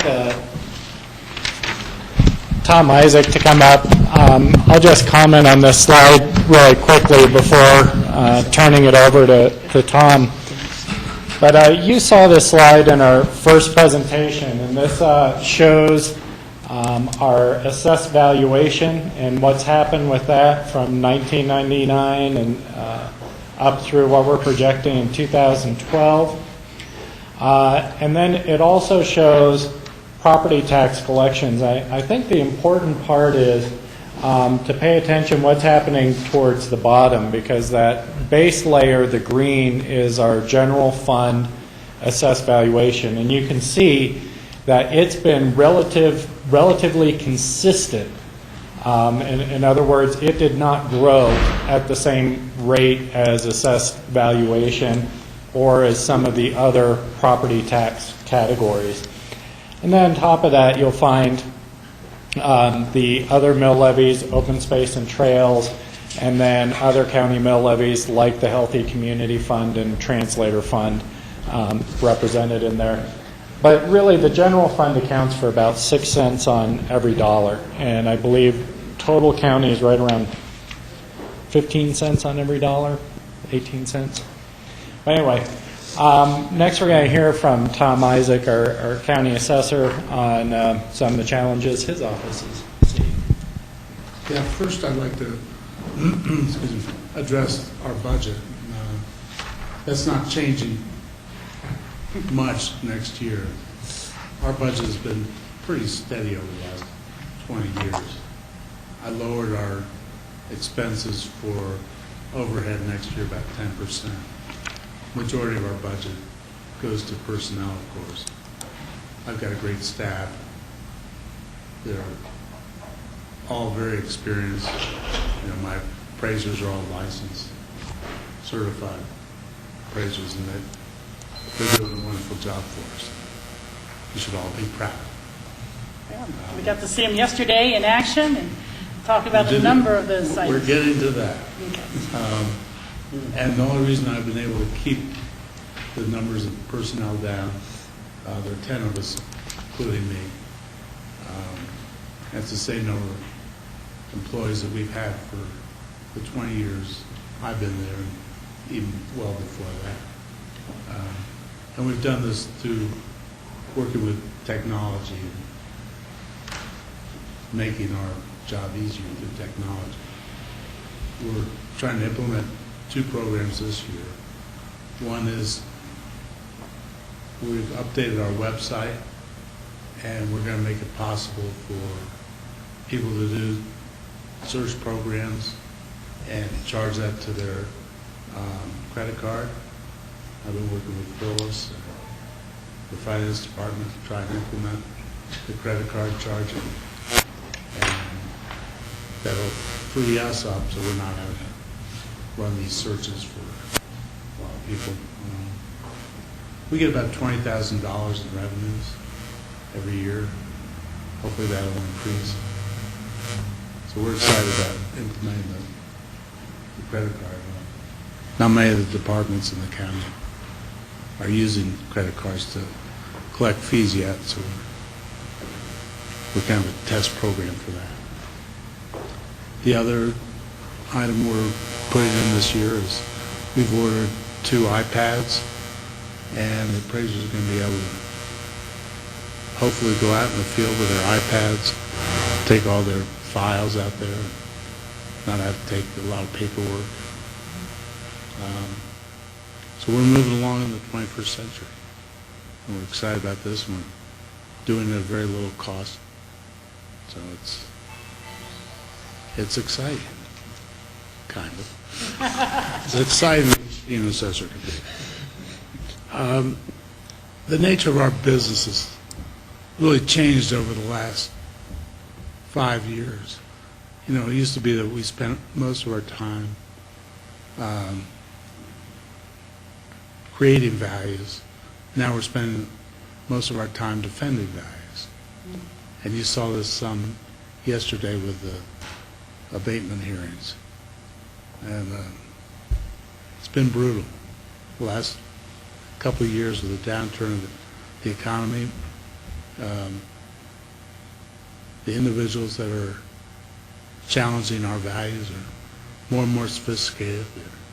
They're hiring tax agents from the Denver area and attorneys from here who seemingly don't have a whole lot of other work because development is way down. So they're trying to make a buck, and we understand that, but it's difficult for us, and it adds a lot of cost and takes a lot of time, and it's emotionally challenging for my staff because you saw pretty tenacious, right?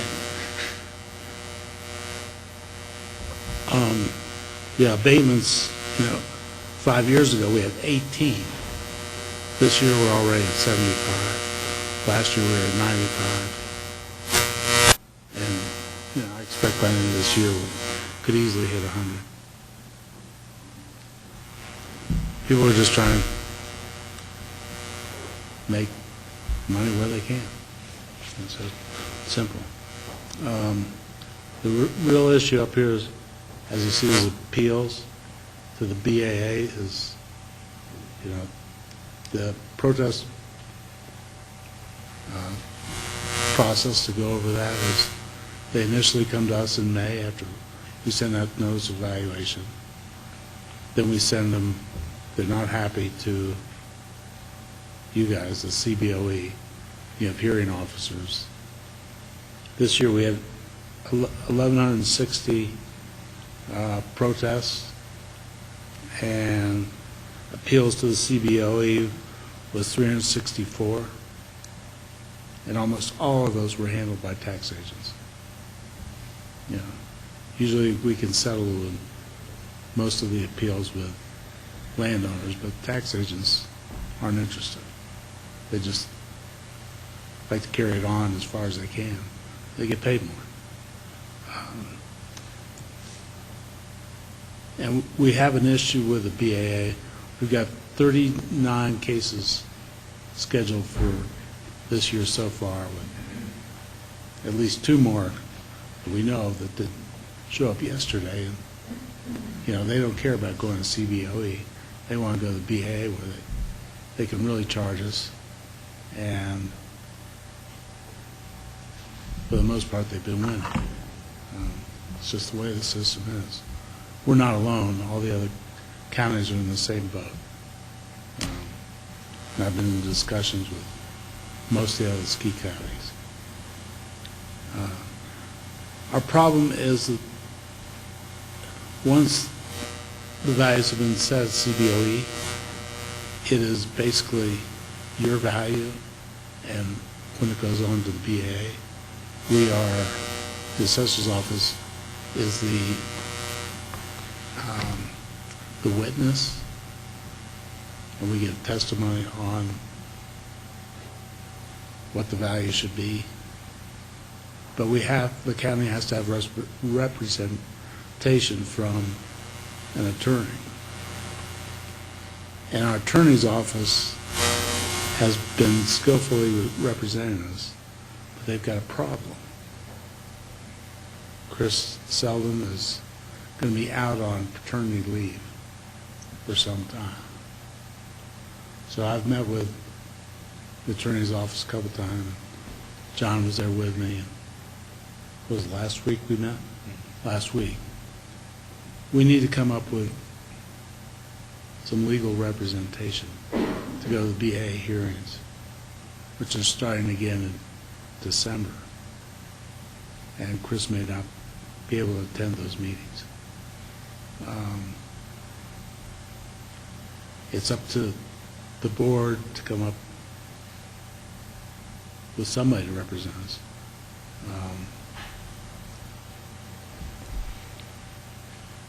And I don't know what process you would like to use, whether you want to go to RFP or... Maybe I can jump in here, Tom? I'm happy to handle it. Okay. So this is an issue that came to our attention last week, and so we do not have a budget proposal in to you at this point how to address this issue. We are still working on the numbers, is my understanding. I don't know. I had to leave the meeting while you guys were still working through the numbers. But we're looking at, I believe, is around a $30,000 issue. Is that? Probably for the year. So. I don't know. Some of these cases are really complex. As you found out. Yeah, yesterday. Base Village is going to be going to be no doubt. And it's a question well, and I don't know whether in the future you want to meet about each case and decide if you want an outside attorney or an outside appraiser to represent you. We're happy to do it. We've taken the lead now for all this time in partnership with the attorney. But this is going to be a new ballgame now. What I was going to propose to you all today is we come back to you next week with some final decision points. We have some loose ends that we have to bring back the updated 5-year plans and that sort of thing. And I think it'd be appropriate at that time. We're still working with the attorney's office to figure out what the exact amounts would be, but to come back to you with a proposal. We do have some what are going to be pretty complex, potentially complex appeals that will likely need some outside counsel help with. And I think we're still working through on the appraiser side.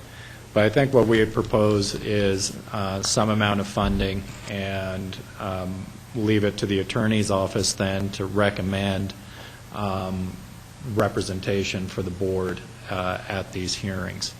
And so we wanted to bring it to your attention because it was an unanticipated, I think, issue. It came to us this last week, so we did not have it built into the budget process. We're still working on what those numbers are, whether there's even some capacity already within the attorney's budget to absorb some of this. But come back to you next week with something, but wanted you to be aware of it now so it wasn't a brand new issue to you on the 15th. Yeah, as a concept, I would certainly support professional help. I don't know if, so we're talking concept. But I think maybe these things are getting so complex that we ought to have professional help, and that will require research to represent us all the time in Denver. This is not a slight or negative, Tom.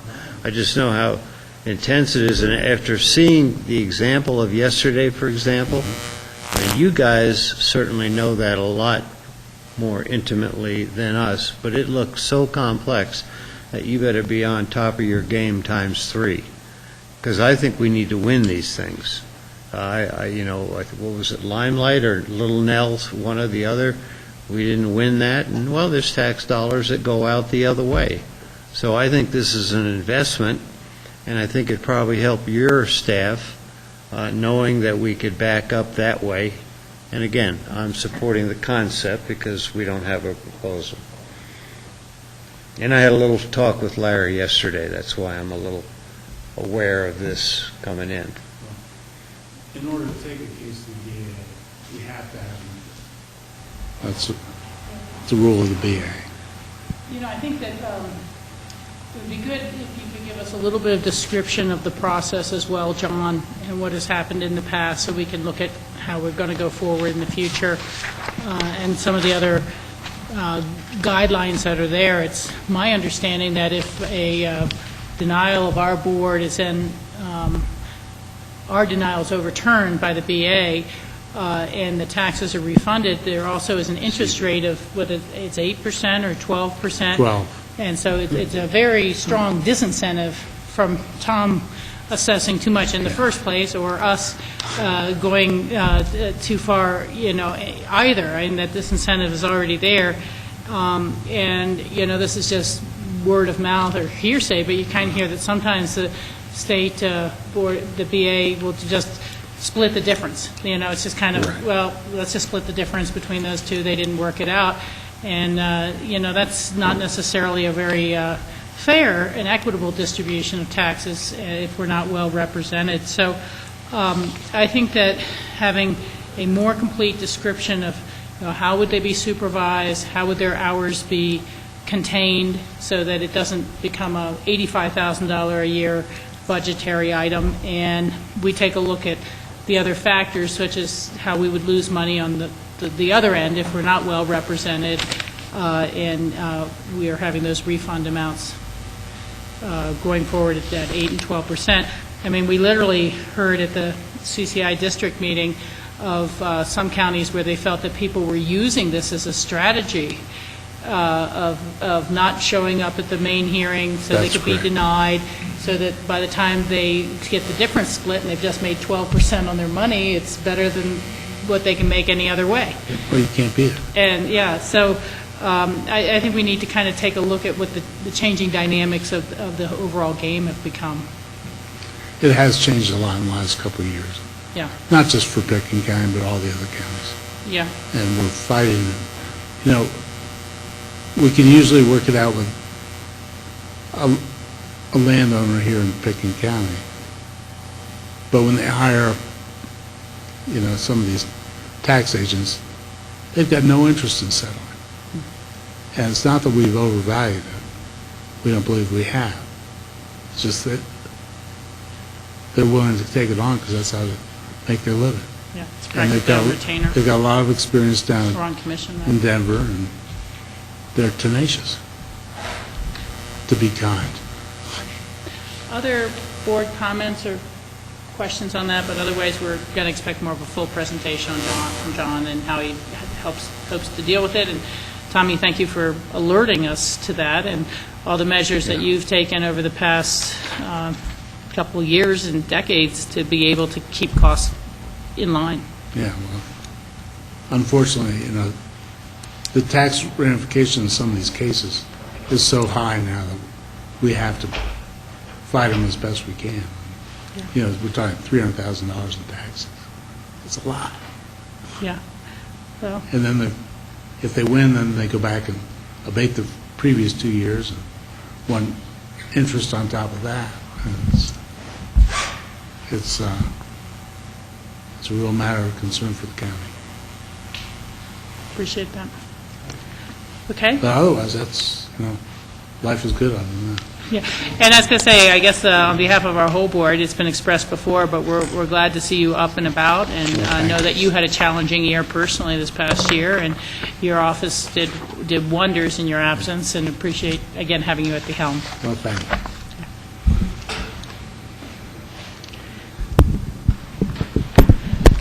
Board, let me ask, does anybody want a 5-minute break and then move back into the treasurer's office, or? I'd rather keep going and take a 15-minute sometime. Okay, yeah, that sounds fine. I just wanted to check in with everybody. So we're now going to move on to the treasurers. Yeah, and really from here on out, what we're talking about are some of the indicators around our administration department. So we've got very few buy-up requests out of the general fund in this outcome area. So we're going to spend a little bit of time building up to those and go back to the format that we've used with you in the previous meetings of talking about what are some of the indicators about what's happening, and then talking a little bit about the budgets and proposed buy-ups. And we do have Tiffany from the Treasurer's Office if there are specific questions about the budget. But I just wanted to, one of the indicators we look at is what's happening with treasurer's fees. And treasurer's fees are set by statute, and there's a formula, percentage that gets collected depending on what type of entity that the treasurer is collecting for. But as you've seen in so many of the other graphs, for entities that either had new taxes passed and or were not under the Tabor restrictions during those periods of significant value growth, our treasurer's fees went up pretty significantly. What we're projecting, though, consistent with our other economic projections, is that that's going to be leveling off, that we're not going to see the type of growth either in those fees or in the future in those tax collections for all entities in the future.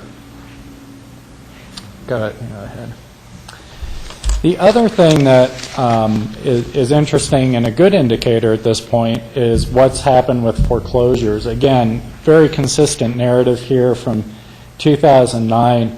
Foreclosures exploded, and really they went up significantly. What we are seeing, though, is we're starting to see a downward trend. They're still at a very high level, but at this time in 2010, we had 121 foreclosures, and that's of October 31st, 2010, versus 89 at October 31st, 2011. So we're starting to see some downward trend there. That's going to be positive for us as some of the inventory hopefully gets taken up in the market, and hopefully our real estate will be stabilizing as a result of that in the future. Again, we'd expect to see a few more years of still relatively high foreclosure rates compared to what we've seen, but we're expecting to see downward pressure there. Okay, Connie. John, do you want to? Sales tax, fortunately, continues to trend upward. As you recall, in 2009, we took a significant drop in revenues. Since then, we've seen some steady increases. Year to date for this year, through September, we're still up a little bit over 6% from last year. And as you may recall, we have approximately a projection for year end to be up at 4%. So if it sticks with that 6%, it means it will be a little bit ahead as we get into next year's budget. When we look at the county sales tax, it's really a 3.6%, and our piece of this is down here in this blue section. Of the 3.6%, a tenth of a cent goes to healthy rivers and streams, 1.5% goes to EOTC and RAFTA, and the remaining 2% is split between Aspen, Basalt, Snowmass, and Pitkin County, with Pitkin County's percentage being a fixed 43% of this 2%. So at the end of the day, for every dollar that you spend that gets taxed, a little less than a penny goes to the general fund. Any questions about it? I don't see any questions. Okay.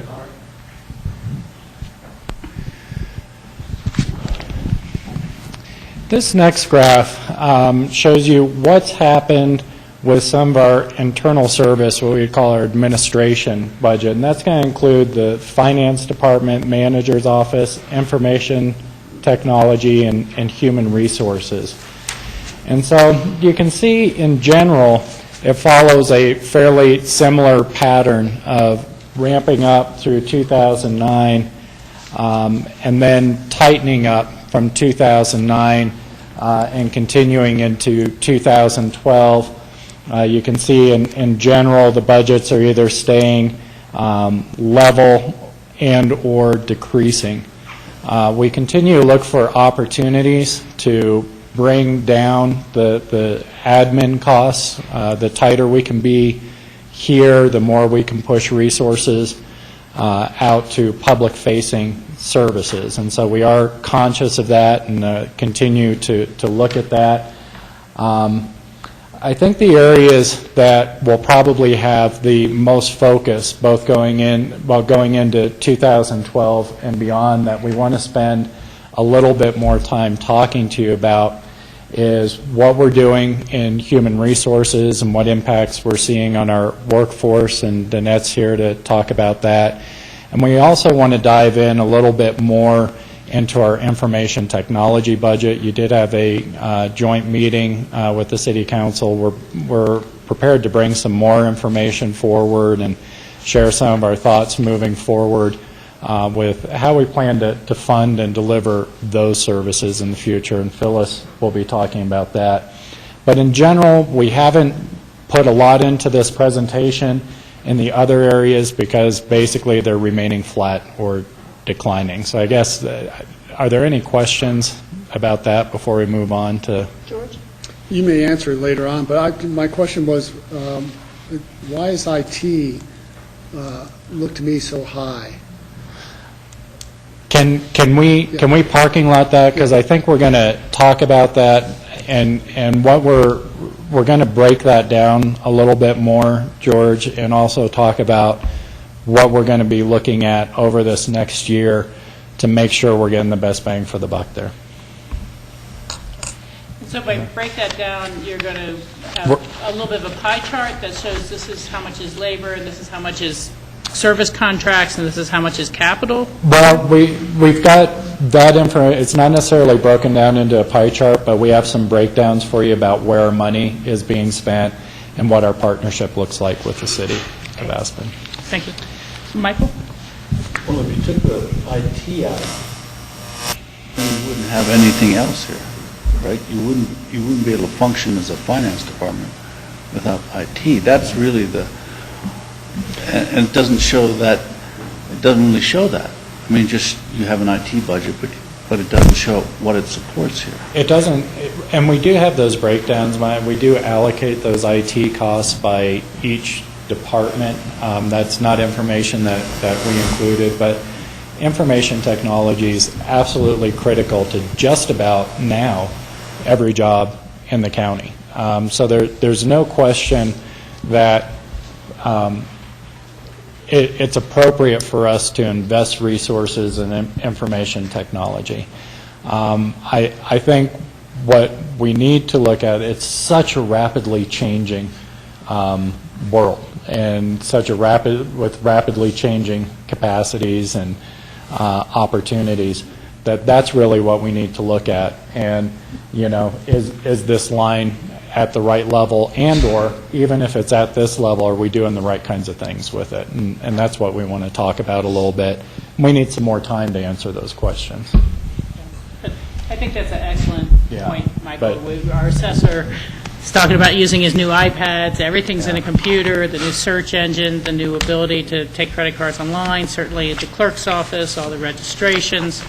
It's every single office is dependent on the technology. Okay.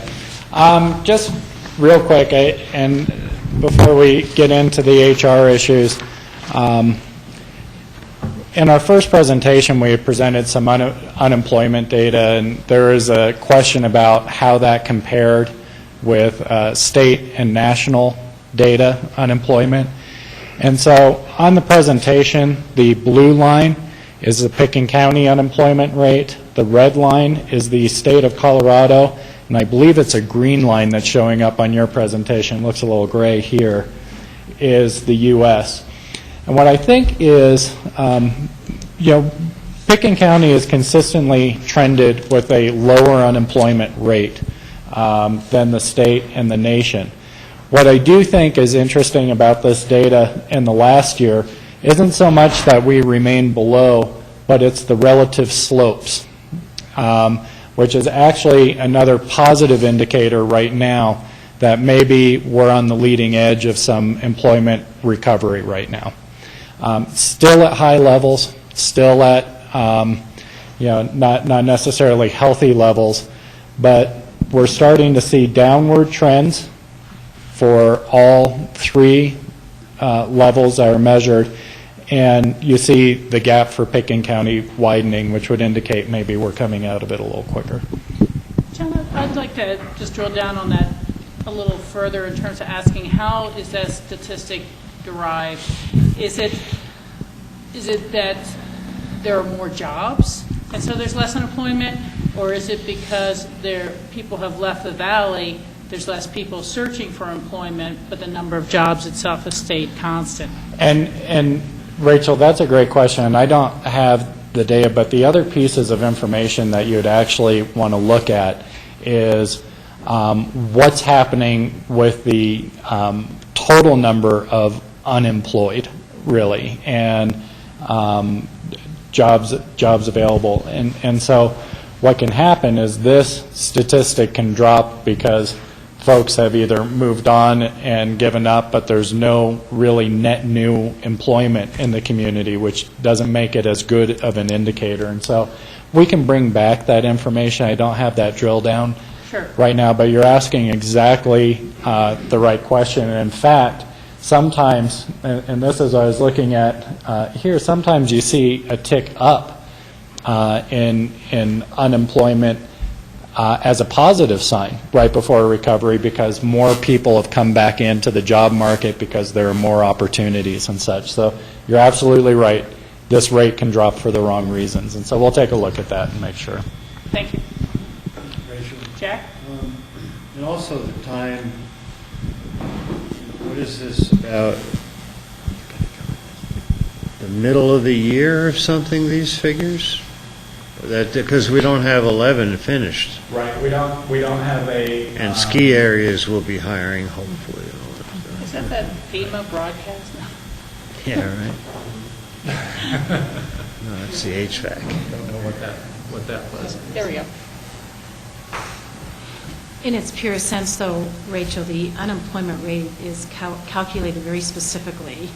And while we can attempt to drill down into the detail, bottom line is the unemployment rate is derived from the number of in the labor force who are no longer employed, yet are actively seeking employment, and that's how it's measured, bottom line.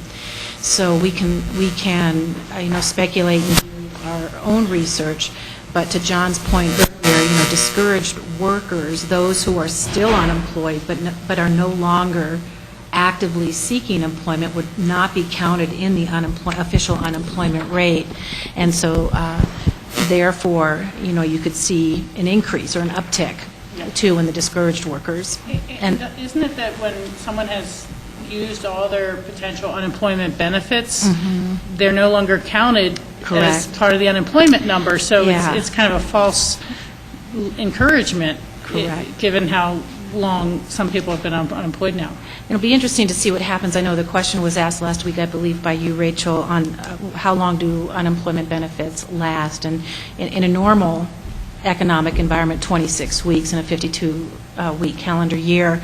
So I wanted to pass that on to you in case that question wasn't answered from last week. And also that, to your point, the extended benefits are planned to go through the end of this year, and whether or not the federal government will extend those benefits has yet to be determined. So that can also have an impact on the report. Thank you.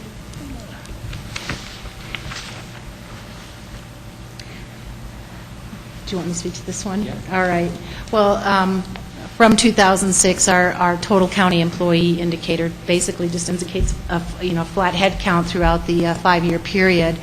We did see a drop actually of 2 employees or 2 positions basically in 2012, but that is the result of 6 positions overall being removed and 4 added back in the recent labor buy-up requests. And I believe that you've already went over the details of that headcount breakdown.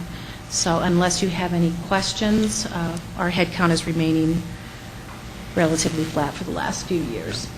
I would just add that if you look at the general fund, which is the line in blue from 2009 to 2012, that's roughly a 5% decrease in the total number of positions out of the general fund. And so that includes the addition of positions that we've talked about through buy-up requests this year for example, human services and the special events coordinator position, emergency management. So there has been an overall decrease in the number of positions since 2009.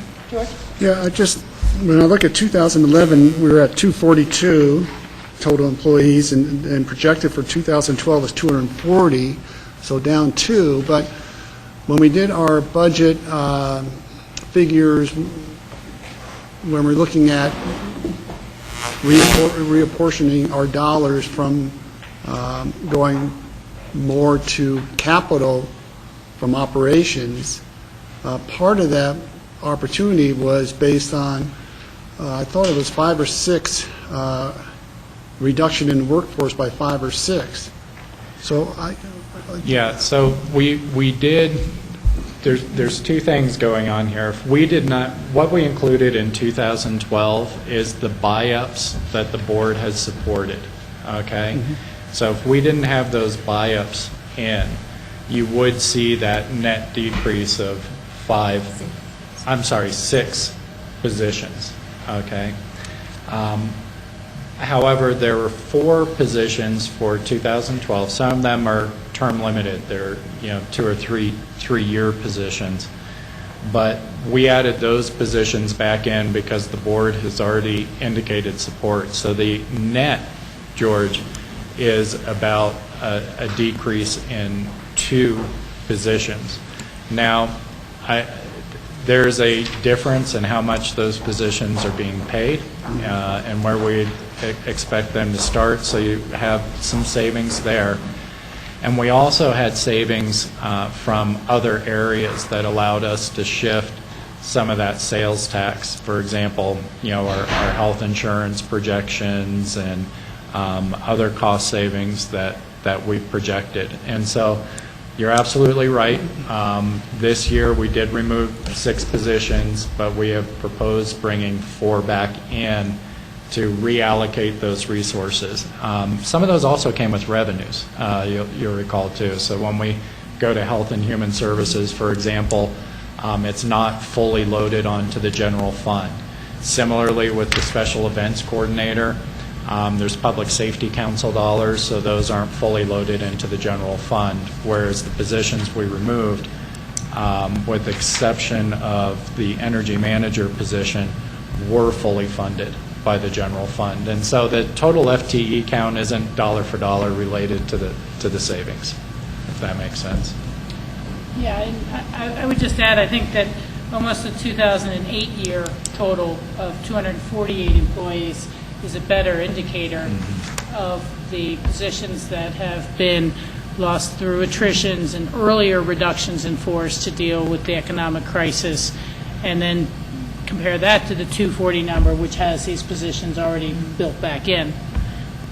Yeah. Jack? These numbers, full-time equivalents or part and full? They're actual they're regular employees. Okay, so they're not necessarily FTEs. That's right. Seasonal. It does not include seasonal or temp employees. Okay. Other questions or comments? Okay. We'll to next. Is that last one? Spend a little bit of time on employee turnover just to give you a snapshot of what's been going on in our labor force for the last few years. Certainly by the data, you can see that in 2007, at the height of our economic prosperity, if I may call it that. We had the highest turnover rate in Pitkin County at 44 total employees leaving the organization at that point in time. Now, I do apologize. We didn't start tracking turnover reasons until February of 2008. So without, in the absence of any tracking data, we can't go back and find out what was prompting that high turnover. Assumption could be with the economy the way it was at that time, that there were opportunities for employees. The unemployment rate was low, and there was probably more movement in the labor force at that time. As we go through the years, I'd like to just focus on 2010 to 2011. Not quite sure if there's a correlation, but our unemployment rate has dropped, and simultaneously in 2011, our turnover rate has increased. Year to date, we're at 24 total employees that have left Pitkin County. Of that 24, 13 of those employees or positions are general fund and 11 are other funds. And the primary reason for this turnover that since we started tracking exit data is other employment. So, we can say that there may be a correlation between the unemployment rate and the increased turnover rate. The next is we had approximately 3 retirements that occurred in 2011, and then, of course, we have a mixture of involuntary separations or managed turnover in that year. Danette, do you know on those who left the organization for other employment, do you know if they stayed in the area or took employment outside of the area? Outside the area. In fact, with the exit interviews that we conducted, career change and no advancement opportunities were the indicators influencing decisions to leave the county and to leave the area, George. The third being reporting relationships, direct supervisory type of relationships, but they're leaving the area. Some of the undercurrents that are discovered during the exit interview process, the actual one-on-ones with the employees, is that cost of living, wages, et cetera, are driving exit out of Pitkin County into the Denver metropolitan area. And then one other kind of question on that, since you've begun tracking this, and which I think is really helpful to inform our policies going forward. Other than the retirements, do we have an age indicator? We do. Let me just pull that for you.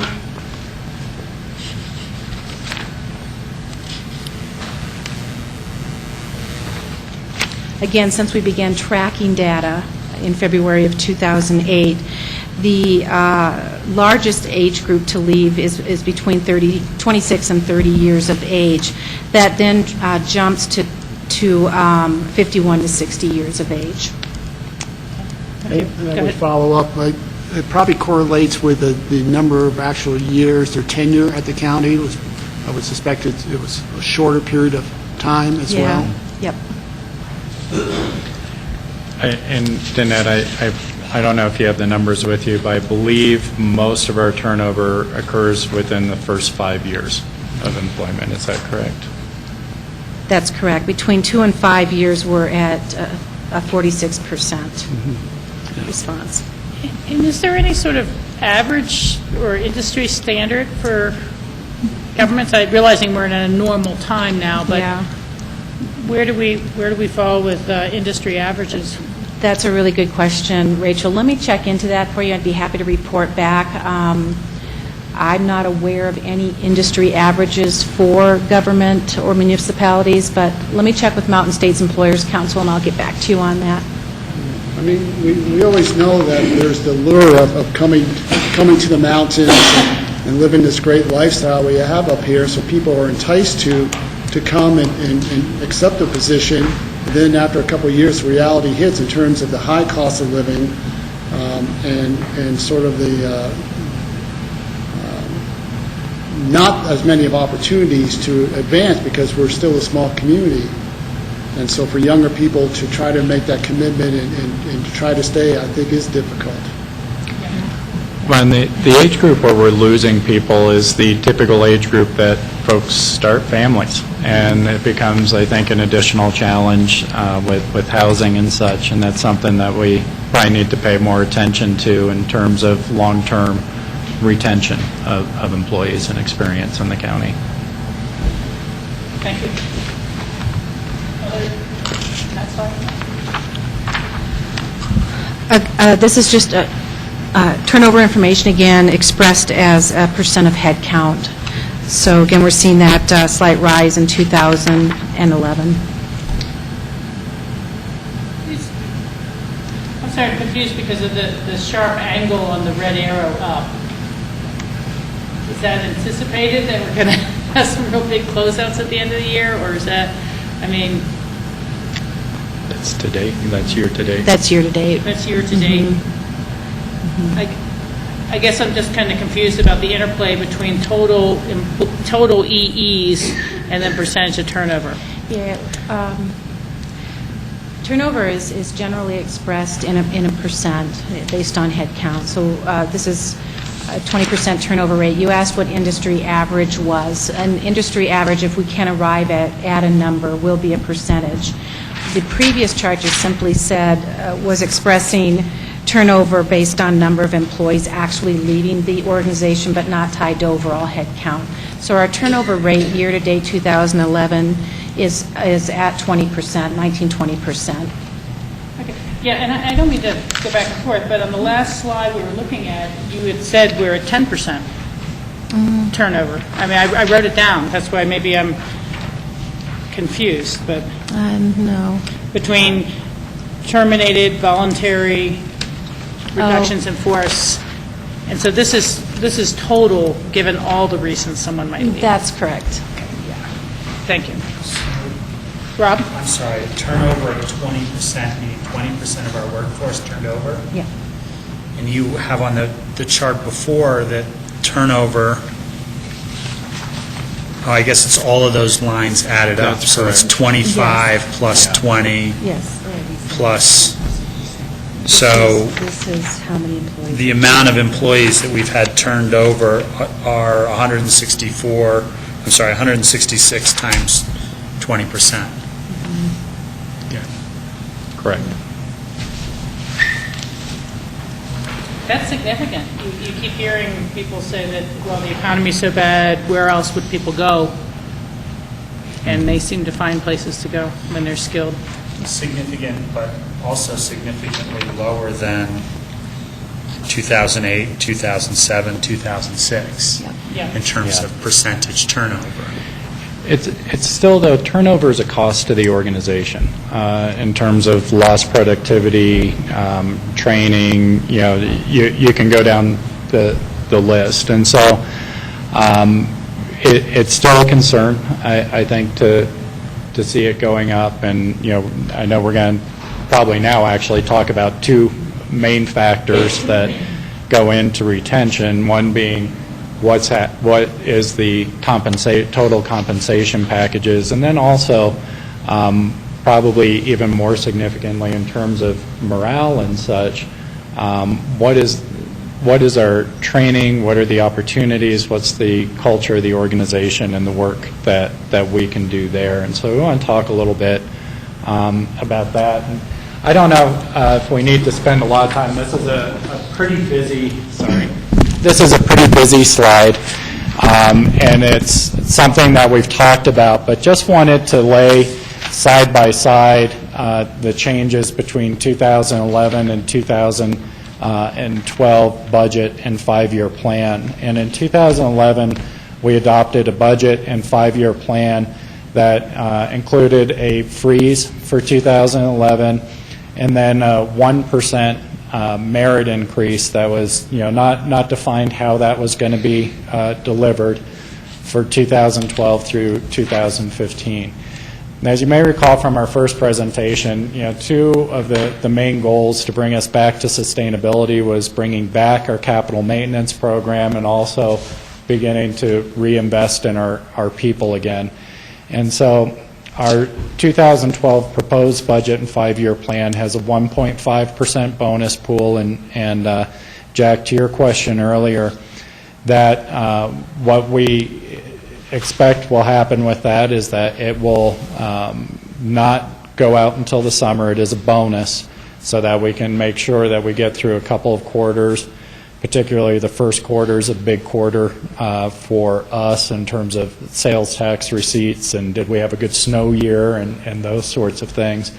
We're also right now creating an employee committee, compensation committee, to make recommendations on disbursement. We view this as a pool, right, that can be dispersed a number of ways. And we need to talk to our employees about what's fair and what's effective as an organization, both in terms of the distribution of the pool, but as we look into the future, that hopefully we'll be bringing back our merit pay system and looking at our total compensation package, because it's not just about pay, it's about health insurance. It's about our leave accruals. It's about our retirement, long-term disability, so on and so forth. And Pickens County has a very good, we're very competitive on the benefits package. And it is expensive. It's about 42% right now of our salary costs are in our benefits packages. So a lot of what we're doing with the pay plan is offset by what we're anticipating with changes in funding for health care. And actually, it's almost a dollar for dollar offset. Is that right, Connie, over the 5 years? In our 2011 budget and 5-year plan, we basically anticipated 10% increases for every year. As we looked at it this year with no change in benefits, we found we are adequately funded for 2012, especially given our utilization now. We can keep the same level of benefits with no increase. We do anticipate a transition year where we're looking at a 10% increase, but we're starting to work now both with the medical community and with other major employers to look at strategies, and there are a number of strategies that you can adopt to start to better manage those costs. We think we can bend the curve more than this. In talking with our new broker and healthcare consultants, we believe these are conservative numbers. We've undertaken some pretty aggressive discussions already about how can we do a better job managing our healthcare costs and delivering health care for our employees. Right now, we're not proposing any changes to leave and retirement, but again, we're going to create this employee committee that's first going to help us look at this 1.5% bonus pool. So we'll come back, assuming that you approve this with the budget, we'll come back to you with a recommendation for how that's going to go out this summer, and then in the future to look at how we step back into our merit-based pay system. Board, I know we've questions? talked about this before a couple times. Questions or comments? I would just comment for myself that I think it's very important that we have a full representation of the wage scales within the organization in that employee pool that's going to be working on the pool, so that in particular more of the lower level employees or the areas where we have the most turnover are well represented to help determine what would be fair, what would be good compensation. And I imagine that's what you're doing, but it's not just going to be upper management team. Oh, no. It's mostly not, actually. It's mostly not.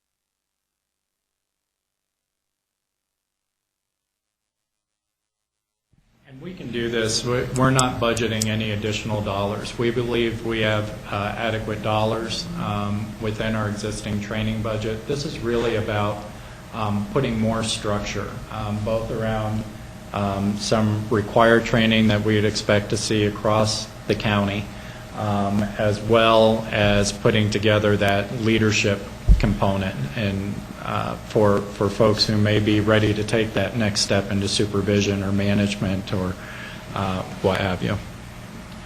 Does emerging, not emerging leaders, but next level, nurture emerging leaders, does that also encompass what you see as our succession planning for key positions? Yeah, it's difficult in the public sector to key somebody for a specific position, but I think what we can do is provide people the opportunities to develop the kinds of skills that allow them to operate on the next level, whether it's in the department that they're in now or another department. And so that would be, understanding things like the leadership skills, budgeting skills, human resource skills, whether it be motivational techniques and leadership to human resource policies and supervision skills. And so there's a host of, I think, generalist kinds of skills and cultural elements that we can talk about and teach as an organization that we haven't really structured for our employees. And that's really what we're talking about doing. That positions folks to move up, maybe in the department they're in, maybe not. But the important part is within the organization. Now, thinking 2 or 3 steps ahead, maybe in 2 or 3 years, it would be great to expand that beyond our own organization and partner with organizations that we trade employees with from time to time so that we're developing that common set of leadership qualities and such. But we want to get our own house in order first. Other board questions, Jack? Not specific to this, because my brain is just about a lap behind here. On the bonus pool, will that also include part-time employees as being eligible? We would anticipate that would also include part-time employees. Part-time, seasonal, whatever we do. Seasonal is probably maybe a different question. They're tied to a different bonus program, end-of-season bonus program. And so it will look different on the seasonal side, but it is a pool that can be used. Exactly. But I hope there's a consideration, and I have no, direction or thoughts on how to do that. That's what the committee's about, right? Yeah, correct. Yeah. One last thing, on our employee numbers, for me, and I don't know if it's important to anyone else, but I would have liked to had an idea of how many of those there are as far as less than FTEs. Just seems like there's a whole organization, and we've captured almost all of it in these numbers. We can certainly not bring that even back. for this budget cycle, but maybe next year, whatever. Sure. Not a problem. Thank you.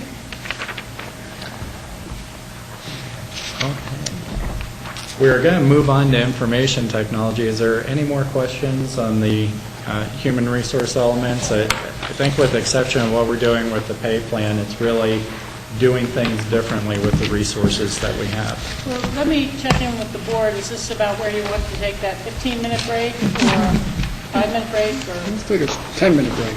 10-minute break? Okay. Take a 10-minute break. Thank you. Oh, yeah, we have 2 more, definitely.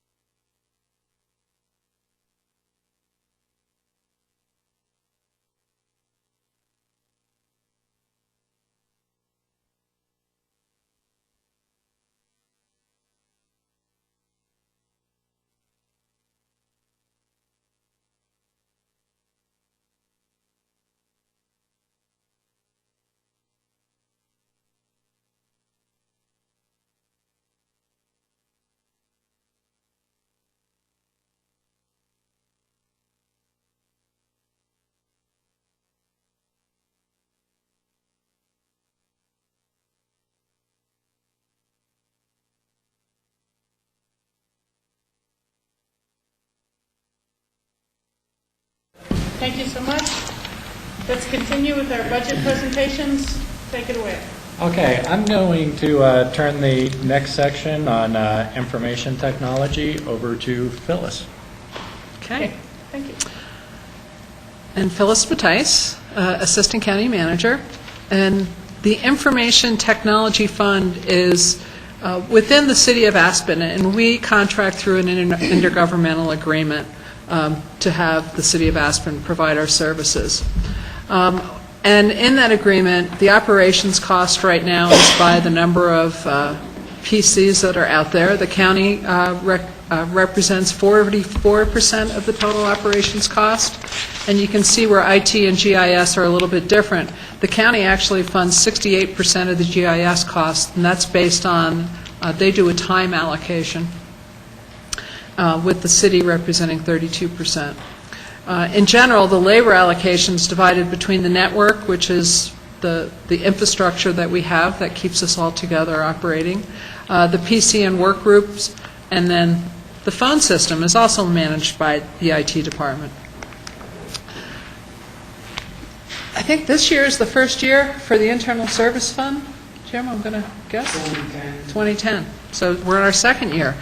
And what the IT department has come up with is how much an actual component in the system costs on an annual basis. So here you have the breakdown of your network. If you have a network connection, it's $770. An email account is $80. These are annual again.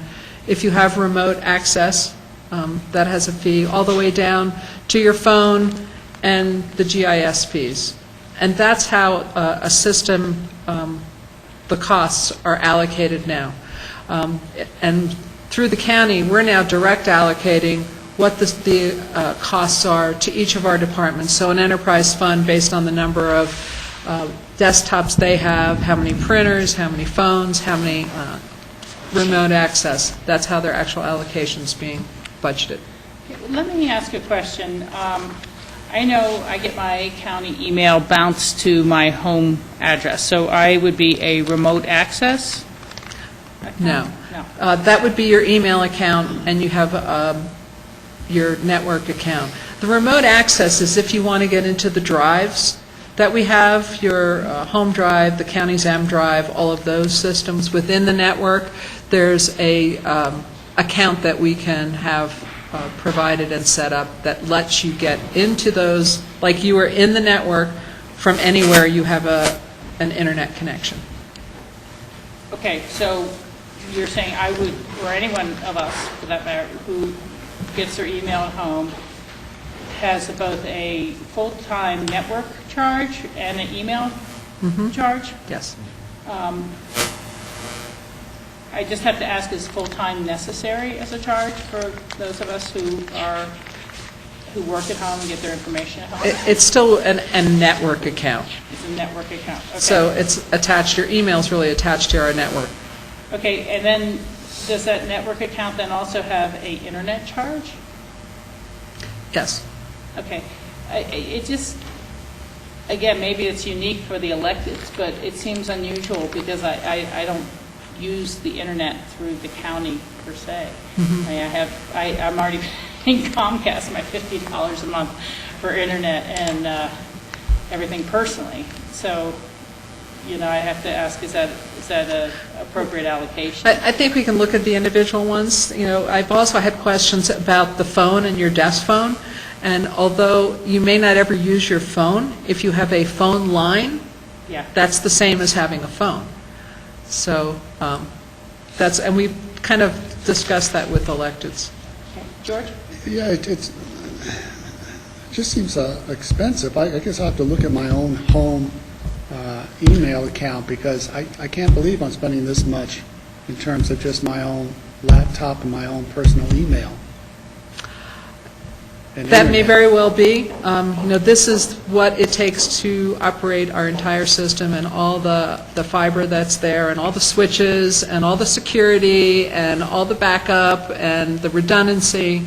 So it's a little bit more robust than we probably have at home. But that's one of the things that, we're looking at. Yeah, just use a microphone because we're in this unwired room speaking of IT. Yeah, and in the not-too-distant past, we used to just allocate it based on a per capita basis, per employee, per county employee, per staff, whatever. We made a conscious decision not to drill down into the type of user and how much they did. That's still a possibility, but when we decided to go to something that was a little more granular than what we were doing before, we opted to have kind of a consistent approach. Now, it doesn't mean we can't look at something like that downstream, but this is a step towards a usage-based system ultimately.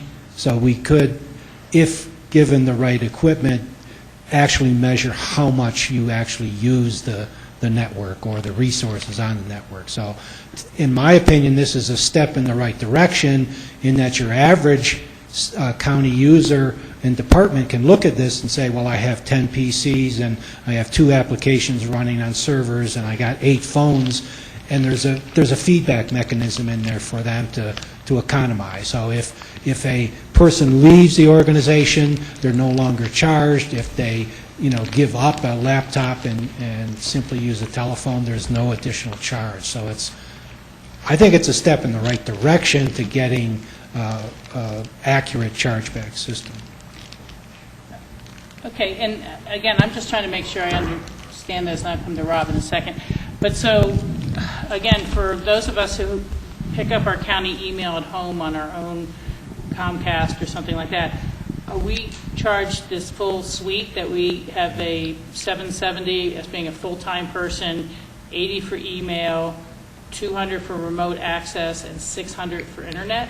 So let me come at it a different direction, because I think we're looking at it as a menu of services that maybe we purchase by employee, and that's not really how this works. How this works is we've got a total pool of expenses that go in for all of our IT services. So that includes our fiber backbone and network, the servers, the software maintenance and licensing, the email services, the internet access, all of it. The troubleshooting, the virus removal. All of it creates a pool of expenses. And then the challenge when you're in a partnership like this is to figure out, well, how do you allocate it? Historically, what we've done is we've just said, well, you have this many employees using the system, you have this many employees using the system. So if we had 50% of the employees, and the city had 50% of the employees, we had just split the cost 50-50.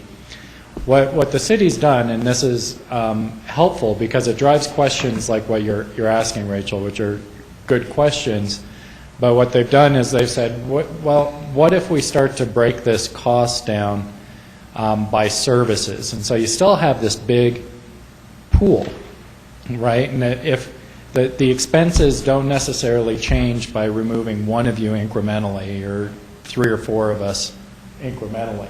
What it would do is that divisor would change and that total amount would go up, right? And so this is starting to try and get our hands around what do these component units cost, and you can start to then try and manage those expenses and ask questions about, well, gosh, I didn't realize email costs this much. Does everyone need it? Or I didn't realize that the net motion access or the remote access costs this much.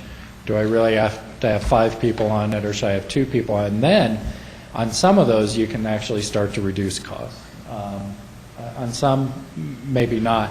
But really what's happened is I've started breaking down how we allocate that pool of expenses. And so it's important that you don't walk away thinking, well, gosh, if John just kicked me out of email and saved the county that much money, it wouldn't work that way necessarily. But what it does do is it starts to give us a basis to really look at managing those costs and what are the alternatives that we should be looking at. And we're going to get to that, I think, in a second here. Does that help at all? reframing it that way? That helps. I'll let Rob go forward. Yeah, that helps a lot. I mean, I understand that the denominator is going to change if you eliminate, like I've got a phone on my desk in the county office. If I eliminate that, well, that just means that every other phone is now going to be 140 instead of 135. Right. So we're not saving any money by eliminating that because we're still dividing the same amount of a cost for the whole IT department among a smaller denominator. I understand that. The question is how is IT billing out, and how do they want us to adjust our budget based on what they're billing out? Because if they're billing out this way, they're clearly saying, well, we want you to start cutting back on things and looking at it this way. I mean, I don't need the desk. I don't need the phone on my desk, and it's obviously that line costs something, and it is a cost reduction for us to attack the budget by the way we're being billed. So I guess the question is, how is IT billing the county? They're not billing us by employee. It looks like they're billing us by services. So as much as it might not save us by reducing item by item, it is the way that we look at the bill that enables us to reduce our costs. Does that make sense? Yeah, and I'm thinking maybe if we go on to the next slide, if we can, let's go through the next slide and then come back and see if it starts to answer the question. But here you have total costs, and that's why I was thinking maybe if we went to the total, we could maybe back in and understand maybe the individual expenses. So when you look at operations, it's $700,000 about for IT, and GIS for the county is about $200,000. Those figures also include what we talked about at the joint city-county meeting, the $27,000 of the employee housing transfer. So that's the city's process of allocating housing for city employees, and they charge it per an employee. And we pay 41% of the total $66,000 that they have.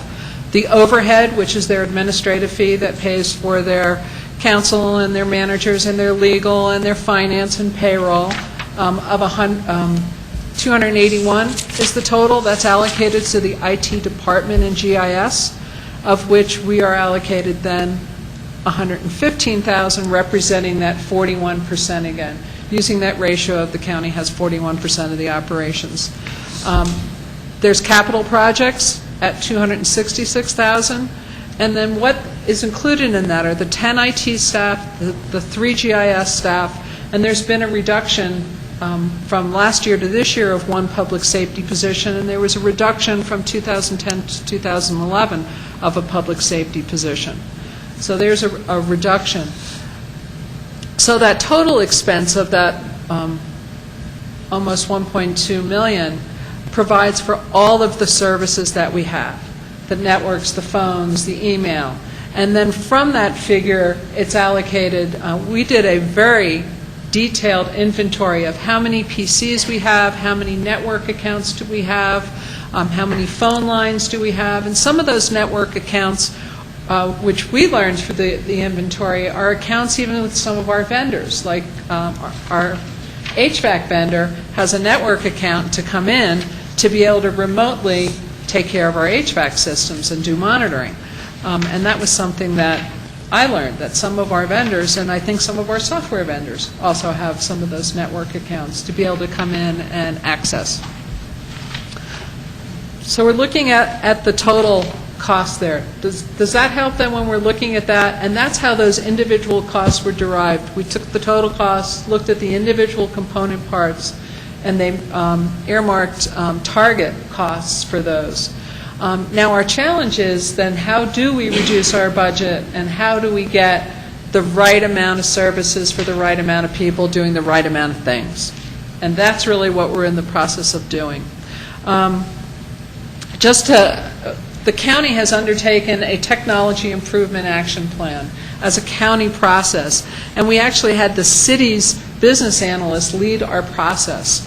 They provided that resource in that overhead fee that we pay. That's one of our benefits of that overhead. And they have helped us identify what business processes is the county needing, what do we think we're going to need in the future, and what's the gaps in order to get us there, and then how does the IT department and the services we have now help, or do we need to do it differently?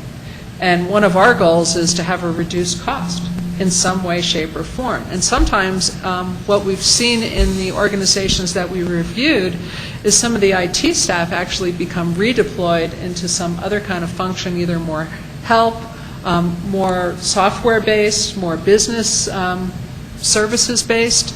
So we don't know where it's going to lead us, but that's the kind of things that we're looking at when we look at this total cost and what can we do. And I'll get to that in the future pieces that we're looking at.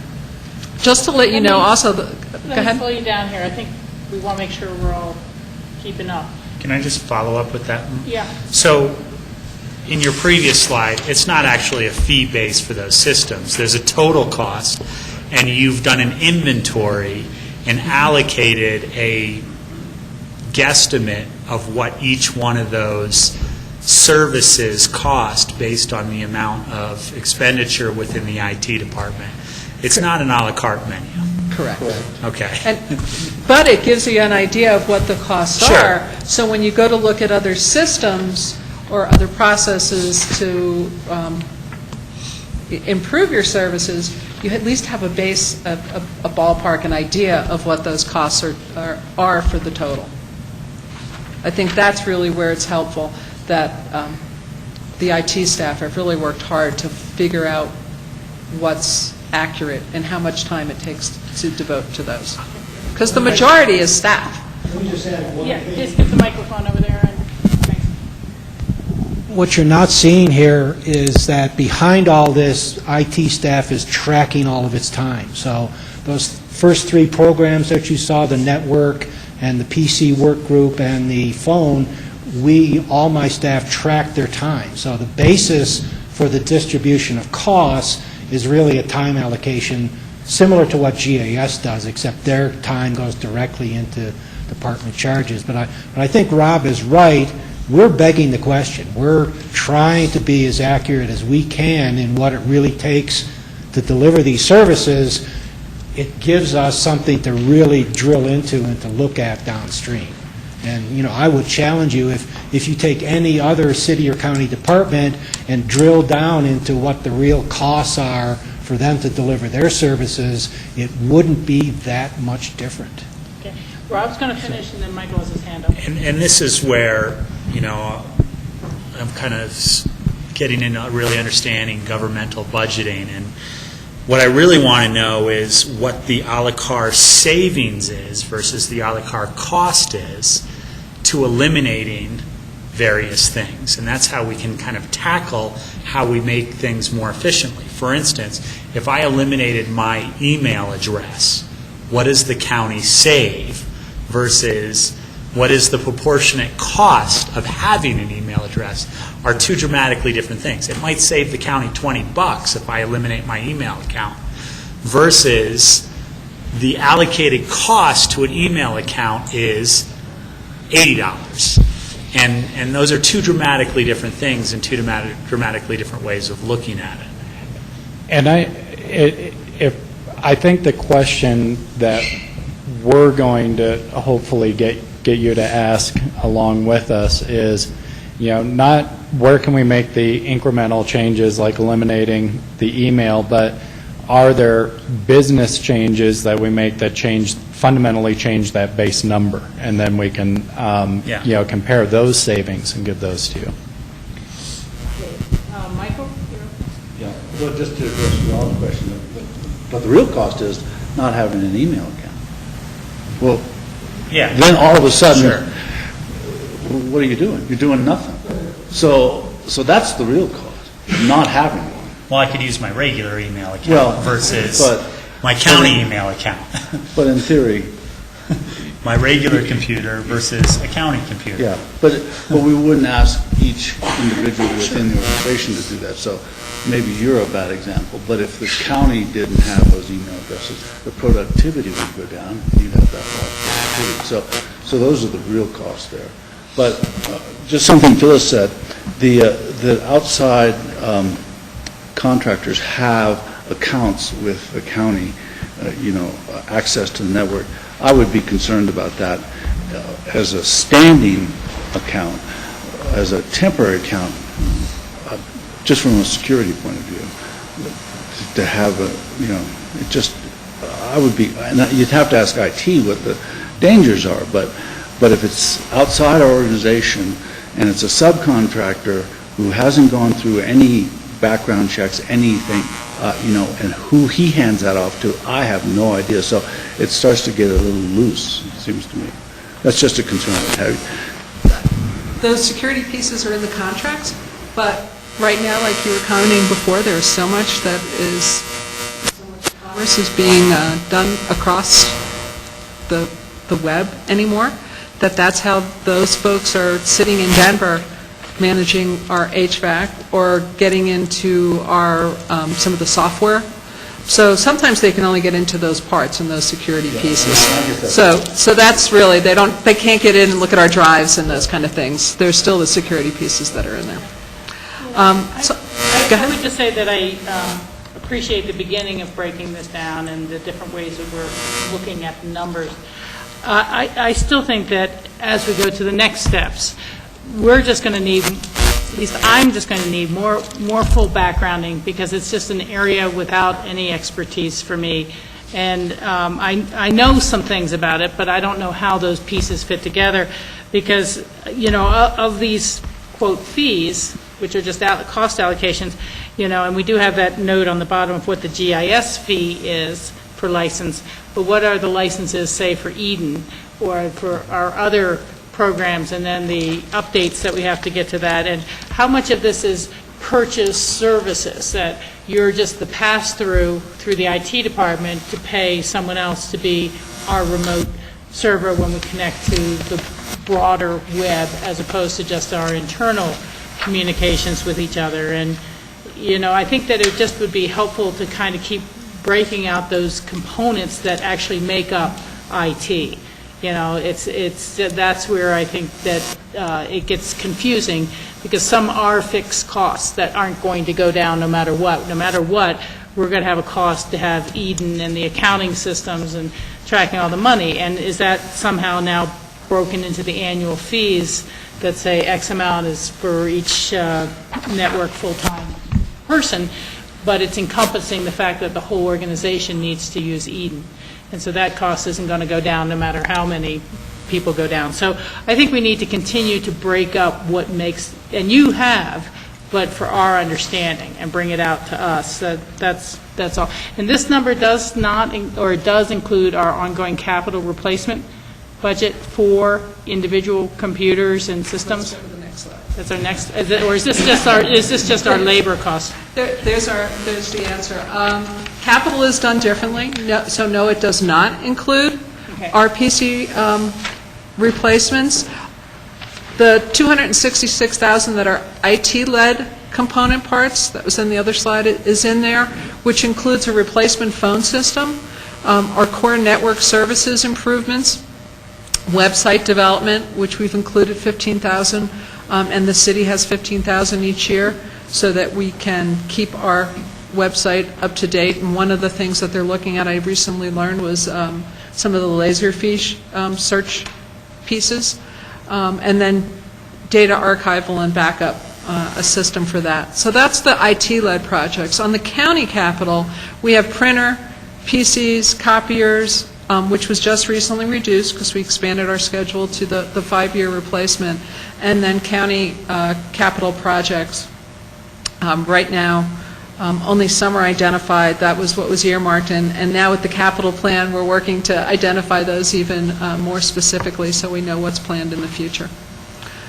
So that's a separate amount that's budgeted in IT. So in addition, you have these capital, and the county capital is just our projects alone, not joint projects. The joint ones are really IT-led. So we're looking at all these pieces, and I think although we've been trying to peel it back and figure out all the pieces, each time we ask questions, I think we learn more and more. Connie and I just had a phone conversation with the finance department in the city, understanding exactly, well, how are you billing us? What are you doing? So I don't know that we've asked some of these detailed questions, and now that IT has come up with this, even though it's not an a la carte menu, but at least a breakdown and understanding what the cost of individual parts are, we're better understanding what's going on. And then a breakthrough, or a breakout, I guess it would be, was the public safety network. And they have left the Pitkin County City of Aspen network and created their own network. They set up their network at a cost of $62,000. It was launched about May of this year. They have 2 staff, so although the IT reduced by a public safety staff, we added a public safety IT staff that's now funded in E911. So there are 2 staff there again. They service the jail, the Sheriff's Department, communications. They also do provide some joint service, I'm guessing, Jim, with the City of Aspen, although the City of Aspen Police Department has stayed within the network. They're being provided services in 2 areas. They have 24-hour support service, which is really one of the things that they wanted because they operate on a 24-hour basis. They went to Google for their email application. They have Google Apps that they operate now. They still have Microsoft when they would have bought the license, but they're transitioning out of Microsoft and into Google Apps. And they're provided services through SIPA, the statewide Internet Portal Authority, which is also the same organization that provides services to the clerk's office. They are through the state, but yet I guess a branch. Almost an authority. Yeah, a separate authority within.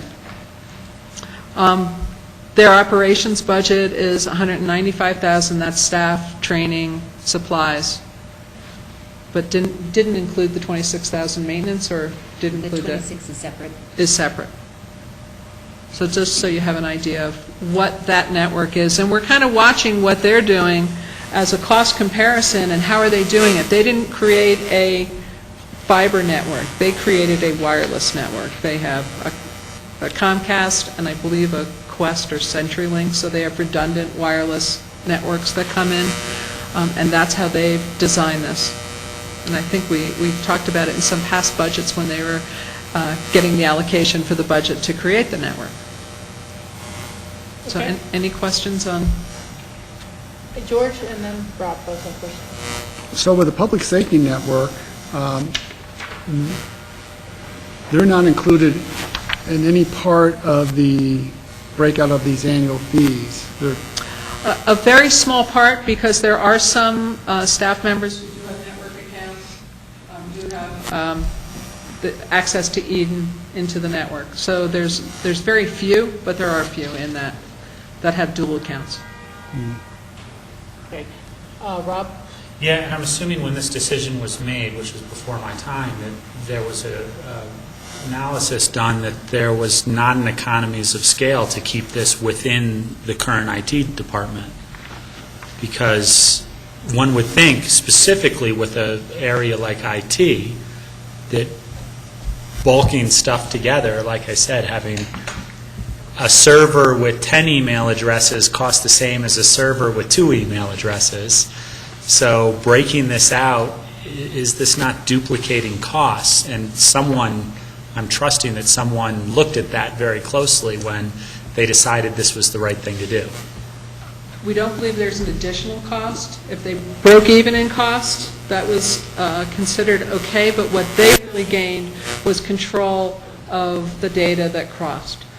Because they had, within our system, there may be some security put in where you can't have certain search words, you're blocked out of the internet access. And the public safety staff could not have that. So it was difficult to break and have rules into 2 different areas, at least within our current system now. And then, so now they have control of that. They have ultimate access of anything that they need access to. I mean, early on when they were making this decision, things like Facebook, we weren't able to access. We couldn't get webinars when they first started their decision to break out. And I learned that they get a lot of information from kids who put things on Facebook that aren't smart, and they get information before it's taken out. So that's where they get, it's really interesting what social media has done in public safety background. But Rob, I think to your point, I think that's a question that we still need to answer, because now we have our organization operating on two different networks. I don't think there was a dollar for dollar reduction, because they're at the economy. It still costs a certain amount to have an Exchange server and have that licensing, and it's not scaled to each employee. And so I'm not so sure that we've maximized efficiency by having the organization on two different networks. And I think that's a question that we do need to be asking ourselves, and one of our proposals that I think Phyllis is going to be talking about here in a second is we have a really good partnership with the City of Aspen on IT, and it's very unique. You don't find partnerships like this in many places across the state. And I believe fully that at some level we'll continue to have those partnerships. But we also need to step back and make sure that it's structured in a way that's making the most sense for both organizations. So we're going to have we share certain applications, and we'll have certain network needs that I'm not sure I see as going away as easily as what we saw with the public safety network.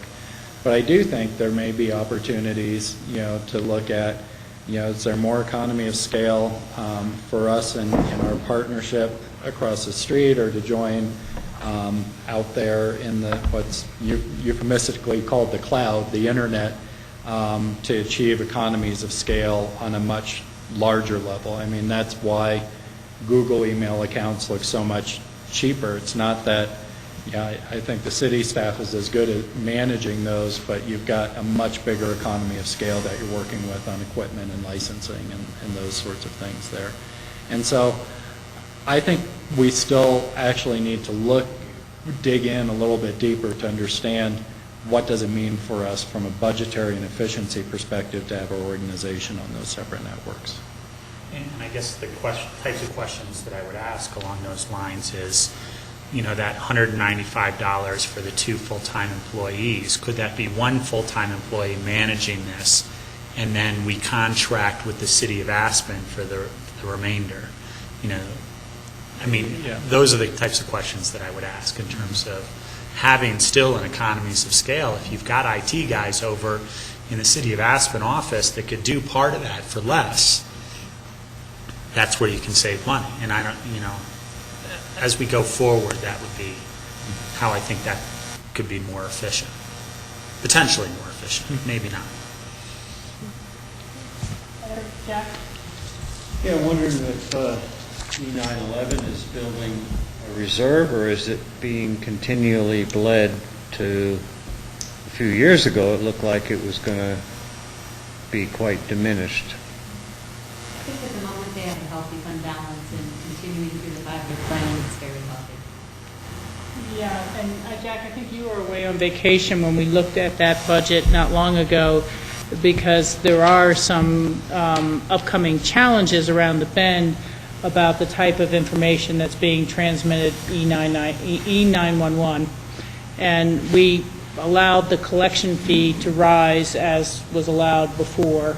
And that's part of why they look good. But the other issue, let's see if I can remember it correctly, was what's happening is most cell phones are not really paying into the 911 service, because it's based on where you buy your cell phone. And so if someone moved here from Denver and had bought their cell phone from Denver, their 911 service fees go back to Denver. not to where you're located, physically located. And so there's this drop-off of fees being collected by 911 systems throughout the country, frankly. And so there's a real challenge with that. So it's okay for now, for their funds, but it's a challenge. And I think there were some attempts to try and do something legislatively last session about making sure cell phones paid into the 911 system. Okay. Any other questions or comments on this portion? Okay. Yeah, on the same one, will that balance show up in our thick budget book? Yeah. Check it out. Okay. So issues for the future for information technology, the cloud services, internet-based services where you're actually using the web to access, including software as a service instead of purchasing. Like we purchased the license for Eden. It lives on our server. In the future, it's really going away from buying software. Instead, you're leasing software through the cloud, buying it as a service, which was one of the things we changed in our capital plan projections, that in 2015, we think software is going to look different when you want to purchase it.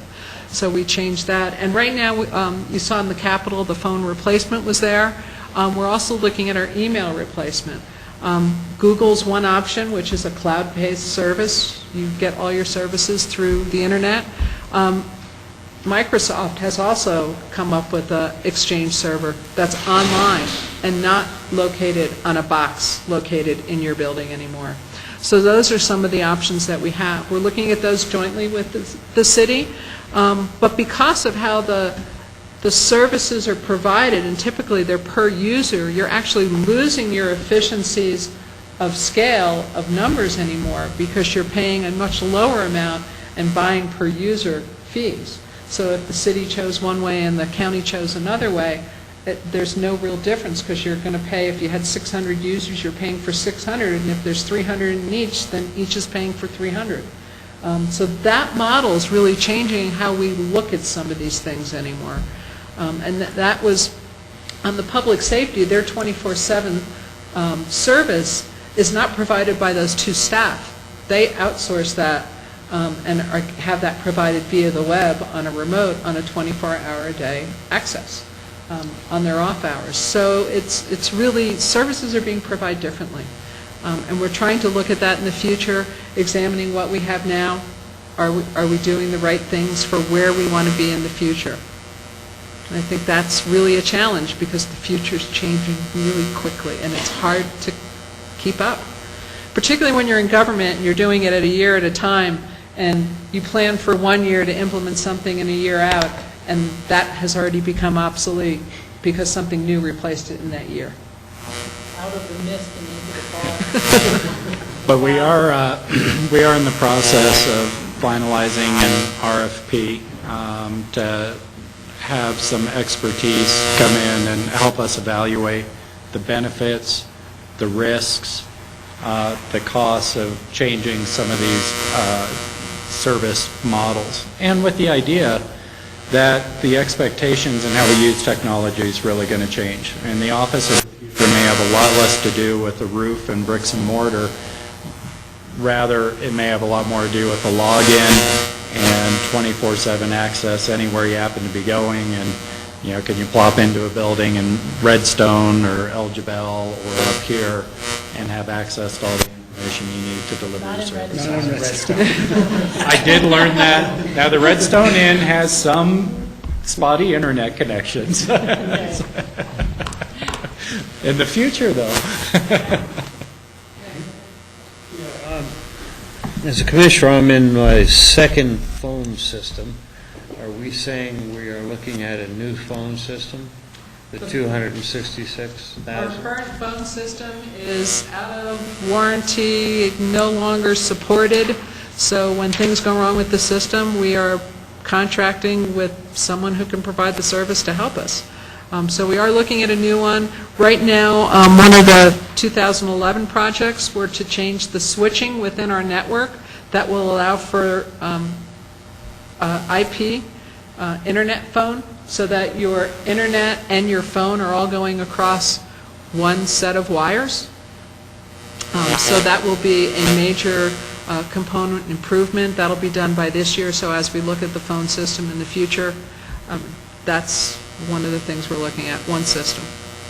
Yeah, I'm not familiar with organization. Why do we have problems with the phone system?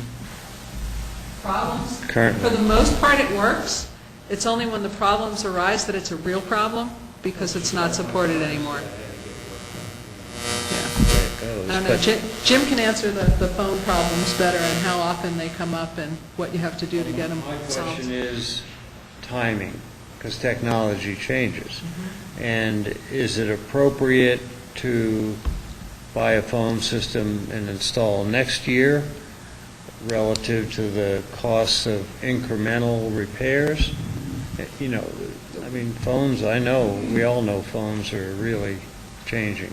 We have pushed out the phone replacement 2 or 3 years from when it was originally, when we knew that it was going to go out of warranty. We kept pushing it out.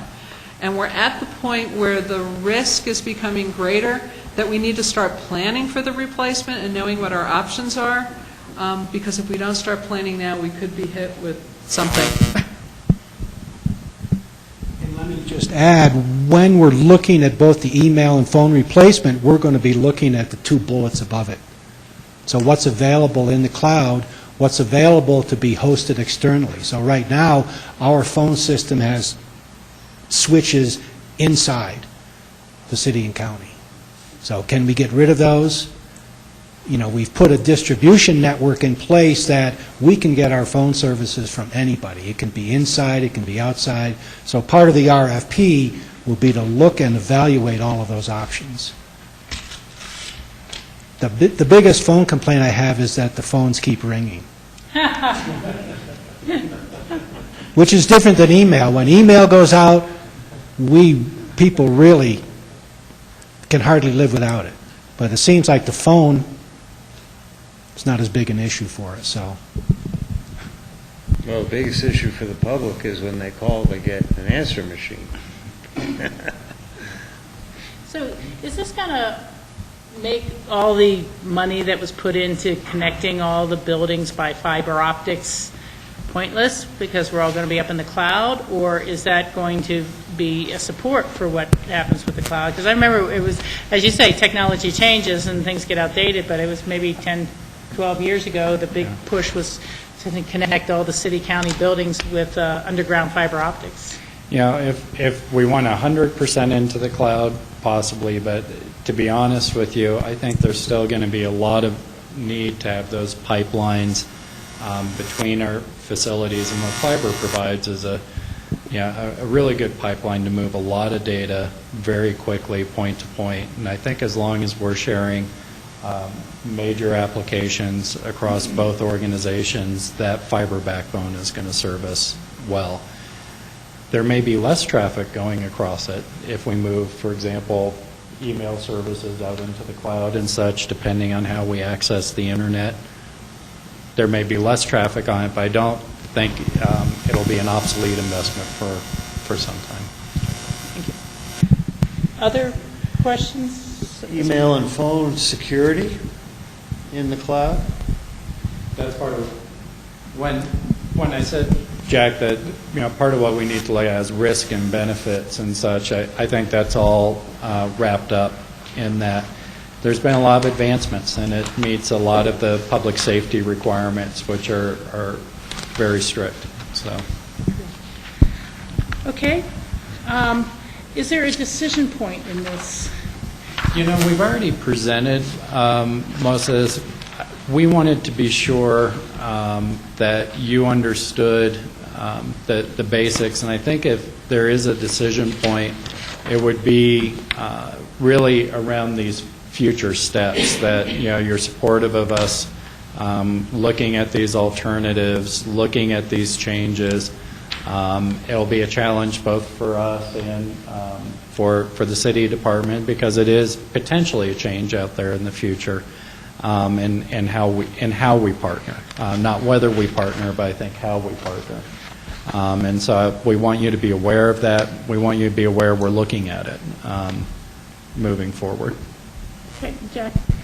Yeah, my understanding is when public safety went on their own, we were going to kind of look at that as a model and see what it might mean.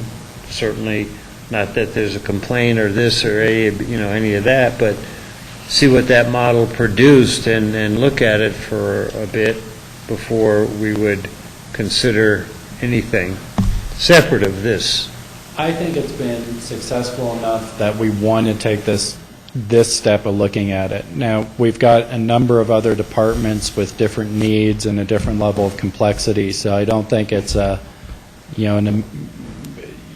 don't think because it's working in one place, we can assume it's going to work everywhere else, but we think that it's working well enough that it merits us taking a look for the rest of the organization. All right. So I don't think we have any decision points on this budget per se, other than what we've already discussed. And we will now go on to the clerk's office, who has been waiting ever so patiently to talk to us. Yes, that would be outstanding. Yeah. Stick with the 130. Okay.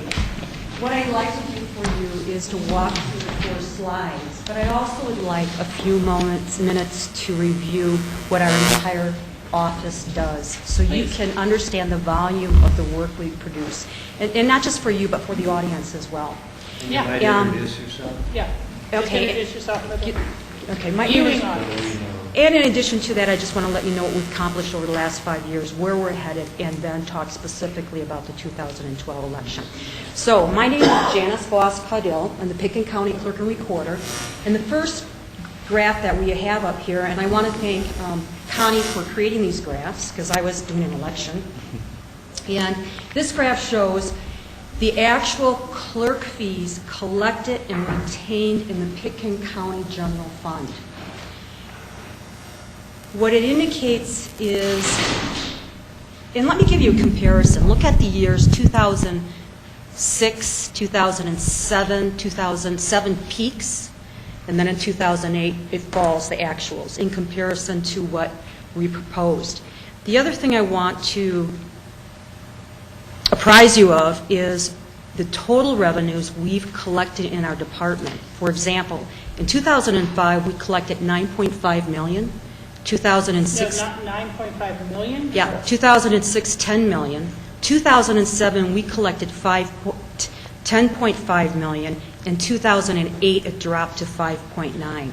What it isn't shown there is we collect revenues and redistribute them back to the state or to the city of Aspen or to RAFTA, et cetera. So this chart is not the total collections, this is just the fees. Just the general fund portion, it gets distributed to other entities. Okay. So this is just the amount we retain in clerk fees that are deposited into the Pickens County General Fund. But the reason why I'm telling you the total collection is it shows you the volume of what we work with, but it also shows you the dip from 2007, 10.5 million to 5.9 million in 2008.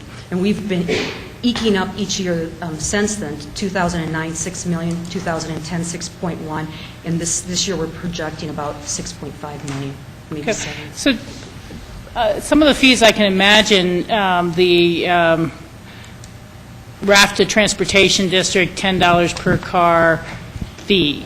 And then the other would be the State of Colorado registration fee and the faster fees. So cars, I got a little sense of what are some of the other fees you collect? Special mobile equipment, 2% fees on rentals, permits, duplicate registration fees, vendor fees we work with. There's a multiple of fees we collect. Okay. And I'm going to talk a little bit about the types of transactions next. So there are 2 fees that the clerk collects that are the major portion of the clerk fees budget, and that is the recording fee and the doc fees. In this parallels, again, you'll see in 2008, the recording fees dropped and the doc fees dropped. The doc fees that we collect are a penny on $100,000 of real estate transactions, or 10 cents on each thousand. And the recording fees, for example, in 2010, legislation was passed, and we clicked $6 on the first page and $5 per page thereafter. In 2010, it increased to $10 a page and $5 per after. So that could have been a bit lower in recording fees. What's interesting to know is the last 3 or 4 years, that's the norm. That's our normal business. And what we saw in 2008 and 9, we had many liens that we recorded. What we're seeing in dock fees recently, last year and this year, is we have high-end real estate purchases, $30 million homes. So that's keeping our dock fees up. So I wanted to make those 2 points on that slide.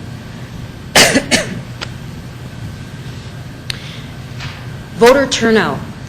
The green line indicates the total registered voters within our system, and that's anywhere between 10 to 14,000 individuals, let's say 12 to 14,000 individuals, give or take. The red line indicates total active voters, and that's anywhere between 8 and 11,000. And the blue line indicates the voter turnout in a given election. Now let me go to the next slide because it's a better visual of the voter turnout in each election. And some of the things I want to point out to you in this graph are the blue indicates odd year elections. So of course in 2011 to the right that indicates our 4,200 voters that turned out. But when you compare, if you're going to compare apples to apples, as Rob always says, you need to look at the other odd year elections, the blue lines. The purple lines indicate general gubernatorial elections, and the orange lines indicate presidential elections. I would like to point out that it's interesting to know how costs have quadrupled since the Help America Vote Act was implemented in 2006. For example, in 2004, the cost of our presidential election, the first orange line, was $54,600. In 2008, the second orange line, the cost of our election increased to $119,290. Next year, the estimated cost of our presidential election will be $295,930. And I'll go into the specifics of how that's broken out when we get to our buy-up. All right? Since the Help American Vote Act in 2006, the previous 6 years, the cost per voter would average $8.58. The $8.58, the 6 years before 2006. From 2006 to date, the average cost per voter is $22.70. It's increased $16.82 a voter. So before I talk about the buy-up, let me talk a little bit to the audience about what we do in the clerk's office. And the reason why I think it's important to talk about what we do in the clerk's office is because when we put elections on, it's not just the election department, it's the entire office that puts the election on. We're cross-trained. We consider ourselves the face of the Picken County's the face of Picken County because we have so many contacts with customers. We run the motor vehicle department, the recording department, the clerk of the board for you, and the elections department. We operate over 5 computer systems. We operate the motor vehicle state system. We operate the recording system in our office, the state voter registration and elections management system, which was implemented in 2008. We operate our ballot programming and election programming equipment, and we operate our laserfish equipment, which keeps your records. We service over 100,000 customer contacts annually through either walk-ins, web service, emails, or phones. Our demands are immediate. Our business is international. Our work is statutorily mandated daily by timelines. We have 9.5 individuals that work in our department, and it takes over 2 years to train any one of those individuals in any specific position. Okay? We're administrative arm of the Secretary of State, the Department of Revenue Motor Vehicle Division, and with those departments, we work with General Assembly to pass legislation. 12 years ago, we might have had 12 bills that affected our department, and maybe 50% passed. Last year, we had over 75 bills that affected the operations in our department, and 30% of them passed. So that tells you the volume we're working with. Within each department, motor vehicle processes over 400 types of transactions, anywhere from 5 minutes to voter registration, to maybe implementing a new law like electric cars, and developing processes with the motor vehicle department, which takes weeks and months. So it's unique to know that Pickens County outpaces any other county within the state with unique vehicles. Which, go figure, right? Which tells you that we spend more time and we have to have more knowledge in implementing processes. Our transactions in motor vehicle are between 24,000 upward of 42,000 a year. In our recording department, we record and index over 240 types of documents. We assist with researching, retrieval, copy, and we work with the state archivists. We process between 11,000 upward to 14,000 transactions a year. The clerk to the board, of course, you work with her. She keeps your minutes, your resolutions, ordinance, contracts, your liquor license, your board of equalization, which can be anywhere between 250 transactions to 2,500. She does procurement, code updates for you, research and archiving, public notices, and she adheres to court orders and prepares the court orders, which average for you between 3 and 4 a year, that take her anywhere between 30 to 90 days to prepare. Okay. The elections department.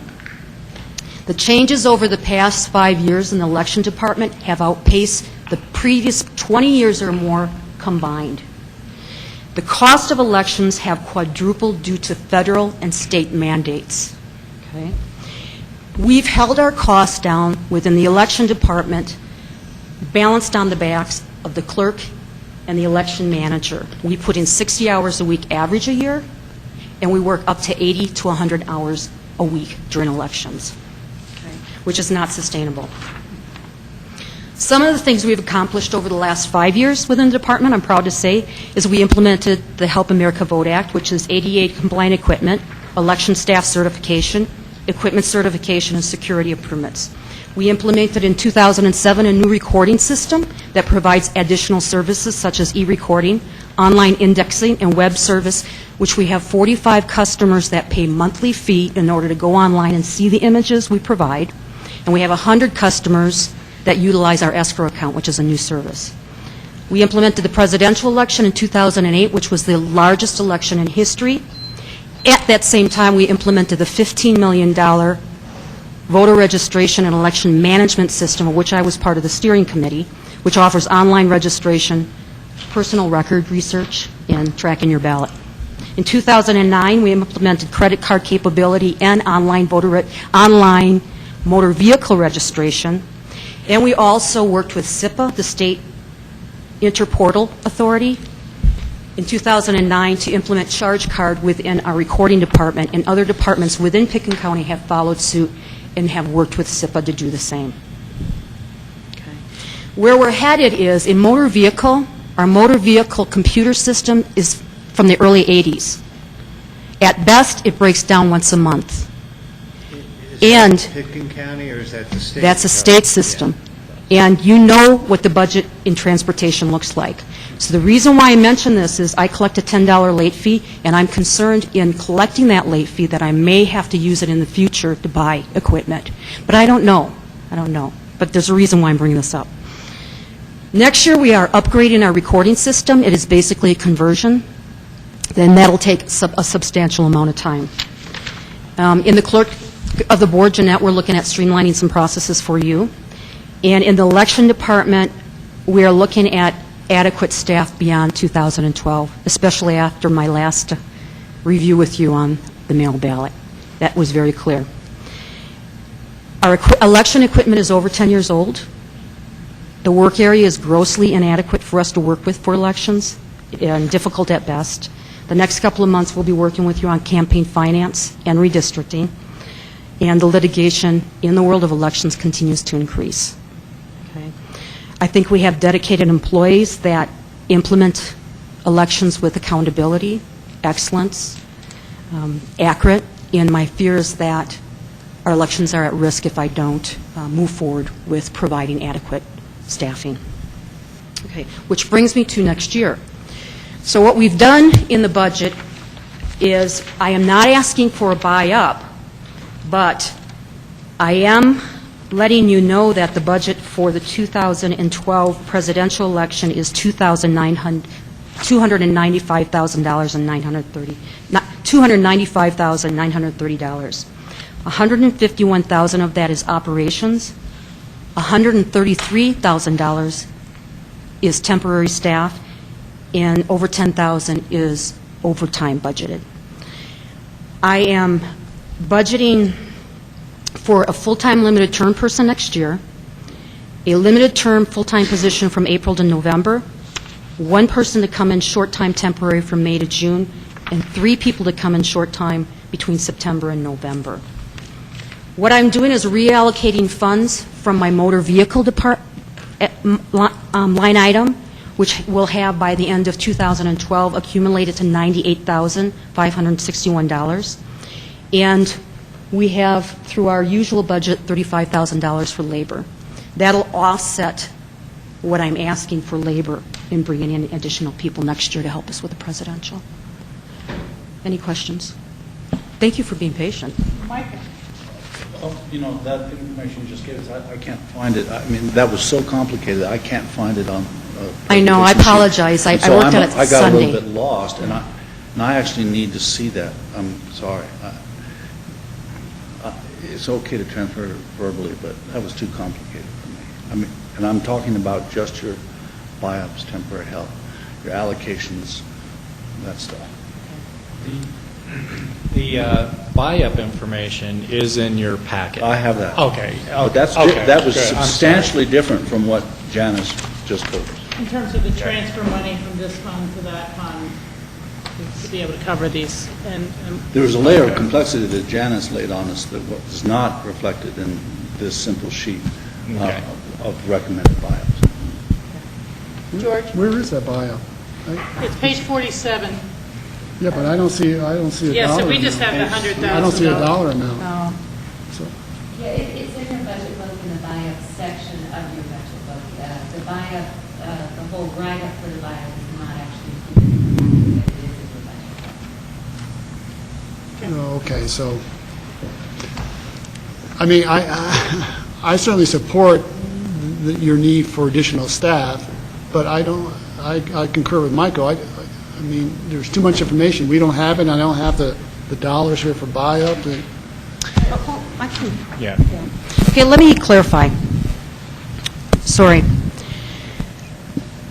In more detail, how I itemize them, and it's in your buy-up, and I'm sorry, I thought you had this, is the total cost of bringing in temporary staff for the presidential election is $133,561. Wait, I'm sorry. $135,000. $133,561. Okay. Now, I have 6 breakout figures that add up to that. Okay? They are early voting judges for the primary, which are $2,490. Early voting judges for the general, which are $6,030. The temporary election staff full-time limited term for the entire year with benefits is $71,281, which I look at, Jack, it seems high, but I double-checked that with Connie yesterday. Benefits are high. Temporary election staff full-time from April to November to help us through the shoulder seasons is $23,040. Temporary election staff for the primary is $5,060.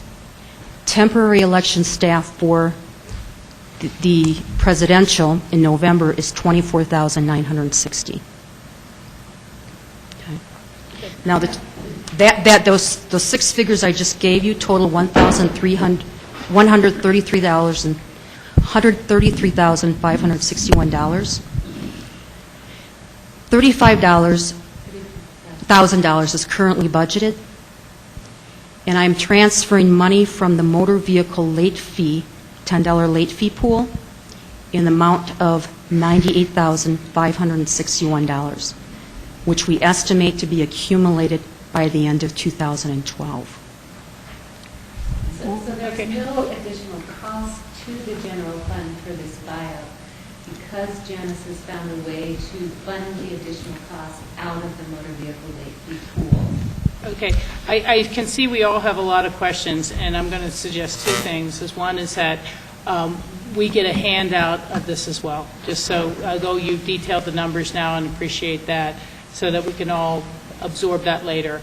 And I think we need some discussion about the late fee pool as it relates to how then do we replace the equipment from the Department of Motor Vehicles ongoing.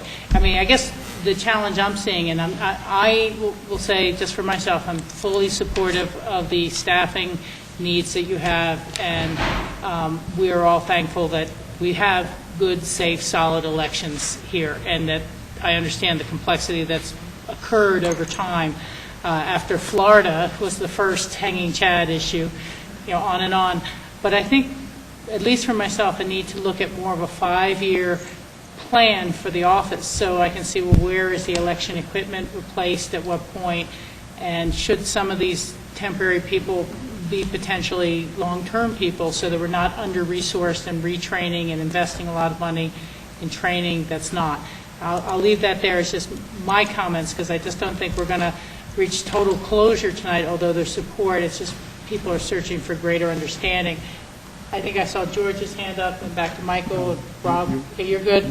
We covered you. Okay, Rob? Yeah, I mean, my question was one that you already raised, and I don't know if it could be addressed a little bit now, is I think it's fabulous that you found this money in the $10 late fee fund, but what are we passing up, and how are you able to do that? The reason why I brought it up is I don't think it's sustainable in the future to continue to rob from Peter to pay Paul.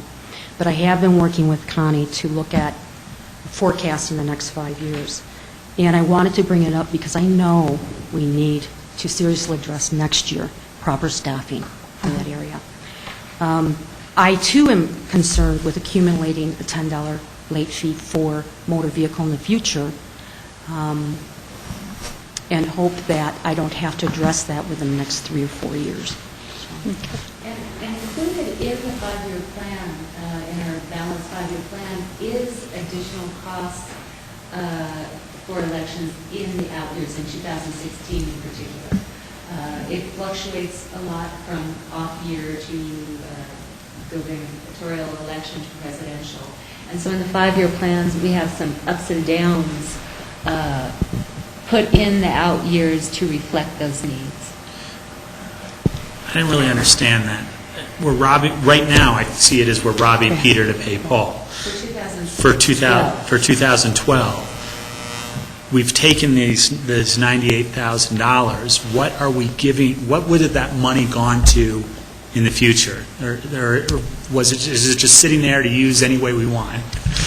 Well, I implemented the 2008 $10 late fee, and I wrote the MOI. I covered in the operations of training within the department, replacing equipment needs, unknown events that may pop up, etc. So I think it's appropriate to use it at this time for this need, but I also know that I'm also concerned, and it may not happen, that there may be needs for it specifically in motor vehicle. Okay. It does continue to accumulate each year. Yeah. And as I said, we did put an additional $98,000 in 2016 in the 5-year plan, projecting that we would not be able to use the motor vehicle monies for the following presidential election. Because I think that part of maybe what's happening here is because we have new board members and memories go after a few years anyhow, the enabling legislation that allowed the clerks to institute the $10 fee for late fees and what the purposes that allowed you to use it for. And so that's kind of what we need to look at to see what is the source of funds, and it's again, most likely to be blessed to use for this purpose, but it'd be good to kind of have a refresher of why the state allowed it. I think, if I remember correctly, it was because there was a constant cost to the clerk's office to send people reminder notices that they let it expire, their time had lapsed, please re-register your car now if you still have it, although I could be wrong. That might have been a different one, but just bring that to us with us as well, so we can understand what was this extra fee allowed to be put towards.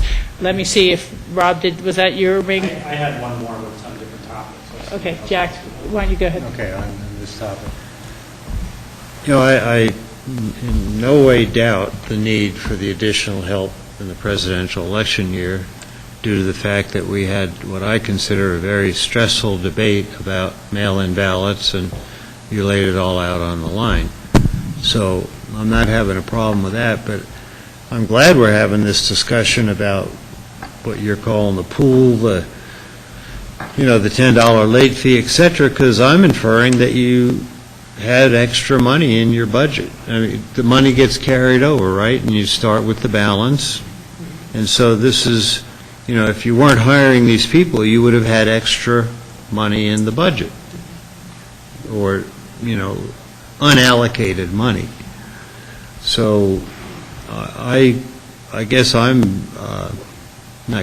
am fully supportive of a little understanding of what that enabling legislation from the state is, so we kind of get our hands around. And Rachel's right. I mean, that's 3 years ago. We all had a tough time at the legislature, and then the next year it got amended. Not that late fee, but other pieces of the faster legislation. So, yeah, I would very much appreciate that. Would that come the 15th, John? Yeah. We could Is that when that is? That's what we wanted to use that time on the 15th for, is if we ran into issues like this where you weren't prepared to give direction, and then to come back and give you the full picture based on the decisions that you made leading up to this. So, absolutely. Okay, and that's no problem, because I can bring the MOI, which you approved. I worked with John Ely and Hillary on it. That's no problem. I'll bring that back. Yeah, I don't know if it's bothering anyone else, but I'm going, okay, well, we're doing a budget. We have X amount of carryover and X amount of revenues and X amount of expenditures. And when it all comes out in the wash, what does it mean if we didn't approve this, for 2012? And that's hypothetical, of course. Well, Jack, do you mean, what does it mean If you don't approve the position at the end of 2012? Or if you want to take it out of the general fund? I think is the question. I think right now, what we'd be roughly looking at, we have an average surplus. What is our surplus for 2012? Our 5-year plan, it averages $33,000 a year, roughly.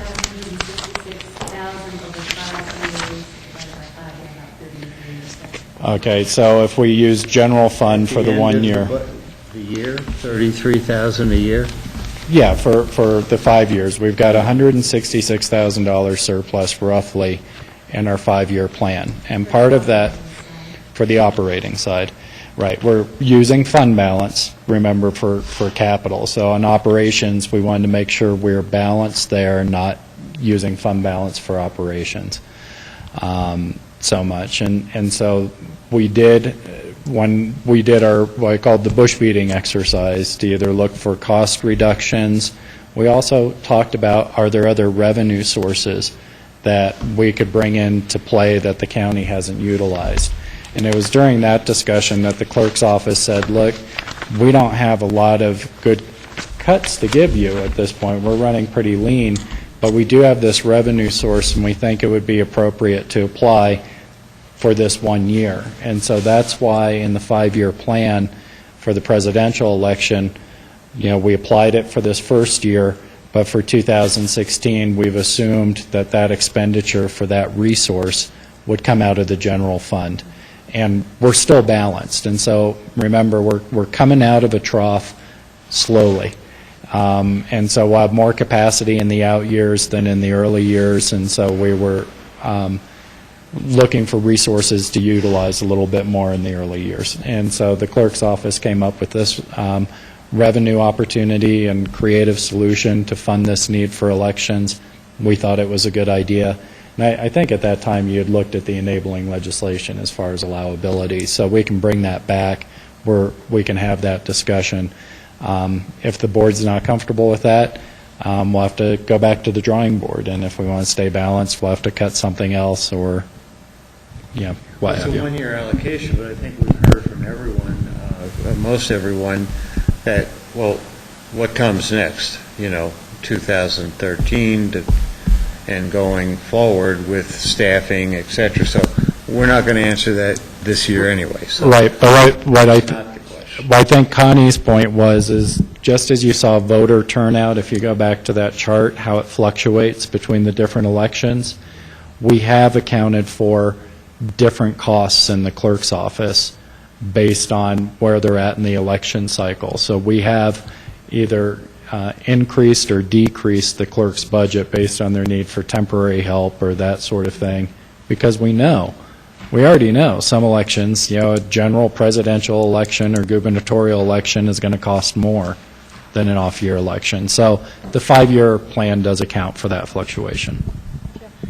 I think that, again, for me, when we look at it the second time, what we don't have here is the 5-year or further projection on capital needs, because it sounds like there's a lot of complex computer equipment, whether it's the ballot counting machines for polling place elections, whether it's the Department of Motor Vehicle system machines that need to be replaced over time. So I'd like to kind of try to merge the two. But I do think we have, it's my observation on the mail-in ballot, but I think we've kind of under-resourced the office for the workload that it does, and we don't necessarily fully think about all the day-to-day activities with an election thrown on top. It's all very unpredictable because much of my work is contingent on legislation. Yeah. So it changes from month to month. I remember when they capped the fees on,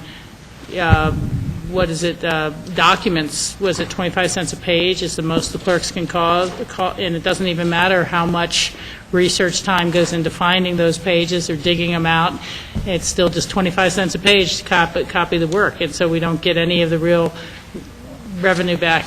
That went from $1.25 to 25 cents. We lost $100,000 over the last 5 years on that. Yeah. Michael? That is so my bra. I think what we haven't, and I support your request also, but Well, what you haven't addressed really is the 85 hours, the 100 hours. You've got to get your office down to normal hours. Because it seems to me that we're stumbling from crisis to crisis, and we're filling in after the fact. And we've also have to have a much closer coordination between the commissioners and yourself, and really what is mandated costs that we just react to.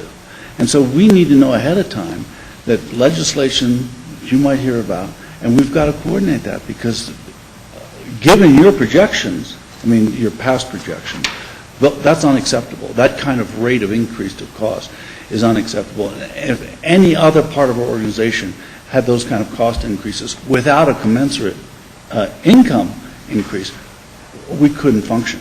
So somehow we have to address that.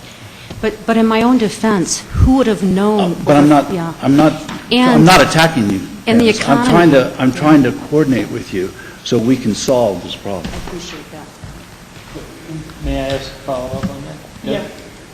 Does not this temporary help for the election cycle do that? Help you? You don't have to have the 60, 80-hour weeks? We know it's probably at certain juncture it's going to happen, but not consistently throughout the whole cycle. Right. So that's the point of what this is about. Exactly. That's what we're hoping for. If I could address one of Rachel's concerns, there is a replacement schedule for the clerk and election office that is in your budget books. So some of the future needs for voting machines or whatnot are included in a replacement schedule, a 10-year plan. There are some items, like Janice was mentioning, if there is a need for new motor vehicle software, that is not in the replacement schedule. So they have tried to include the things that they know in the replacement schedule, but there could be some unforeseen costs. And currently, the motor vehicle system is a state system. It's speculation about whether that cost would be ours or not. So right now, if we go on history, that cost wouldn't come to us. But I think what Janice is thinking about is, gosh, the state isn't in very good shape. This system is in really bad shape. Maybe that cost is going to come our way. And I think she's just trying to give you a heads up of that environment. Yeah. So I apologize for that confusion there. But we do have all the information in the budget book, but we'll come back and pull that out on the 15th. Yeah, and, I appreciate the budget walkthrough that we've been going through, but we do go back and forth between having the budget book to having just a PowerPoint, which is much more limited scope of information at the time. So I think you've heard that in general we are supporting the recommended buy-ups, but we would like the additional detail information on that this, because very few of the other buy-ups had matching revenue pools to go with them. Yeah. And this one seems to be having that. Is that? Yeah. The only other two on there. It's a caveated seem to be approving. I don't want to cut anyone's examination of the rest of the information off early. Is that kind of where we're at? Keep asking questions here. What are we going to accomplish? I understand what scanning is, but what at the end of the year, 2013, will we have accomplished with the scanning project? So that's not Janice's, that's actually countywide. And so what's happening with that, Jack, is we have a number of departments that have suggested or are looking at taking on scanning projects of their own. So environmental health had put in a buy-up for $20,000 that wasn't recommended this year. We know there's additional scanning needs in the clerk's office. We're doing scanning in human services. We have human resource scanning needs. And so one thing about getting all of these documents in electronic format, there's several advantages. One, as we continue to run into space issues in the county, we've got paper taking up a lot of room and also limiting our flexibility as far as where people are at. They're tied to their files versus being tied to a laptop or an iPad or what have you, where you could pull items up. That's in environmental health. That would be a huge efficiency while looking at septic systems or any types of inspections, because right now we're working off of paper records, and if they don't have the right one, they're going back and forth to the office. We also have a lot of space taken up with those records. Similar if you go into any of the offices right now. The other thing is once that document is in electronic format, it can be reproduced and shared at almost zero incremental cost. There's storage costs and such, but as far as the cost of reproducing or sharing that document becomes exponentially more efficient. And so what we wanted to do is spend 2012 really looking at a scope. That $100,000 is a very round number. It's a placeholder based on where we were seeing the different needs and kinds of requests for scanning. We think by bringing a countywide scanning project together, we're going to achieve economies of scale in the project itself, achieve better quality because you have a larger project, and then we start to enjoy the benefits of having these documents electronically, whether that be being able to share them on the web with our public, or being able to have our employees be more efficient out in the field as they're performing their jobs.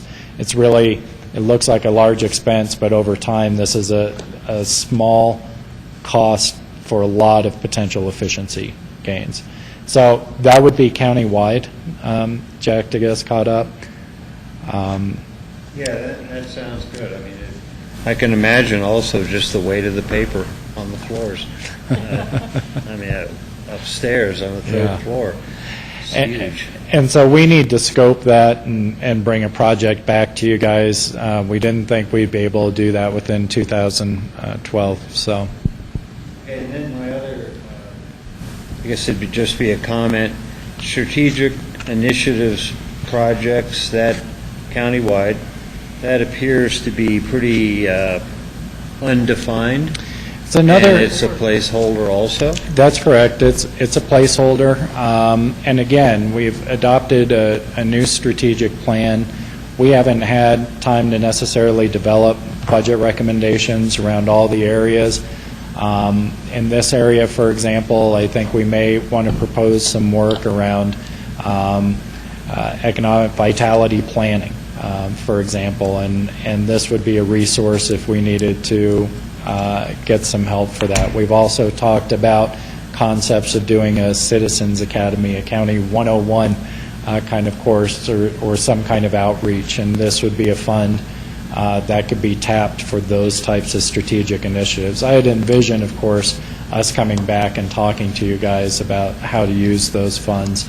But again, we wanted a placeholder so that we had some funds set aside for those kinds of initiatives and could still have a balanced budget going forward, operating budget. That was from the very first of our budget presentations before you had left town, that there's going to be some save. It's no more defined now. It is a placeholder. And it's four items that will be coming to the board and supported by the board. And, you know, I want to throw one small thing in the hopper for consideration, which I don't think we have discussed or budgeted for, and it's just a concept. But we continue to hear about the need for greater enforcement on trash that attracts bears and causes bear deaths in the summer. And we've talked repeatedly about how we could work with the DOW better in the summer months. And so that's just one thing that struck me, is that would be appropriate use of some small amount of the strategic initiative funds. And we could have a lot of further discussions about how we'd implement that, and could it be a shared position with a ranger in the open space or not, whatever. But that's the type of thing that this budget is allowing us a little bit of room for goal-specific initiatives that line up with our strategic plan. May I ask on that, because obviously I wasn't here for flourishing a naturally built environment. Did you have any further discussion about that potential item? Because I'm not sure strategic plan, this 100,000 would fit that definition. Well, I think, and I don't have any, and I don't even want an opinion on that. I won't offer one. But is there an? It's not precluded. Is that a discussion that goes forward in this budget cycle about next summer? We don't have a proposal. I think there's a couple of different things that we could talk about doing, ranging from a public relations kind of, I don't know that we've had a concerted effort on that, on the bear and trash issue. Currently, I do not believe we have an ordinance or code on the books regarding trash that would be enforced. We do, but it may not be sufficient. Okay. I need to go back and look at that, yeah. Yeah, and I didn't want to divert us to that topic, Yeah. Jack. I'm just saying that So, that's but what we the did type not. of strategic initiative is for us to brainstorm and discuss perhaps in our beginning of 2012 retreat type of movement forward after we get through budget. So it's amorphous. Yeah, and per the last page, issues from previous budget, so I was asking if there was a discussion on that item. So it will just come forward at some point.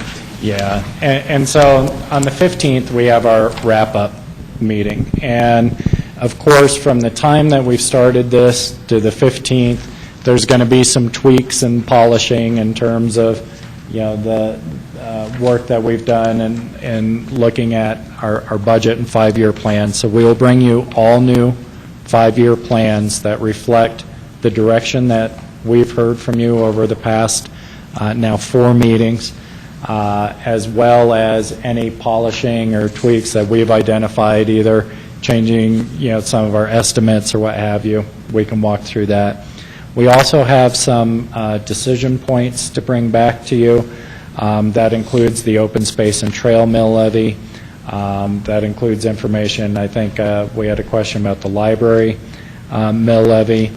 We had committed to come back and talk to you a little bit more about the road capital plan. I think there's some questions about were there some opportunities to reduce mobilization costs or achieve some economies of scale by front-loading the plan. And while there may be more opportunities than we found, I think we have a couple to come back and talk to you guys about. And basically, we'll be bringing back the full picture again about what we're proposing in the budget, the 5-year plans, the fund summaries, and looking for any final direction from the board as we prepare for the December 13th adoption. So if there are other specific things that you'd like to see, it'd be good to catch us on those before Friday. Okay. Board, anybody else had anything that they wanted to add as a comment or observation through about the budget that we've been through today or past ones? And I would just encourage anyone, if something does come up or strikes you, or, oh, I forgot this, or I was wondering about that, to, feel free to contact Don directly, and we'll tee that up for the next group discussion as well, just so that anything we're going to want more research on, more background information, anything at all, so it doesn't just come off the cuff and leave you guys scrambling. But, sometimes those things come up no matter what, but John's there to do his best to answer all our questions in advance if we can give them to him. So, okay, that seems to be about all for today. Okay. Was there anything else? There was an email from Susan to bring our budget books in for updates. Oh, yeah, that's right. Okay. Just so people know. I don't know.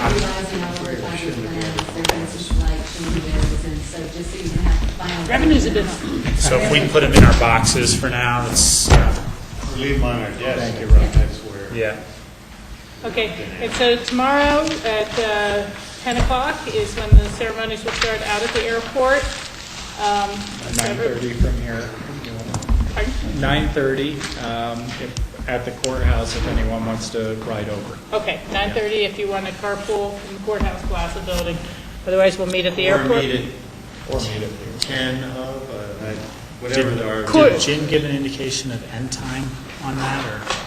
It looked like around 11-ish, if I remember correctly. Yeah. Okay. 10:50.